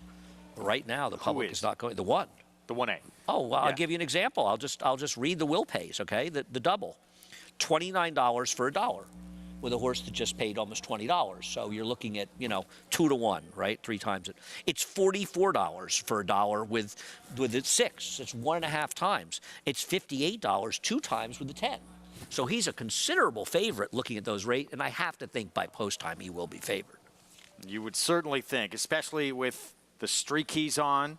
Pace edge, it looks like he may have. Manny Franco aboard as we get set for our post parade here coming up. And we're going to kick things off here with, I don't think him. No. As he starts to come down here at 5-2. Out of order. You're out of order. No, we will start with him. So he'll break second to the outside as, again, tries to win a 4th consecutive race at a 4th different racetrack. David Jacobson, Manny Franco team up. And his last race will make him very tough. And you'll know, I think, early with him, because you'll see how he breaks. 24 Mamba, Charlie Baker trains. He ran in the slower division of the 2 divisions last time, and the other division was Vittorio. So while he finished close, it was a very slow race. Castle Chaos went by for Rob Falcone here. Because if he flashes his normal speed, he could be forward along with Durante. Emerald Forest, 45 to 1. Any chance? I don't think he should be 45 to 1. And I'll tell you what else, he's going out for a barn. His horses are really running. I don't like him, but that's a crazy price. There's Bill Mott's Vittorio with Jose Ortiz. He's good enough to win, but I just don't trust him with all these seconds he's piling up. Tops the charts. 3-time winner with 6 seconds. I like the cutback in distance. The problem is, even if he gets back to his best races, he's probably not good enough. Here's Kendrick Carmouche, couple wins today on a 36-to-1 shot. This is not a private purchase. It's just a trainer change for a trainer who wins out of town but has not had much success in New York, and he needs to run his very best race. This is a crazy price on 7 Nation Army, isn't it? Based on the last race, and the problem is his last race is an aberrant figure overall, but it wasn't a muddy track. But he's run fast races before, so not impossible. I agree. I'm surprised it's this big a price. Yeah, I'm 5-2. King Angelo outside, getting back to dirt. I think 5-2 is ridiculous. He should be 7-2 at the very least in here, and it's IRAD money, but I like him second off a layoff, getting back to the right surface. 7 minutes of post here in our 8th at Belmont at the Big A. Let's go back to JK. Yeah, guys, look, the 6 Vittorio makes a ton of sense to me. I understand what's happening here, why they're betting the horse. Horse has, like, unbelievably fast numbers in the past. Didn't run particularly well last time considering the price that he was. But, you know, I think there were some circumstances there, right? I mean, I think it was probably a speed-favoring racetrack. He was trying to close into that racetrack. He might have moved a little bit early and made the lead. I can forgive that performance. I can't necessarily forgive the price, which is why I will pick the 9-7 Nation Army. Just seems to be improving, just kind of going in the right direction. Did catch a muddy racetrack last time, drawn outside here. Look, if the horse was 5-1, I'd be cutting in line to try to beat this horse. But because the price is so big at 12-1, I just can't not take this horse. I'll be shocked if this horse goes off at double digits. I feel like there's going to be a late punch at some point that's going to drop this horse under 10-1. But even at 9-1 and 8-1, I have to play the 9-7 Nation Army. And then the 10 King Angelo. I actually don't have a problem with the price. I just don't necessarily like the horse. This horse has some back numbers that make sense. Trending in the wrong direction. Kind of got the dirty form with the turf start, the sloppy racetrack start in May. But if you look back kind of into the winter at Aqueduct, this horse has some numbers that make this horse fit in here. But I think it's a little bit of a reach. That's why I'll try to beat him. But I'm going to go with the 9-7 Nation Army. But I am not against the 6. I just think that the 9 is just entirely too much value. I want to strongly disagree with something Jonathan said. I believe the August 13th track was perfectly fair. We saw a best running being done outside, but horses ran okay towards the inside, and it was not a speed-dominated track. And that race was won by a horse who came from dead last. So in no way, I mean, if anything, this horse was maybe too close to a pace that collapsed, to be honest with you. I disagree with that about the August 13th track strongly. I think we all agree on the fact that the one JK's going with in here, 11-1, is incredibly generous on 7 Nation Army. Who's now 8-1. Yeah, clicking down, even at 8-1. I don't like this horse, but I understand his last race makes him a major player here. I think he has some other races as well, but yes, certainly that last race puts him in the mix. He does. Okay, I'm not going to disagree with that. But this is not a trainer who's been winning races at all. He had a huge burst when he first came on the scene on his own, and lately he's winning at 8% this year. And the big effort came on a muddy, sealed track, and I want to see it again. I'm not knocking somebody who wants to bet him at 8-1. I don't disagree. Based on the last effort, this is an overlay. I don't like him. That's all. But I respect that he's a big price. And for the first time, finally, Durante has become the favorite now as he tries again to make it 4 in a row from that second to the outside slot. Let's go back to Acacia for more on this now 7-1 shot. That number's coming down. Well, yeah, even before you guys were talking about what an overlay 7 Nation Army is, I wanted to talk about him because just from my vantage point, from a physical standpoint, I cannot get over how good this horse looks today. He just was one that just kept grabbing my attention back in the paddock. He's dappled out from head to toe. His weight looks terrific. He's moved beautifully out there on the track. Junior Alvarado took him away from the pony, and he was circling, kept him moving, but just really kind of floating over the racetrack. I didn't really like him coming into this because I said, where did that last race come from, and would he be able to repeat it? And yet physically, from just that vantage point, he looks tremendous, the best I've seen him look. I wanted to just comment on the number 8, Chivalry, as he's a big price, and who knows if he still has any form left anymore. But this is a horse I'm well familiar with, having covered South Florida for several years, and after seeing him for the last 5 years of his racing career, he's a very high energy horse. Usually comes into the paddock double barreling and bucking and all over the place, and that is very typical of him. He was very quiet first in the paddock, and then once they got the tack on and got the rider up, he got much more on his toes and got pretty hot. All very normal. And Kendrick Carmouche opted to keep him with the pony, trying to keep him a little bit settled. Again, that's all normal activity for Chivalry. He has races on the go back. They're just a long way back, and I'm curious what he will do with the new barn and coming up to the new circuit, Greg. Acacia, thank you. Post time coming up. 2 minutes away here from this 8th on our Saturday card here at Belmont at the Big A with our ABR race of the week to come. Grade 3. Fasig-Tipton Jockey Club Oaks Invitational. Fillies, 3-year-old fillies at 1 mile and 3/8. That is next. But as we expected, Durante, the 1A, the remaining half of the entry, now the 2-to-1 favorite. Yeah, he just figured to come down, and he's now more in line as doubles. And I'm really curious to see what he does, because I will not argue with anybody if he runs his last race going to win it. How about all the money the 9 that you and Jonathan were talking about is taken? I had picked him 4th, so I'm not going to be shocked if he wins. It was 12-to-1 at one point. Right, it was 12-to-1 5 minutes ago, and he just came plummeting down. So now at 5-to-1, he's not really a particularly, you know, if you're betting him, and I think if Jonathan looked back on it, because I think he was around 8 or 9 when he was talking about it, would you really want him at half that price? Oh, I locked in at 12-to-1. What? You did? Okay, good for you. I locked in the 1A at 7-2. Wish we could do that. Don't have that ability. See, pace-wise, if Durante is able to establish himself, the 1A here on the front end under Manny Franco, and you know the fact that he's drawn outside, he has options here. I don't think you want to grate this horse. Maybe I'm wrong, but the way he caught a flyer last time, my issue is not only the catch the flyer last time, that track that he was on, in my opinion, that was Alabama Day, was very kind to inside speed. King Angelo, last load from the outside post. We are set for the 8th. Let's go to John Imbrial for the call. Field of 10 in this 8th race. They're sprinting at 6.5.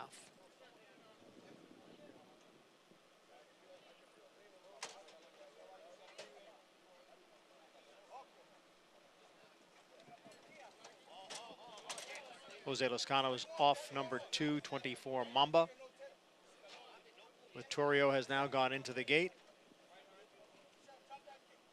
Still waiting on Durante, the 1A, who will go from the next to outside post, and then the 10 King Angelo will break from the extreme outside.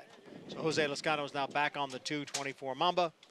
We'll wait for the final 2 to go in, and we will then be set for the 8th race. Durante's in, King Angelo, New York bred to round out the field. And they're all in.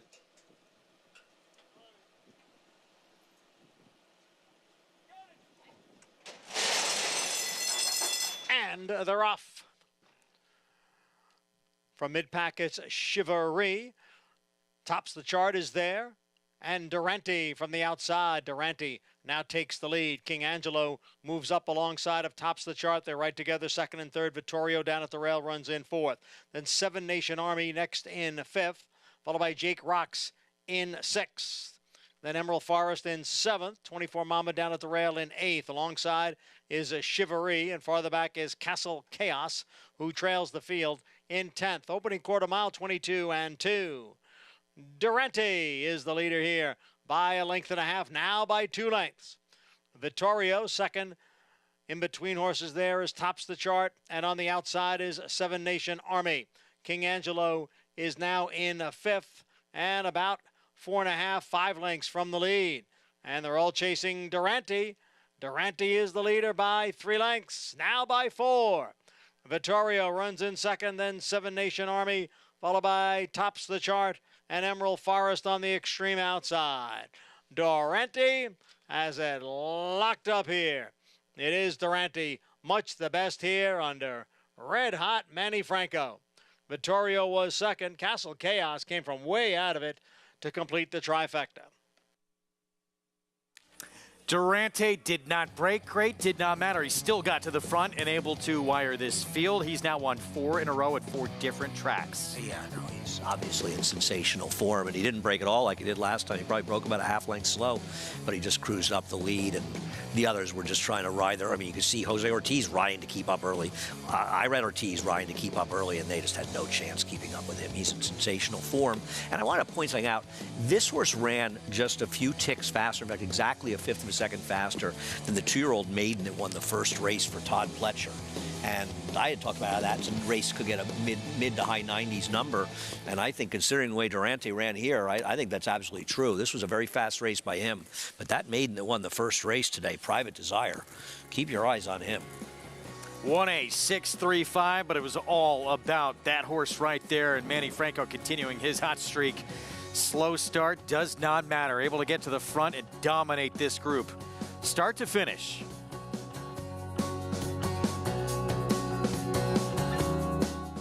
Curlin was the leading sire of Grade 1 winners in 2021 with 5 and 2022 with 6. Again in 2023, no stallion has sired more Grade 1 winners. Big race. Nest Clariere is too far back. A 16th to run, and Idiomatic has a 2-length lead. Nest is fully extended. This is what winning looks like. A huge performance all the way. Curlin, the classic sire. Adelphi Racing Club offers the unparalleled excitement of owning thoroughbred racehorses at a fraction of the cost. We're not just a syndicate, and our members aren't just investors. We are partners. Our New York-based high-performing equine athletes, trainers, and jockeys compete and win at the highest level circuits. Contact us online to get a taste of the Adelphi difference, and let's win races together.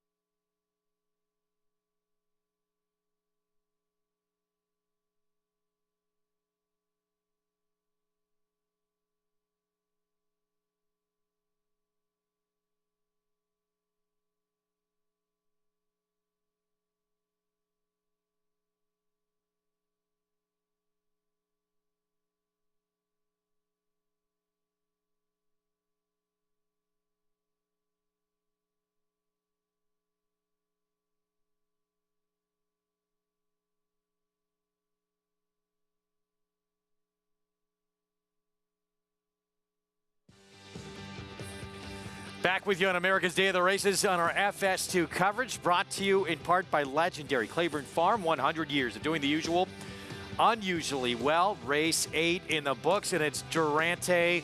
It's been a fun story to watch this horse on this now 4-race win streak. No, this horse is in great form. See if he can keep holding this form, because if he can, he is the kind of horse you'll see in stake races, a race like the Fall Highway later in the meet, because he is in great form. And if he can hold it, he's fast, he's running them off their feet, and they just can't keep up with him. This is a fast race. Yeah, again, he did not even break well in this race. 7 wins at the meet, by the way, for Manny Franco. 2-win day today. And this horse, now 6 wins in 21 career starts, but 4 of them in the last 4 outings. And no one's been able to, they've been dominant margins too. 6 lengths, 6 lengths, 4 1/4 lengths. Another easy win here. No, this horse was There's some decent horses behind it too. I agree. Manny Franco's very live in the last race on that favorite for Brad Cox at 6. So he has a real chance to have another three-bagger. He's on fire. Pick 6 follow along. Durante may be a lean for quite a few. The horse who looked like he was going to be in front. The biggest lean of all, though, is going to be in the next race where the double's paying $4.45 for $1, so that's $8.90. Basically, you're talking about a 3 to 5 shot by post time. And Greg, that horse is going to beat me at 3 to 5, the favorite here, Eternal Hope. She probably will. Here we go, ABR Race of the Week. Fasig-Tipton Jockey Club Oaks Invitational. And Eternal Hope for Charlie Appleby and Godolphin, 6 to 5 right now. That price is going to get shorter, you would think. Jamie Spencer making the trip to ride as well. He won on Yabira, the Jockey Club Derby, a couple years back. Our big one coming up next, trained by that man right there. Stay with us.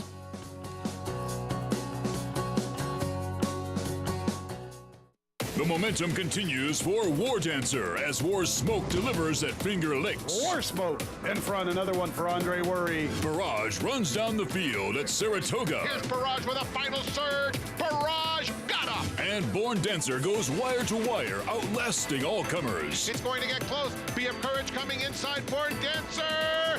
Photo finished. Shouldn't you have a War Dancer? War Dancer, proud to stand in New York. When it comes to horse racing, you can never have too much information. With Twin Spires, you can place your bets with confidence. Whether you use handicapping insights, like our Brisnet speed ratings, prime power and past performances, the guidance of our experts' top picks, or just choose a name that catches your eye. Yes! No matter how you pick your horse, bet with Twin Spires. Start earning your $200 sign-up bonus when you sign up with offer code GET200. It's America's original sport, and no one covers it better than americasbestracing.net. From the sport to the lifestyle, the best races, horses, and destination venues, cocktails, gambling, fashion, and more. americasbestracing.net is a sport for you.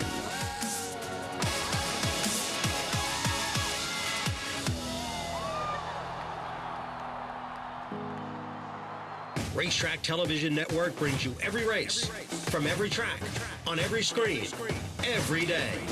With monthly packages starting as low as $5, RTN gives you great value and access to more live HD streaming and race replays than anyone. Visit RTN.tv today to sign up and watch on almost any device, including Roku and Amazon Fire.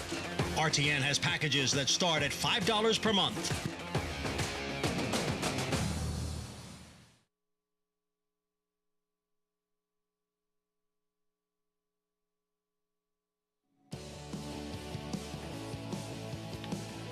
Back with you on America's Day at the Races. Welcome to those joining us on SNY, those already with us on FS2 and Valley SoCal San Diego. Greg Wolf, champion jockey Richard Migliori, New York Racing Association handicapper Andy Serling joining us just in time. If you're just tuning in for our AVR Race of the Week, this Grade 3 Jockey Club Oaks Invitational, and of course for Charlie Appleby, an Invader States debut and a short price here on Eternal Hope. Yeah, and listen, it looks to me like there are some fillies from the States here that are still kind of works in progress, where this filly's already just a bit more accomplished, if you will, already.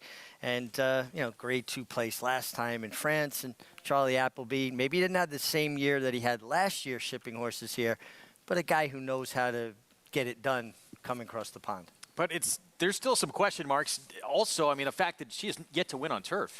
And she's likely to be closer to 3 to 5 than her current 6 to 5 by post time. And, you know, you say about Charlie Appleby, and you're right, he's 2 for 12 this year in America. But it felt like the last 2 years his horses had a magic touch. They were all running. This year it hasn't even been close to that. And this horse, I don't know how super strong the French fillies are in general, how strong they've been the last few years. Now, the horse that beat her last time did beat the horse that was impressive winning the Saratoga Oaks earlier, which is a feather in her cap. I think she ran well in there, but that was a very boggy course, and she's only run twice on the turf, the number 5, Eternal Hope, and her bad race was on much firmer going at Epsom, to be fair, in a very tough situation, but she may be a horse that's not as happy on this firmer ground. Well, I think you make a very fair point, because they did go 1.25 miles in 2:13. That gives you an idea of just how soft that course was. Some questions to answer for the big favorite, the 6 Eternal Hope here, 6-5 right now. Jamie Spencer for Charlie Appleby. You can bank a little extra money. Breeders' Cup Bankroll Builder bet $50 to win through the Naira Bets app and earn a $20 bonus when you do so. All the details at nairabets.com. Group 1, Woodbine Mile, and Charlie Appleby and Godolphin going to have a major presence in that race as well. With Master of the Seas, Even Money, Morning Line coming off a dominant Group 2 victory at Ascot, 6 for 13 lifetime. Yeah, and you know, William Buick, who is Charlie Appleby's main guy, shows up there, and I think that's a tell. When you've got a first call rider like William Buick, where he shows up is usually where the more fancied runners are competing that day. He had been beaten a nose, I think, the English Guineas as a 3-year-old and tailed off a little bit after that, but this is a big effort. This is also a notable race because the Classic Causeway is in a terrible spot, got in a duel with this horse's rabbit in the race, actually setting it up. He was supposed to come for the 4-star Dave after that race, but he's ended up opting for a pretty soft spot up at Woodbine. Well, you look at the success Charlie Appleby has had since coming to the U.S., and it really was Althika that kicked it off in that Just a Game and Diana back-to-back Grade 1 double. And from there, it just seems like he could not lose. And the Breeders' Cup last year, I mean, he was shipping over horses, and they were all running extremely well, and he's been absolutely unbeatable. And this year, now listen, it may just be a not surprising regression of the mean, where eventually they can't all keep winning. But they have not run particularly well. They've mostly underperformed. He set the bar a little too high, maybe. Yeah. Yeah, possibly. The horse and the sword dancer, though, that had that unfortunate incident where he clipped heels. Rebels Run in the Bowling Green. The Bowling Green, excuse me, the Bowling Green. He was traveling like a horse that was going to be tough to deal with when he clipped heels. Yeah, but that was also a race where the pace was so slow, he may have had no chance regardless. But yeah, for sure, he doesn't really count as a loss. Well, we'll find out. Can Eternal Hope win on the turf for the first time? Can she be as effective on a firm turf as well? She's going to be the favorite. Let's go to JK Jonathan Kitchen for more for our new audience. Hey, JK. How great. Wolfie, how are you, G-Dub? I'm going to start calling you G-Dub. It's actually pretty good. Look, I think that there's this assumption that we're still trying to fight in the past, where if a European horse comes over here to run in against our horses in turf races, that they're a foregone conclusion. That's changed quite a bit. I think that we talked about it earlier in the show with Tattersalls and the amounts of horses that we're buying as Americans that are European bred and bringing them over here. We can be competitive in these turf races now when we have a good one.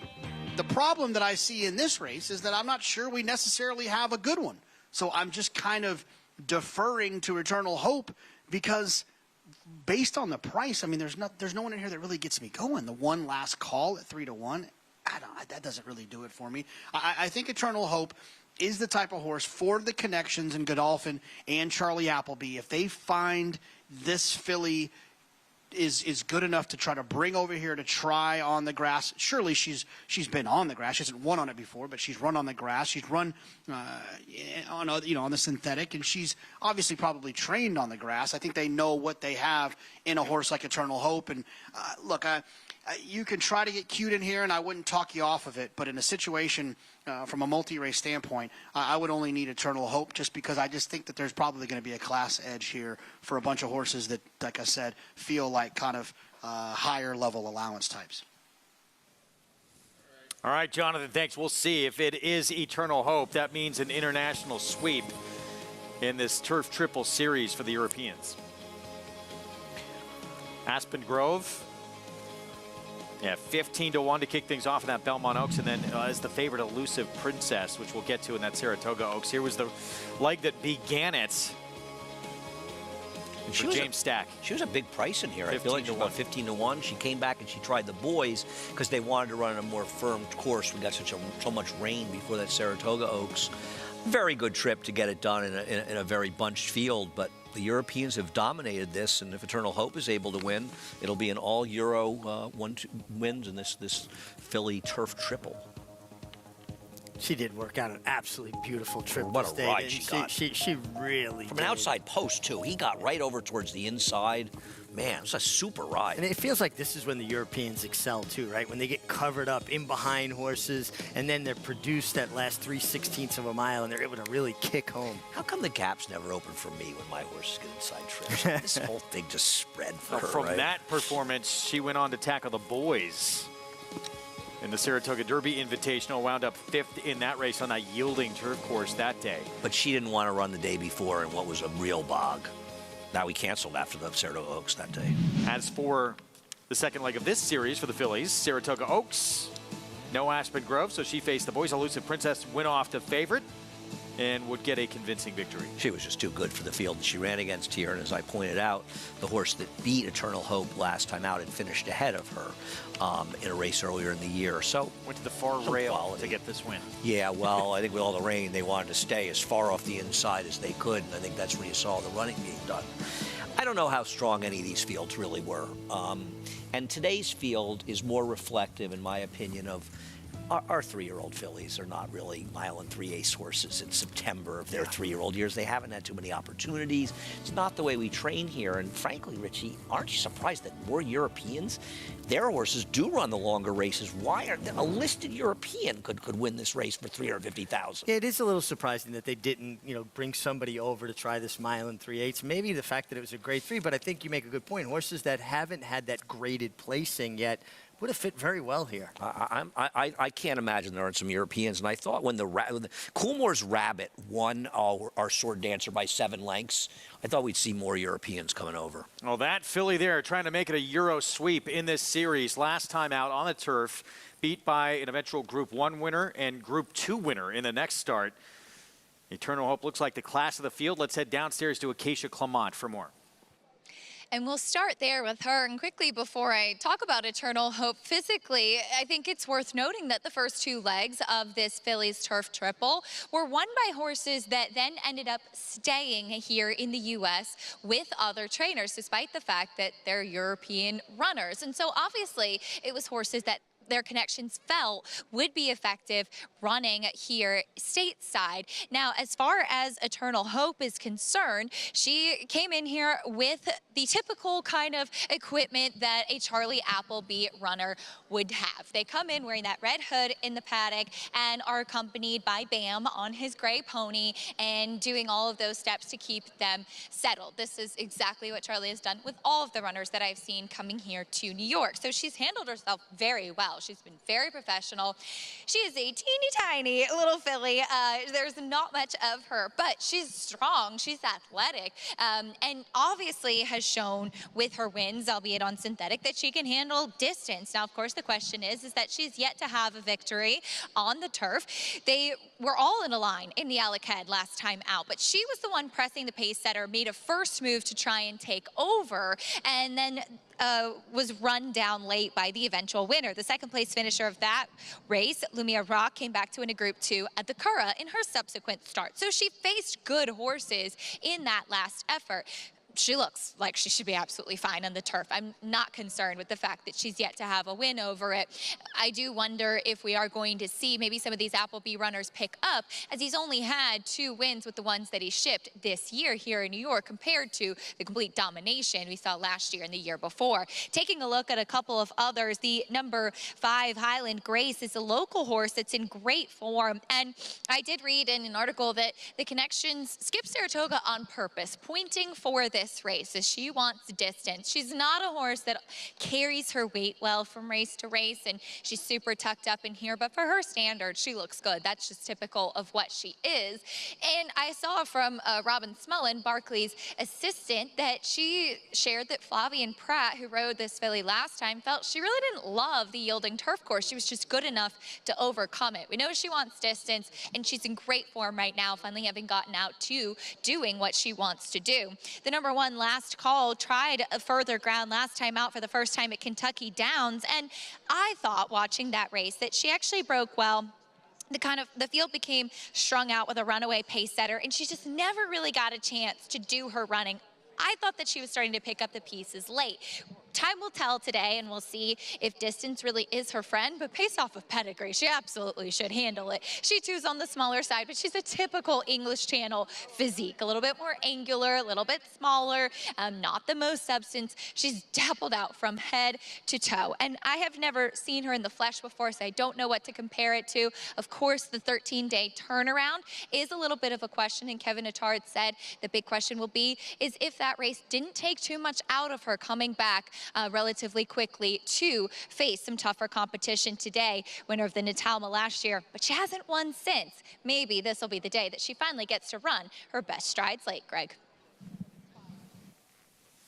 All right, Acacia, thank you. Winner, yeah, the Group 1 Natalma being run today as well. And on the anniversary of that race, we'll see if she can get back in the winner's circle. Around Ortiz Jr. for Kevin Attard, 3-1 on this filly by English Channel. Yeah, I mean, the English channels are supposed to like distance. I worry a little bit about her coming back in 14 days, guys. That concerns me. Does it concern either of you? Yeah, I mean, and especially shipping. She shipped from Woodbine to Kentucky Downs, and now she's up here in New York, and that's a lot to ask of any horse, particularly a young filly. And Around Ortiz Jr. will wear house silks with Last Call. He's going to get the leg up here in a moment. Next store will be The Speed of the Field, Quarrel, not taking really any play at 15-1. I have no quarrel with someone if they want to bet her at 15-1. How's that, Greg? Well done.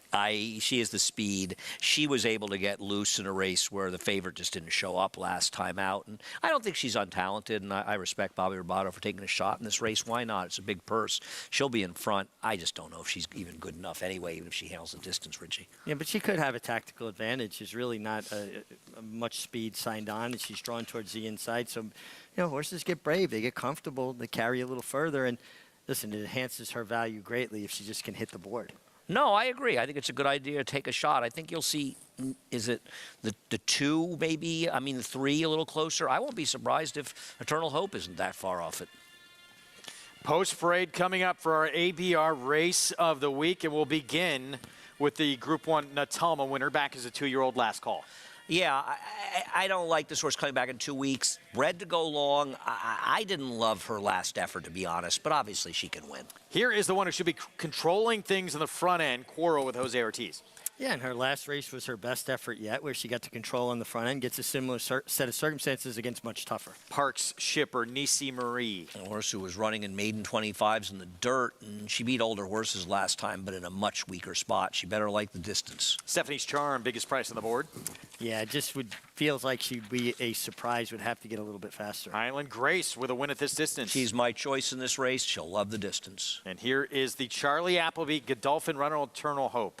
Yeah, listen, she's run against very good horses, but she is catching firm ground for the first time. Group 3 winner in Ireland. Here is Sperling Bog. I don't think the distance should be a problem for her. I'm just not quite sure she's good enough, but she's a big price at 8-1. Yeah, that is a big price. Manny Franco will be aboard. Acacia's standing by with her trainer. That's right. As Spearling Beg, we'll see if she can get her first stateside win. Graham, you've tried her at a couple of distances. What do you think is her preferred distance? Yeah, I mean, look, the first time I ran her over here, she was only beaten 2 lengths, and I thought she ran well. We shortened her up last time. I thought she was a little unlucky, but I thought it was well worth giving it another try, going 1 mile and 3, because she seemed to handle it the first time. She had to wait a long time, kind of searching, weaving through horses last time, but she was tenacious. So that gives you some more confidence with her effort. Yeah, I mean, I agree with you. I think she's very tenacious. I think she showed that last time. And, you know, when I ran her the first time, I hadn't had her very long, so... Now that you are making your 3rd start here in the U.S. with her, what have you seen from her, getting to know her a little bit better, and how has she come along to American racing? Yeah, she's very straightforward in the morning, very easy, and just seems like a real trier. We look forward to seeing her. Thanks for your time. Thank you. Greg? Thank you, Acacia. Graham Motion. See how he fares here with Sperling Bog. Let's take a look at her in action. Second beat a nose and a stake in Laurel in Maryland last time out. Yeah, I don't you know, it's hard when Graham says she's unlucky because the winner got that clear outside run, Richie, and got her momentum going, and she sort of stalled a little bit in traffic and never really got to get that, you know, that real momentum. Yeah. But she also got a very good trip getting there. I thought she got a very good ride. It's a two different situations. Is that fair? Yeah, no, that's very fair. But, you know, it's interesting because, and it's always easy from this seat watching, the rider tried to come out around one and then altered back to where he began. If he had just stayed where he was to begin with, when it presented itself, he would have had a little opportunity to build that momentum. I don't blame him. That's racing. Sometimes you look for a spot, that one closes, you got to go back to the original spot. That was what made Ramon Dominguez so great. He always waited. He always felt like he had more time, and he almost always got out. Nerves of steel. He would sit in there forever, and then he had this belief, and I agreed with him. He wouldn't throw a horse's head away then when the pole presented itself. There was no panic. He would keep them in the bit and kind of urge them forward instead of going all in at once. He really was an incredible talent. There was Javier Castellano, who's having a remarkable comeback year. He's going to be on Highland Grace, and Highland Grace certainly has gotten results as she has gone longer, including a win at a mile and 3/8. I always feel like these races, Richie, I don't love the field that she beat, but if you take her out of the race, she's sort of a racer. It was a Cotto merry-go-round race. They all ran in place the whole way. Right. And when a horse closes the way she did to win, it's like she was in a different race, and I give them extra credit for that. I agree with you. Look, she's the only one closing. They're Everybody all else, like you said, maintained their spot. And she's won at a mile and 3/8. She's won at a mile and a quarter. Listen, I'm always going to lean in favor of a Barclay Tag horse if I've got two horses I'm looking at. In these situations, he puts a lot of foundation in his horses. And think about, you know, the owners of this horse and the horses they've campaigned over the years that Barclay's trained for them for as long as I can remember, at least 40 years. Well, I'm Bonner Young's biggest fan, so I love seeing her do well. And, you know, the other thing is I love the idea that when she won that race, Barclay resisted a temptation to run in Saratoga. He said, I'm going to point her, right or wrong, for the mile and 3/8 race this first week at Aqueduct, and I'm going to train her up to it and get her ready. And I love that idea. You know, Barclay Tagg, when he won with Funnyside, you had a lot of people saying, look at this, a new trainer like on the scene. But for anybody that's been around the game a long time, there was no surprise that Barclay Tagg won a Derby. No, a master horseman, a guy that just knows how to get it done. And he's done it from the lowest level to the highest level of the sport. 3 minutes to post. Our ABR race of the week coming up. Let's go back to Acacia. Yeah, I have the utmost respect for Barclay Tagg. And as far as warm-ups go, Highland Grace won the warm-up in the way she was stretching her legs, getting ready for this Jockey Club Oaks. But talking about Sperling Bog, as we heard from her trainer, Graham Motion, and one thing that I've noticed about her, too, both over in Europe and here stateside, is that she's not the best getting out of the starting gate. She almost kind of invites some trouble to herself a little bit as well. She had a very quiet warm-up out on the track with Manny Franco. She's very well-muscled, very well-conditioned coming into here, and she's a little bit bigger price than I expected her to be. I think we'll learn a lot about her today as to whether more distance actually is her friend. I'm inclined to think maybe I'd like to see her a little bit shorter, but we'll certainly find out. Wanted to mention the two Quarrel, because while Nisi Marie has sometimes been able to be a little bit more forwardly placed, Coral is the one that I think we can assume is going to go out to the front. That's how she won her last race.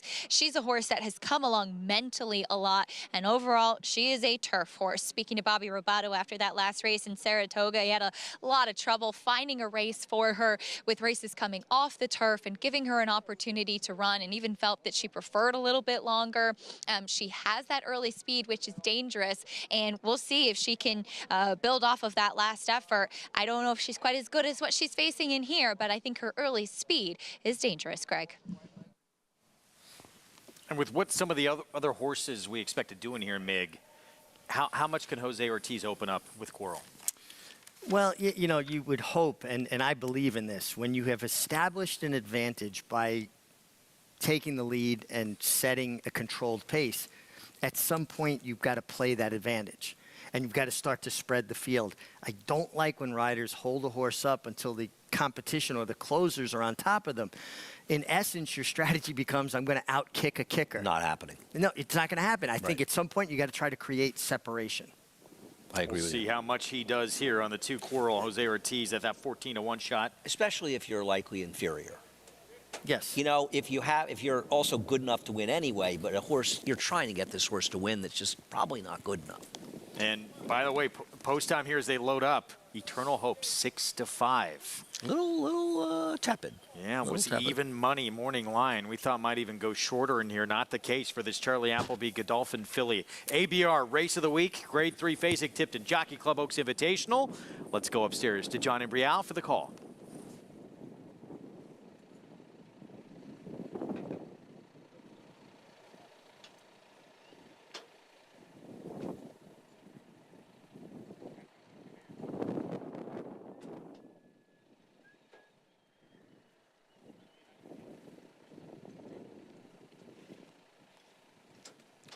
Waiting now for Eternal Hope and Sperling Bayog. Eternal Hope, the even money favorite. We've got a field of 7 3-year-old fillies going 1 3/8. And the final horse to go in, the Irish bred number 7, Sperling Bayog. And we are set for the start.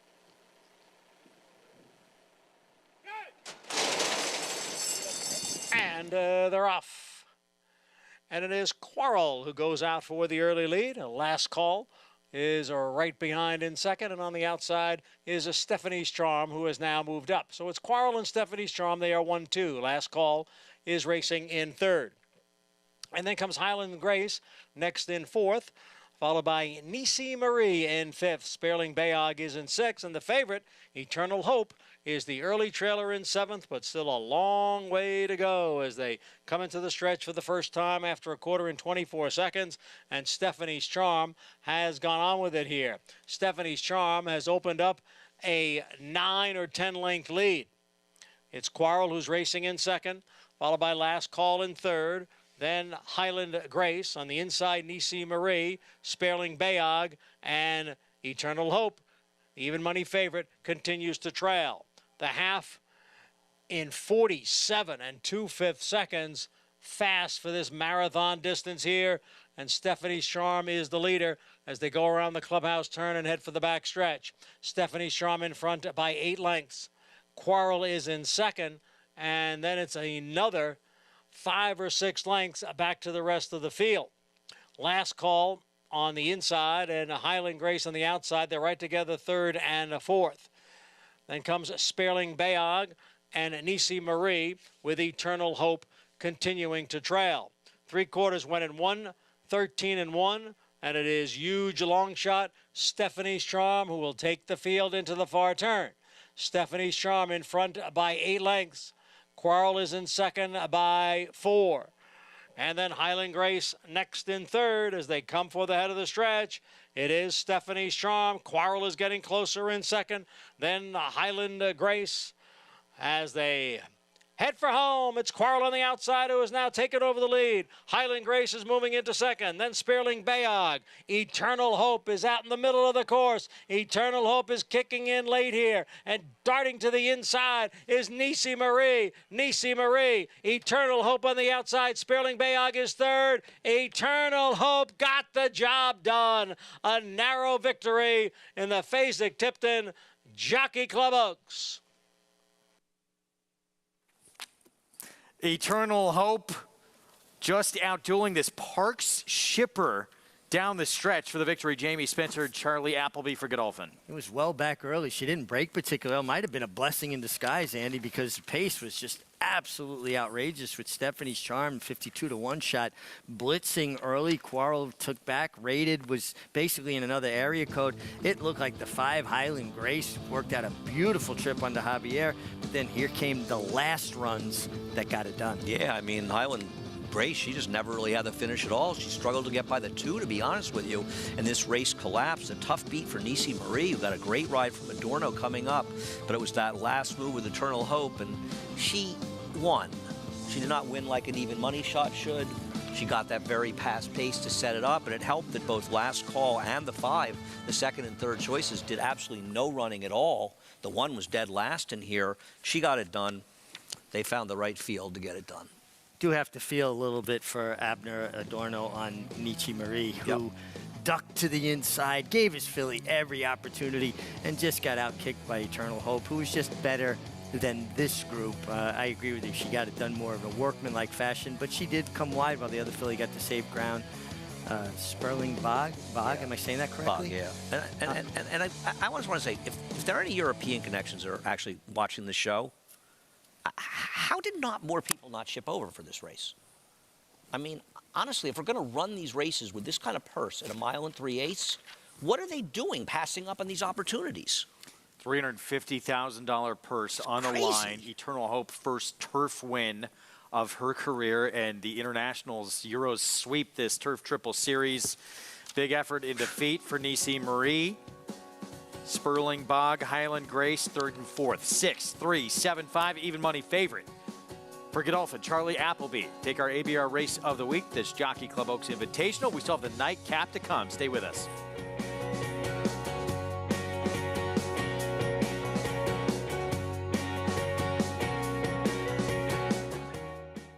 Warfront. This son of Danzig ranks among the world's elite sires. Ranked #1 by percentage of stakes winners, graded stakes winners, and Grade 1 winners. No stallion has a better strike rate.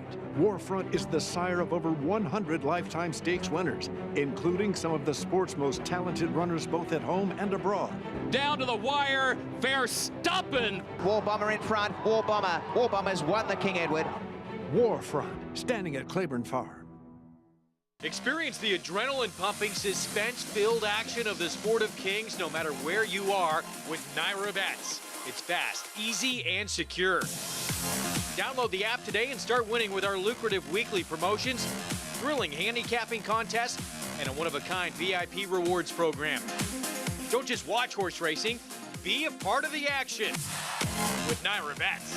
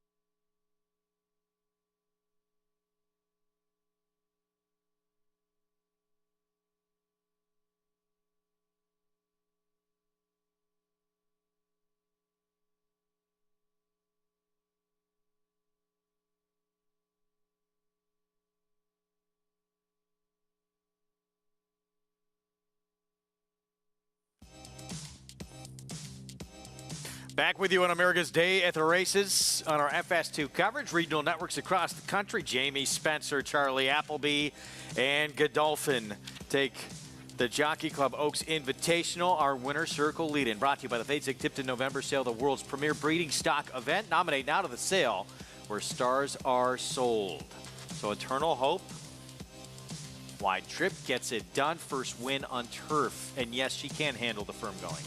Yeah, she did handle the firm going. Listen, when you see a big favorite, you're looking for reasons why they might be vulnerable. I thought there were some. It didn't turn out that way. Eternal Hope got it done.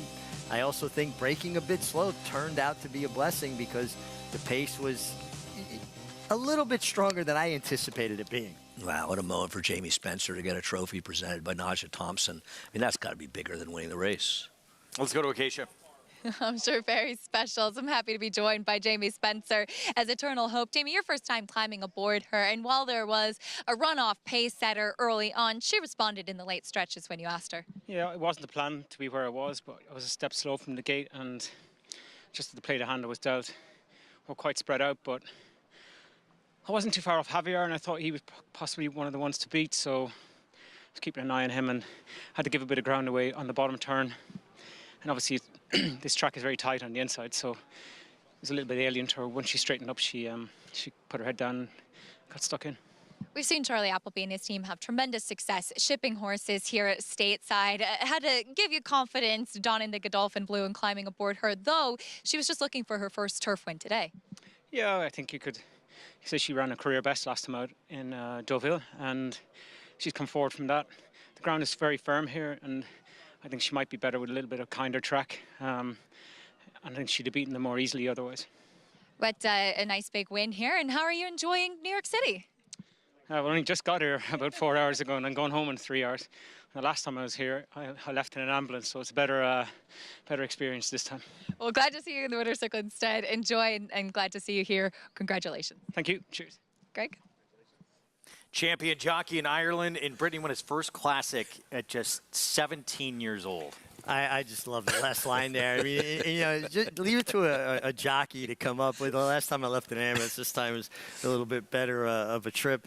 And listen, I saw him this morning as he came in. I got to catch up with him. Jamie, I've known for a number of years. And then he walked the turf course, which is, you know, a lot of European riders. Just said he got here 4 hours ago. What are you talking about? You saw him this morning? He came here about 11 o'clock this morning when I was We can't count. He was still on European time. Eternal Someone's hope. not telling the truth here. I ran into him at the jockey's room 11 o'clock this morning. I'm going to go with Jamie on this one. Wow. Well, Tough group up here. What a performance. Look, it was close, but tale of trips, too. I mean, went wide to get that victory here. She was much the best. No? I don't know. Against this group? She found the right field. I mean, I don't know. Against this she group. was best. I mean, you had to circle around. She saved ground until the very late stages, which she was probably best. Yeah, she went by a head over a 14-to-1 shot that just won a stake against horses that will mostly be running for a tag at Parks. So congratulations to Godolphin for being the Europeans that shipped over here. Some of you over in Europe might want to look at this race and ask why you left your horses in the barn. I'm calling as I see it. This is not a particularly good race, and this horse took advantage of the opportunity, and I congratulate them for that. But I don't know why more horses didn't come here. Our 3-year-olds are not ready to go these distances at this point in their careers. It's very rare that they are. Nightcap still to come. We're going to be going much shorter. Should be able to handle this. 6 furlongs on the outer turf in a maiden special weight to close things out.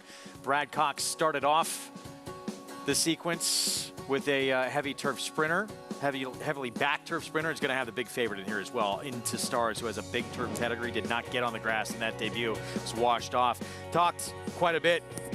We have been all summer long about what a incredible year it's been for Javier Castellano. We'll talk more about it when we return. A Derby, a Belmont, a Travers, and much more. Stay with us.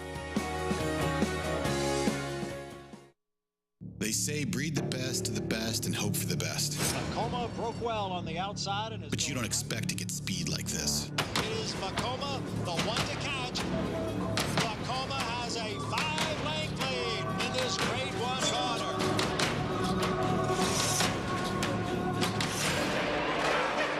Inside Macoma continues the battle on down at the rail.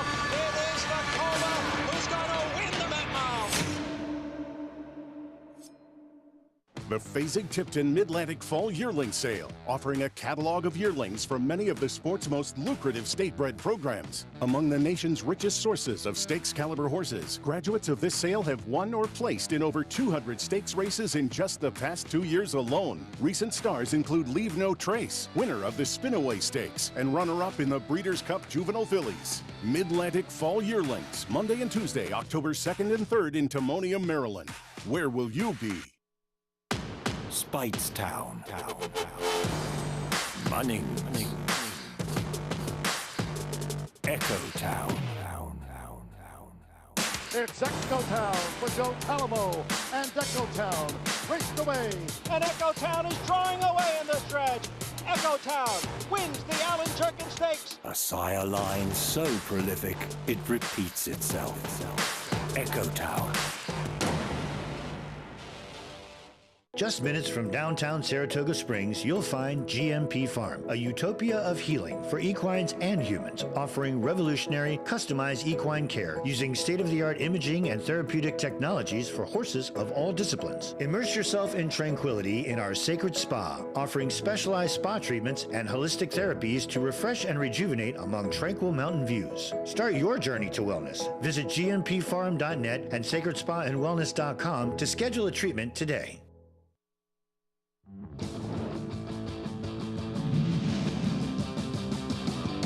Mage is coming down the center. Hit Show is there. King's Barnes gives way. Angel of Empire with powerful strides down the center of the track, but there's one furlong to go. Two Phil's fights on, but Mage has taken the lead. Angel of Empire's a rallying third. Time is running out to catch Mage.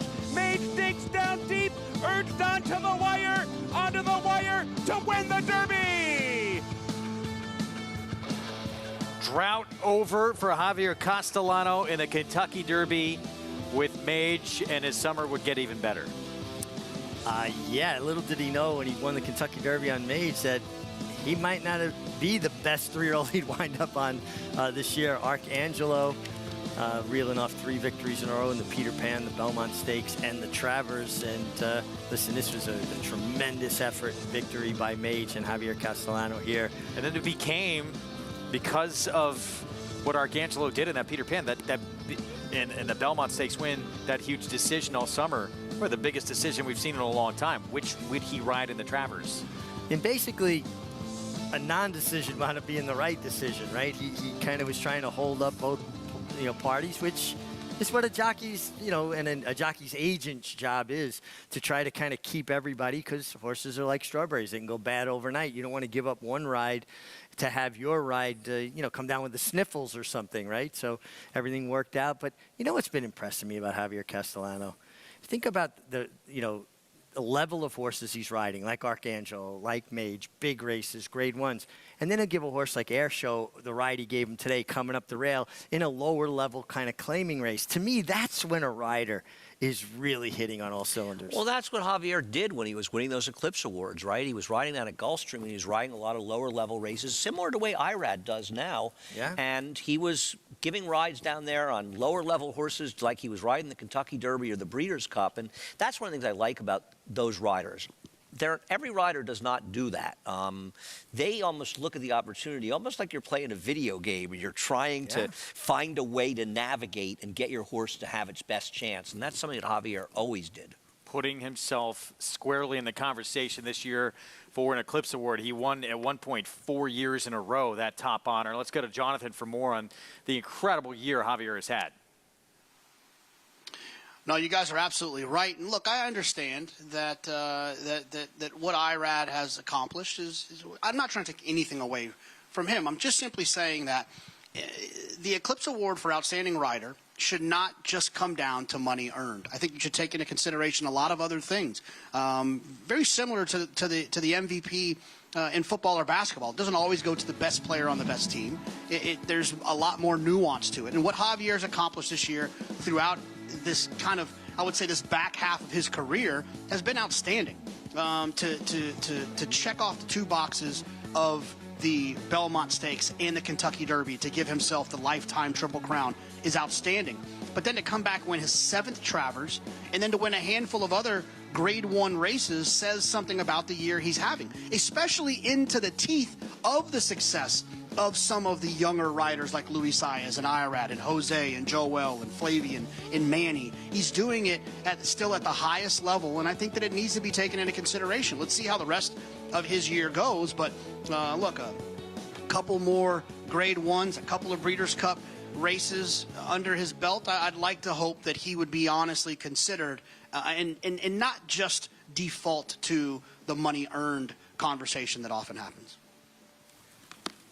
Yeah, I mean, it's kind of a lazy default that some people go to, take into account what the body of work is for all these riders. It actually really bothers me, and I feel like a lot of the awards, the people awards, I'll say, the jockeys, the trainers, and even the owners they should have a much more responsible voting block. They should find the responsible voters to judge them. There are way too many people, in my opinion, that shouldn't be voting for Eclipse Awards. You see it in years where they just look at a Breeders' Cup win and they disregard a horse that's had a very good year, that maybe didn't have a good day in the Breeders' Cup, and one horse who had an okay year but had a great day in the Breeders' Cup. Too many voters, and I'm not saying all of them, there are some very, very responsible voters, but there are clearly people that don't take their job seriously, and they'll just look at the money. And I'm not saying Irad Ortiz doesn't deserve an Eclipse Award in any way, but for the most part, there are enough too many voters that are not looking at everything they should look at, in my opinion. It's a privilege to have a vote, and it's something that needs to be taken with that kind of serious, scrutiny, and you have to look a little deeper sometimes. It feels to me like the position Javier's put himself in, and we'd be remiss not to mention P.J. Campo, the job his agent 100%. has done for him, comes down to Breeders' Cup.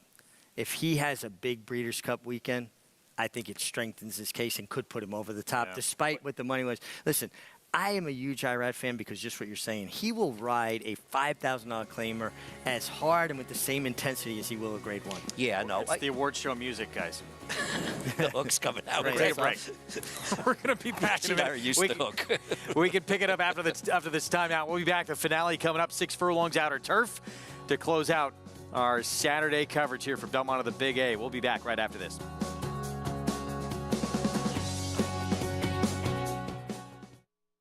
Introducing a stallion, as top class as they come. In 22 career starts, he won or placed in 12 graded stakes, competing in 15 Grade 1s, earning over $1.7 million. His undisputed speed is evidenced by 7 100-plus Spire speed figures, a 3-time Grade 1 winner, Raging Bull. Monday, September 18th is the biggest day of the year at Presque Isle Downs with a $150,000 Presque Isle Mile plus a $300,000 Grade 2 Presque Isle Masters. The Masters is a key prep for the Breeders' Cup. Just last year, PA-bred superstar Caravel became the 8th horse to run in the Masters before achieving Breeders' Cup glory. It's the Presque Isle Mile and the Presque Isle Masters, Monday, September 18th at Presque Isle Downs, Erie, Pennsylvania. For more information, visit presqueisledowns.com/racing.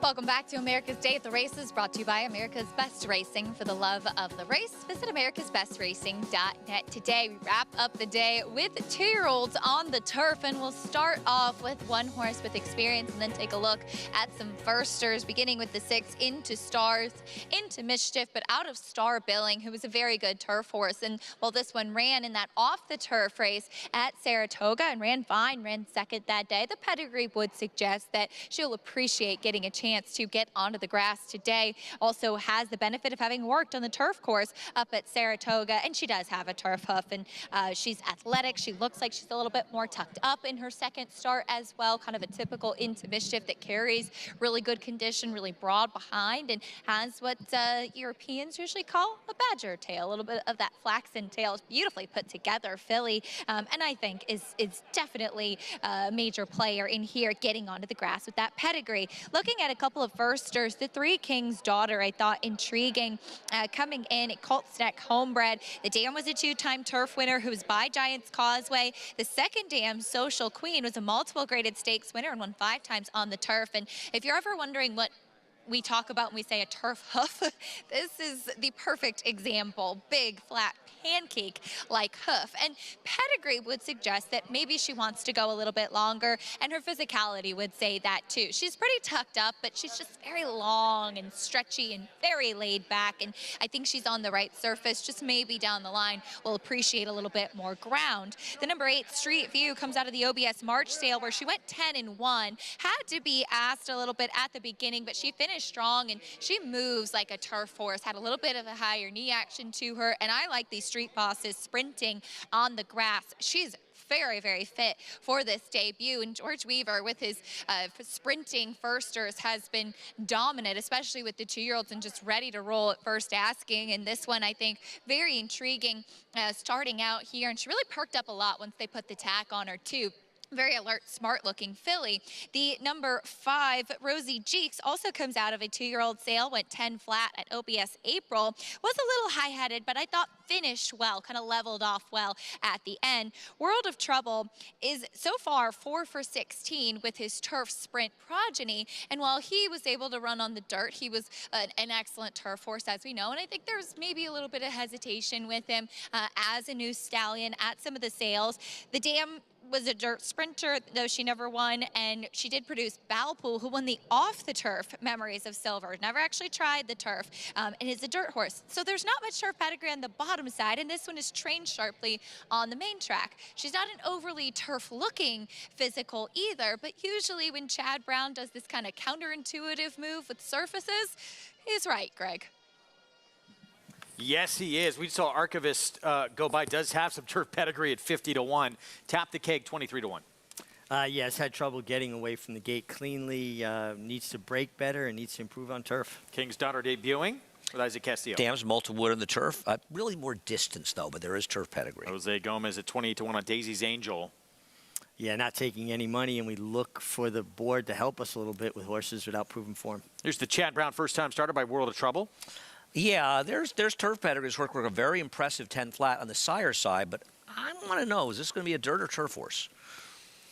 Into Stars, big turf pedigree. Yeah, Star Billing, Grade 1 winner on the turf for trainer John Sheriffs. And won the Matriarch, also won sprinting down the hill at Santa Anita. Street View, debuting for George Weaver. George Weaver's had a really good summer with turf sprinters, young horses. That's the fact. Jack debuts, Daughter of the Factor. Not taking any money and not a lot of turf pedigree. And beats outside for Bill Mott with Jose Lezcano. Taking money. Yeah, 5-1. Buy more than ready.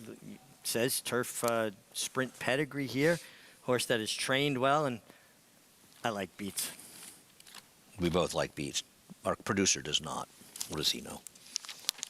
We're going to take a look at Rosie Jeeks. I'm not sure what those are. For Chad Brown. Here she is. World of Trouble stands for $5,000. This horse sold for $240,000. Yeah, I thought the 10 this work, Richie, was very impressive. This horse is fast. Yeah, I mean, you could just see the mechanics of her stride, just how impeccable it is and how she reaches and covers the ground. Now, this is at OBS, a synthetic track. Now, synthetic is not turf, but it's kinder, and it gives you a little more insight to what surface a horse may like. Well, World of Trouble was more of a turf horse, but did win the Grade 1 Carter. He could run on both surfaces. Now, this is a half to Balpool, who's a dirt horse for Rob Atras, and a talented dirt horse. The second dam was 2 for 4, didn't win on the turf, was second twice, and did run Buyers in the 80s, so actually could handle it. So there's enough pedigree to say the horse could handle the turf. And listen, you try to make those decisions, but this horse has a 46-2, breezing from the gate work on the main track at Saratoga. I got to tell you something. You don't see Chad Brown workhorses that fast. So he's decided the turf. We'll see. 4-1 right now. Jose Ortiz will be aboard. Favorite, though, Into Stars for Brad Cox. JK, what are your thoughts on this filly by Into Mischief? Well, the horse is obviously a horse that has a little bit of talent. Breaking slow on debut, and then kind of persevering through that poor start and running on. I think that when you see a young horse that can kind of power through a situation like that, it does give you some confidence that if there happens to be some adversity in this race, Into Stars is one that shouldn't have a problem with it. Now, this horse was entered at Kentucky Downs on the also eligible list, but didn't get in. To go down to Kentucky Downs, those big purses and maiden special weight races, you'd like to think that Brad Cox thought that this horse had a little bit of talent. Now she shows up here. I think she might actually be okay. And if you look at XBTV, a couple works back, she worked with the winner that we saw earlier, Ever So Sweet. So I think Into Stars has some talent. The tricky part is the first-time starters in here. I don't need to tell you the success that George Weaver's had with first-time starters and 2-year-olds this year. You got the Tom Morley first-time starter, and you have the Chad Brown runner as well. So I'm going to give you the horse that's run, the 6 Into Stars, and hope that Acacia can give you one that looks good on the racetrack. Jonathan, I do think Into Stars is the horse to beat in here. But as you mentioned, the Tom Morley runner is very intriguing in Nadawesi, as she was purged just out of the Tattersall's Breeze Porsches of Racing Age sale for about $64,000 and ran an encouraging debut in Ireland. Now, it's not one of the perhaps most premier tracks that we'll see horses come out of, but she's a lot of substance for a European-bred filly, and while she broke slowly in that race, she finished really strongly. What is she going to do today? And I am concerned, given the fact that she broke slowly in Europe, that she'll break slowly again in here today.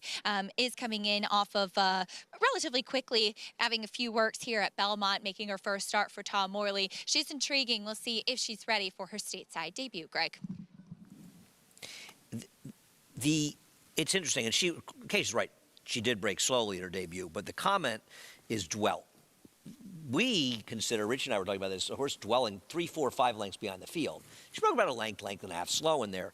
The problem beyond that, and she may have an issue with the gate again, though I'm sure Tom has tried to do what he could with that, is she's just unlikely to have the kind of speed to keep up with our horses in these turf sprints. That's why I don't like her. She also ran on a straightaway course, and now she has to deal with a turn. And, you're throwing different things at a horse that did show ability on debut, but it's going to have to prove she can do it here. And getting left in America makes it tougher on you, tough to get a right kind of trip. Here's King's Daughter moving in. Isaac Castillo 14-1. Into Stars. Dam, grade 1 winner on the grass. That was routing. Did win sprinting as well on the lawn. And start number 2. Race came off the turf first time out. Big work on the grass at Saratoga for Brad Cox. I picked the 6, so I'm scared of the 8. I'm always scared of these street bosses. I love him as a turf sprint sire. I think he's a cool under-the-radar sire. Here's a Chad Brown runner with Jose Ortiz moving in. Rosie Cheek set for the nightcap on this Saturday card. Belmont at the Big A, and it's Into Stars the 6th, the favorite. Let's go upstairs. Johnny Brial, the call. Number 10, Beats, moves in. We are set for the nightcap.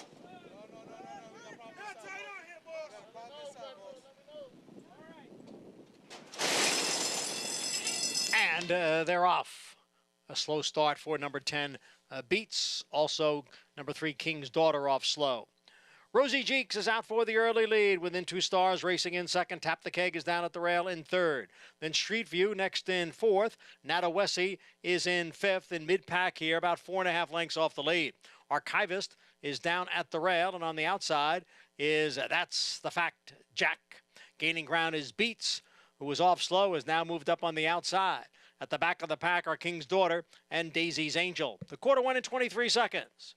Rosie Jeeks by a neck.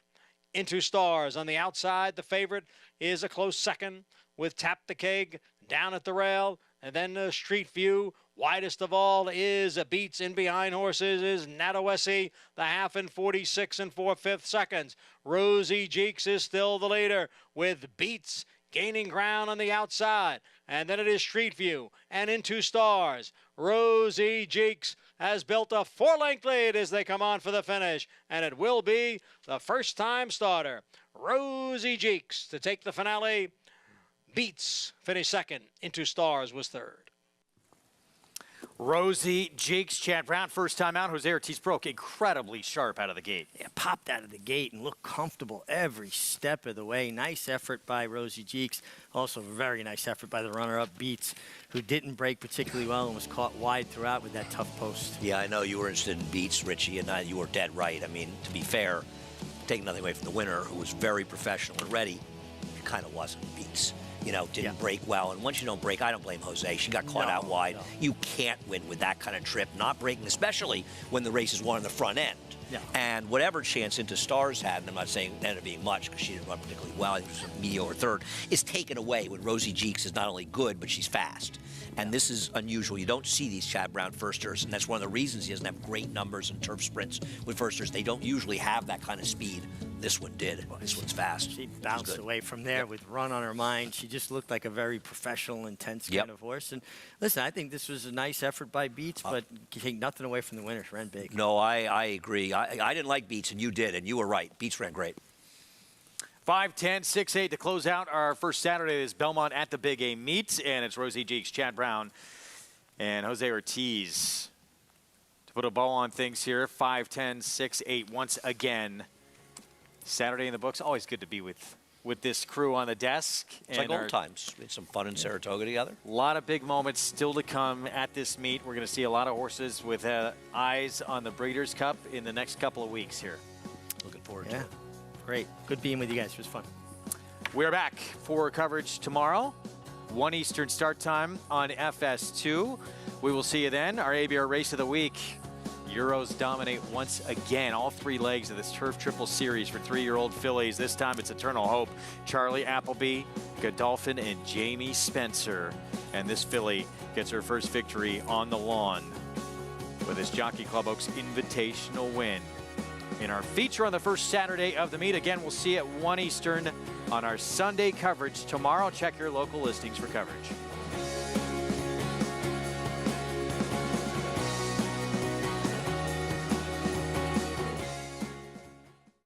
The momentum continues for War Dancer as War Smoke delivers at Finger Lakes. War Smoke in front, another one for Andre Worry. Barrage runs down the field at Saratoga. Here's Barrage with a final surge. Barrage got up. And Born Dancer goes wire to wire, outlasting all comers. It's going to get close. Be of Courage coming inside Born Dancer. Photo finish. Shouldn't you have a War Dancer? War Dancer, proud to stand in New York. On a perfect day, there is no finer place in all of sports. Nerves, excitement, and anticipation. Than beautiful, truly stunning.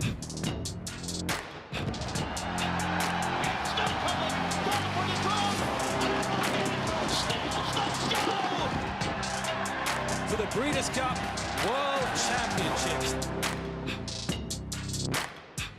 Now more than ever, it's time to get with the program. When shopping for your next race prospect, consider that New York breds start with an advantage. Our New York breds run for serious green. At Saratoga Race Meet, New York bred maidens run for up to $88,000. New York bred allowance horses run for up to $100,000.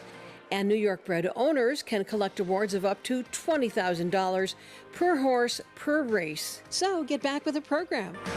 Seriously. Racetrack Television Network brings you every race, from every track, on every screen, every day. With monthly packages starting as low as $5, RTN gives you great value and access to more live HD streaming and race replays than anyone. Visit RTN.tv today to sign up and watch on almost any device, including Roku and Amazon Fire. RTN has packages that start at $5 per month.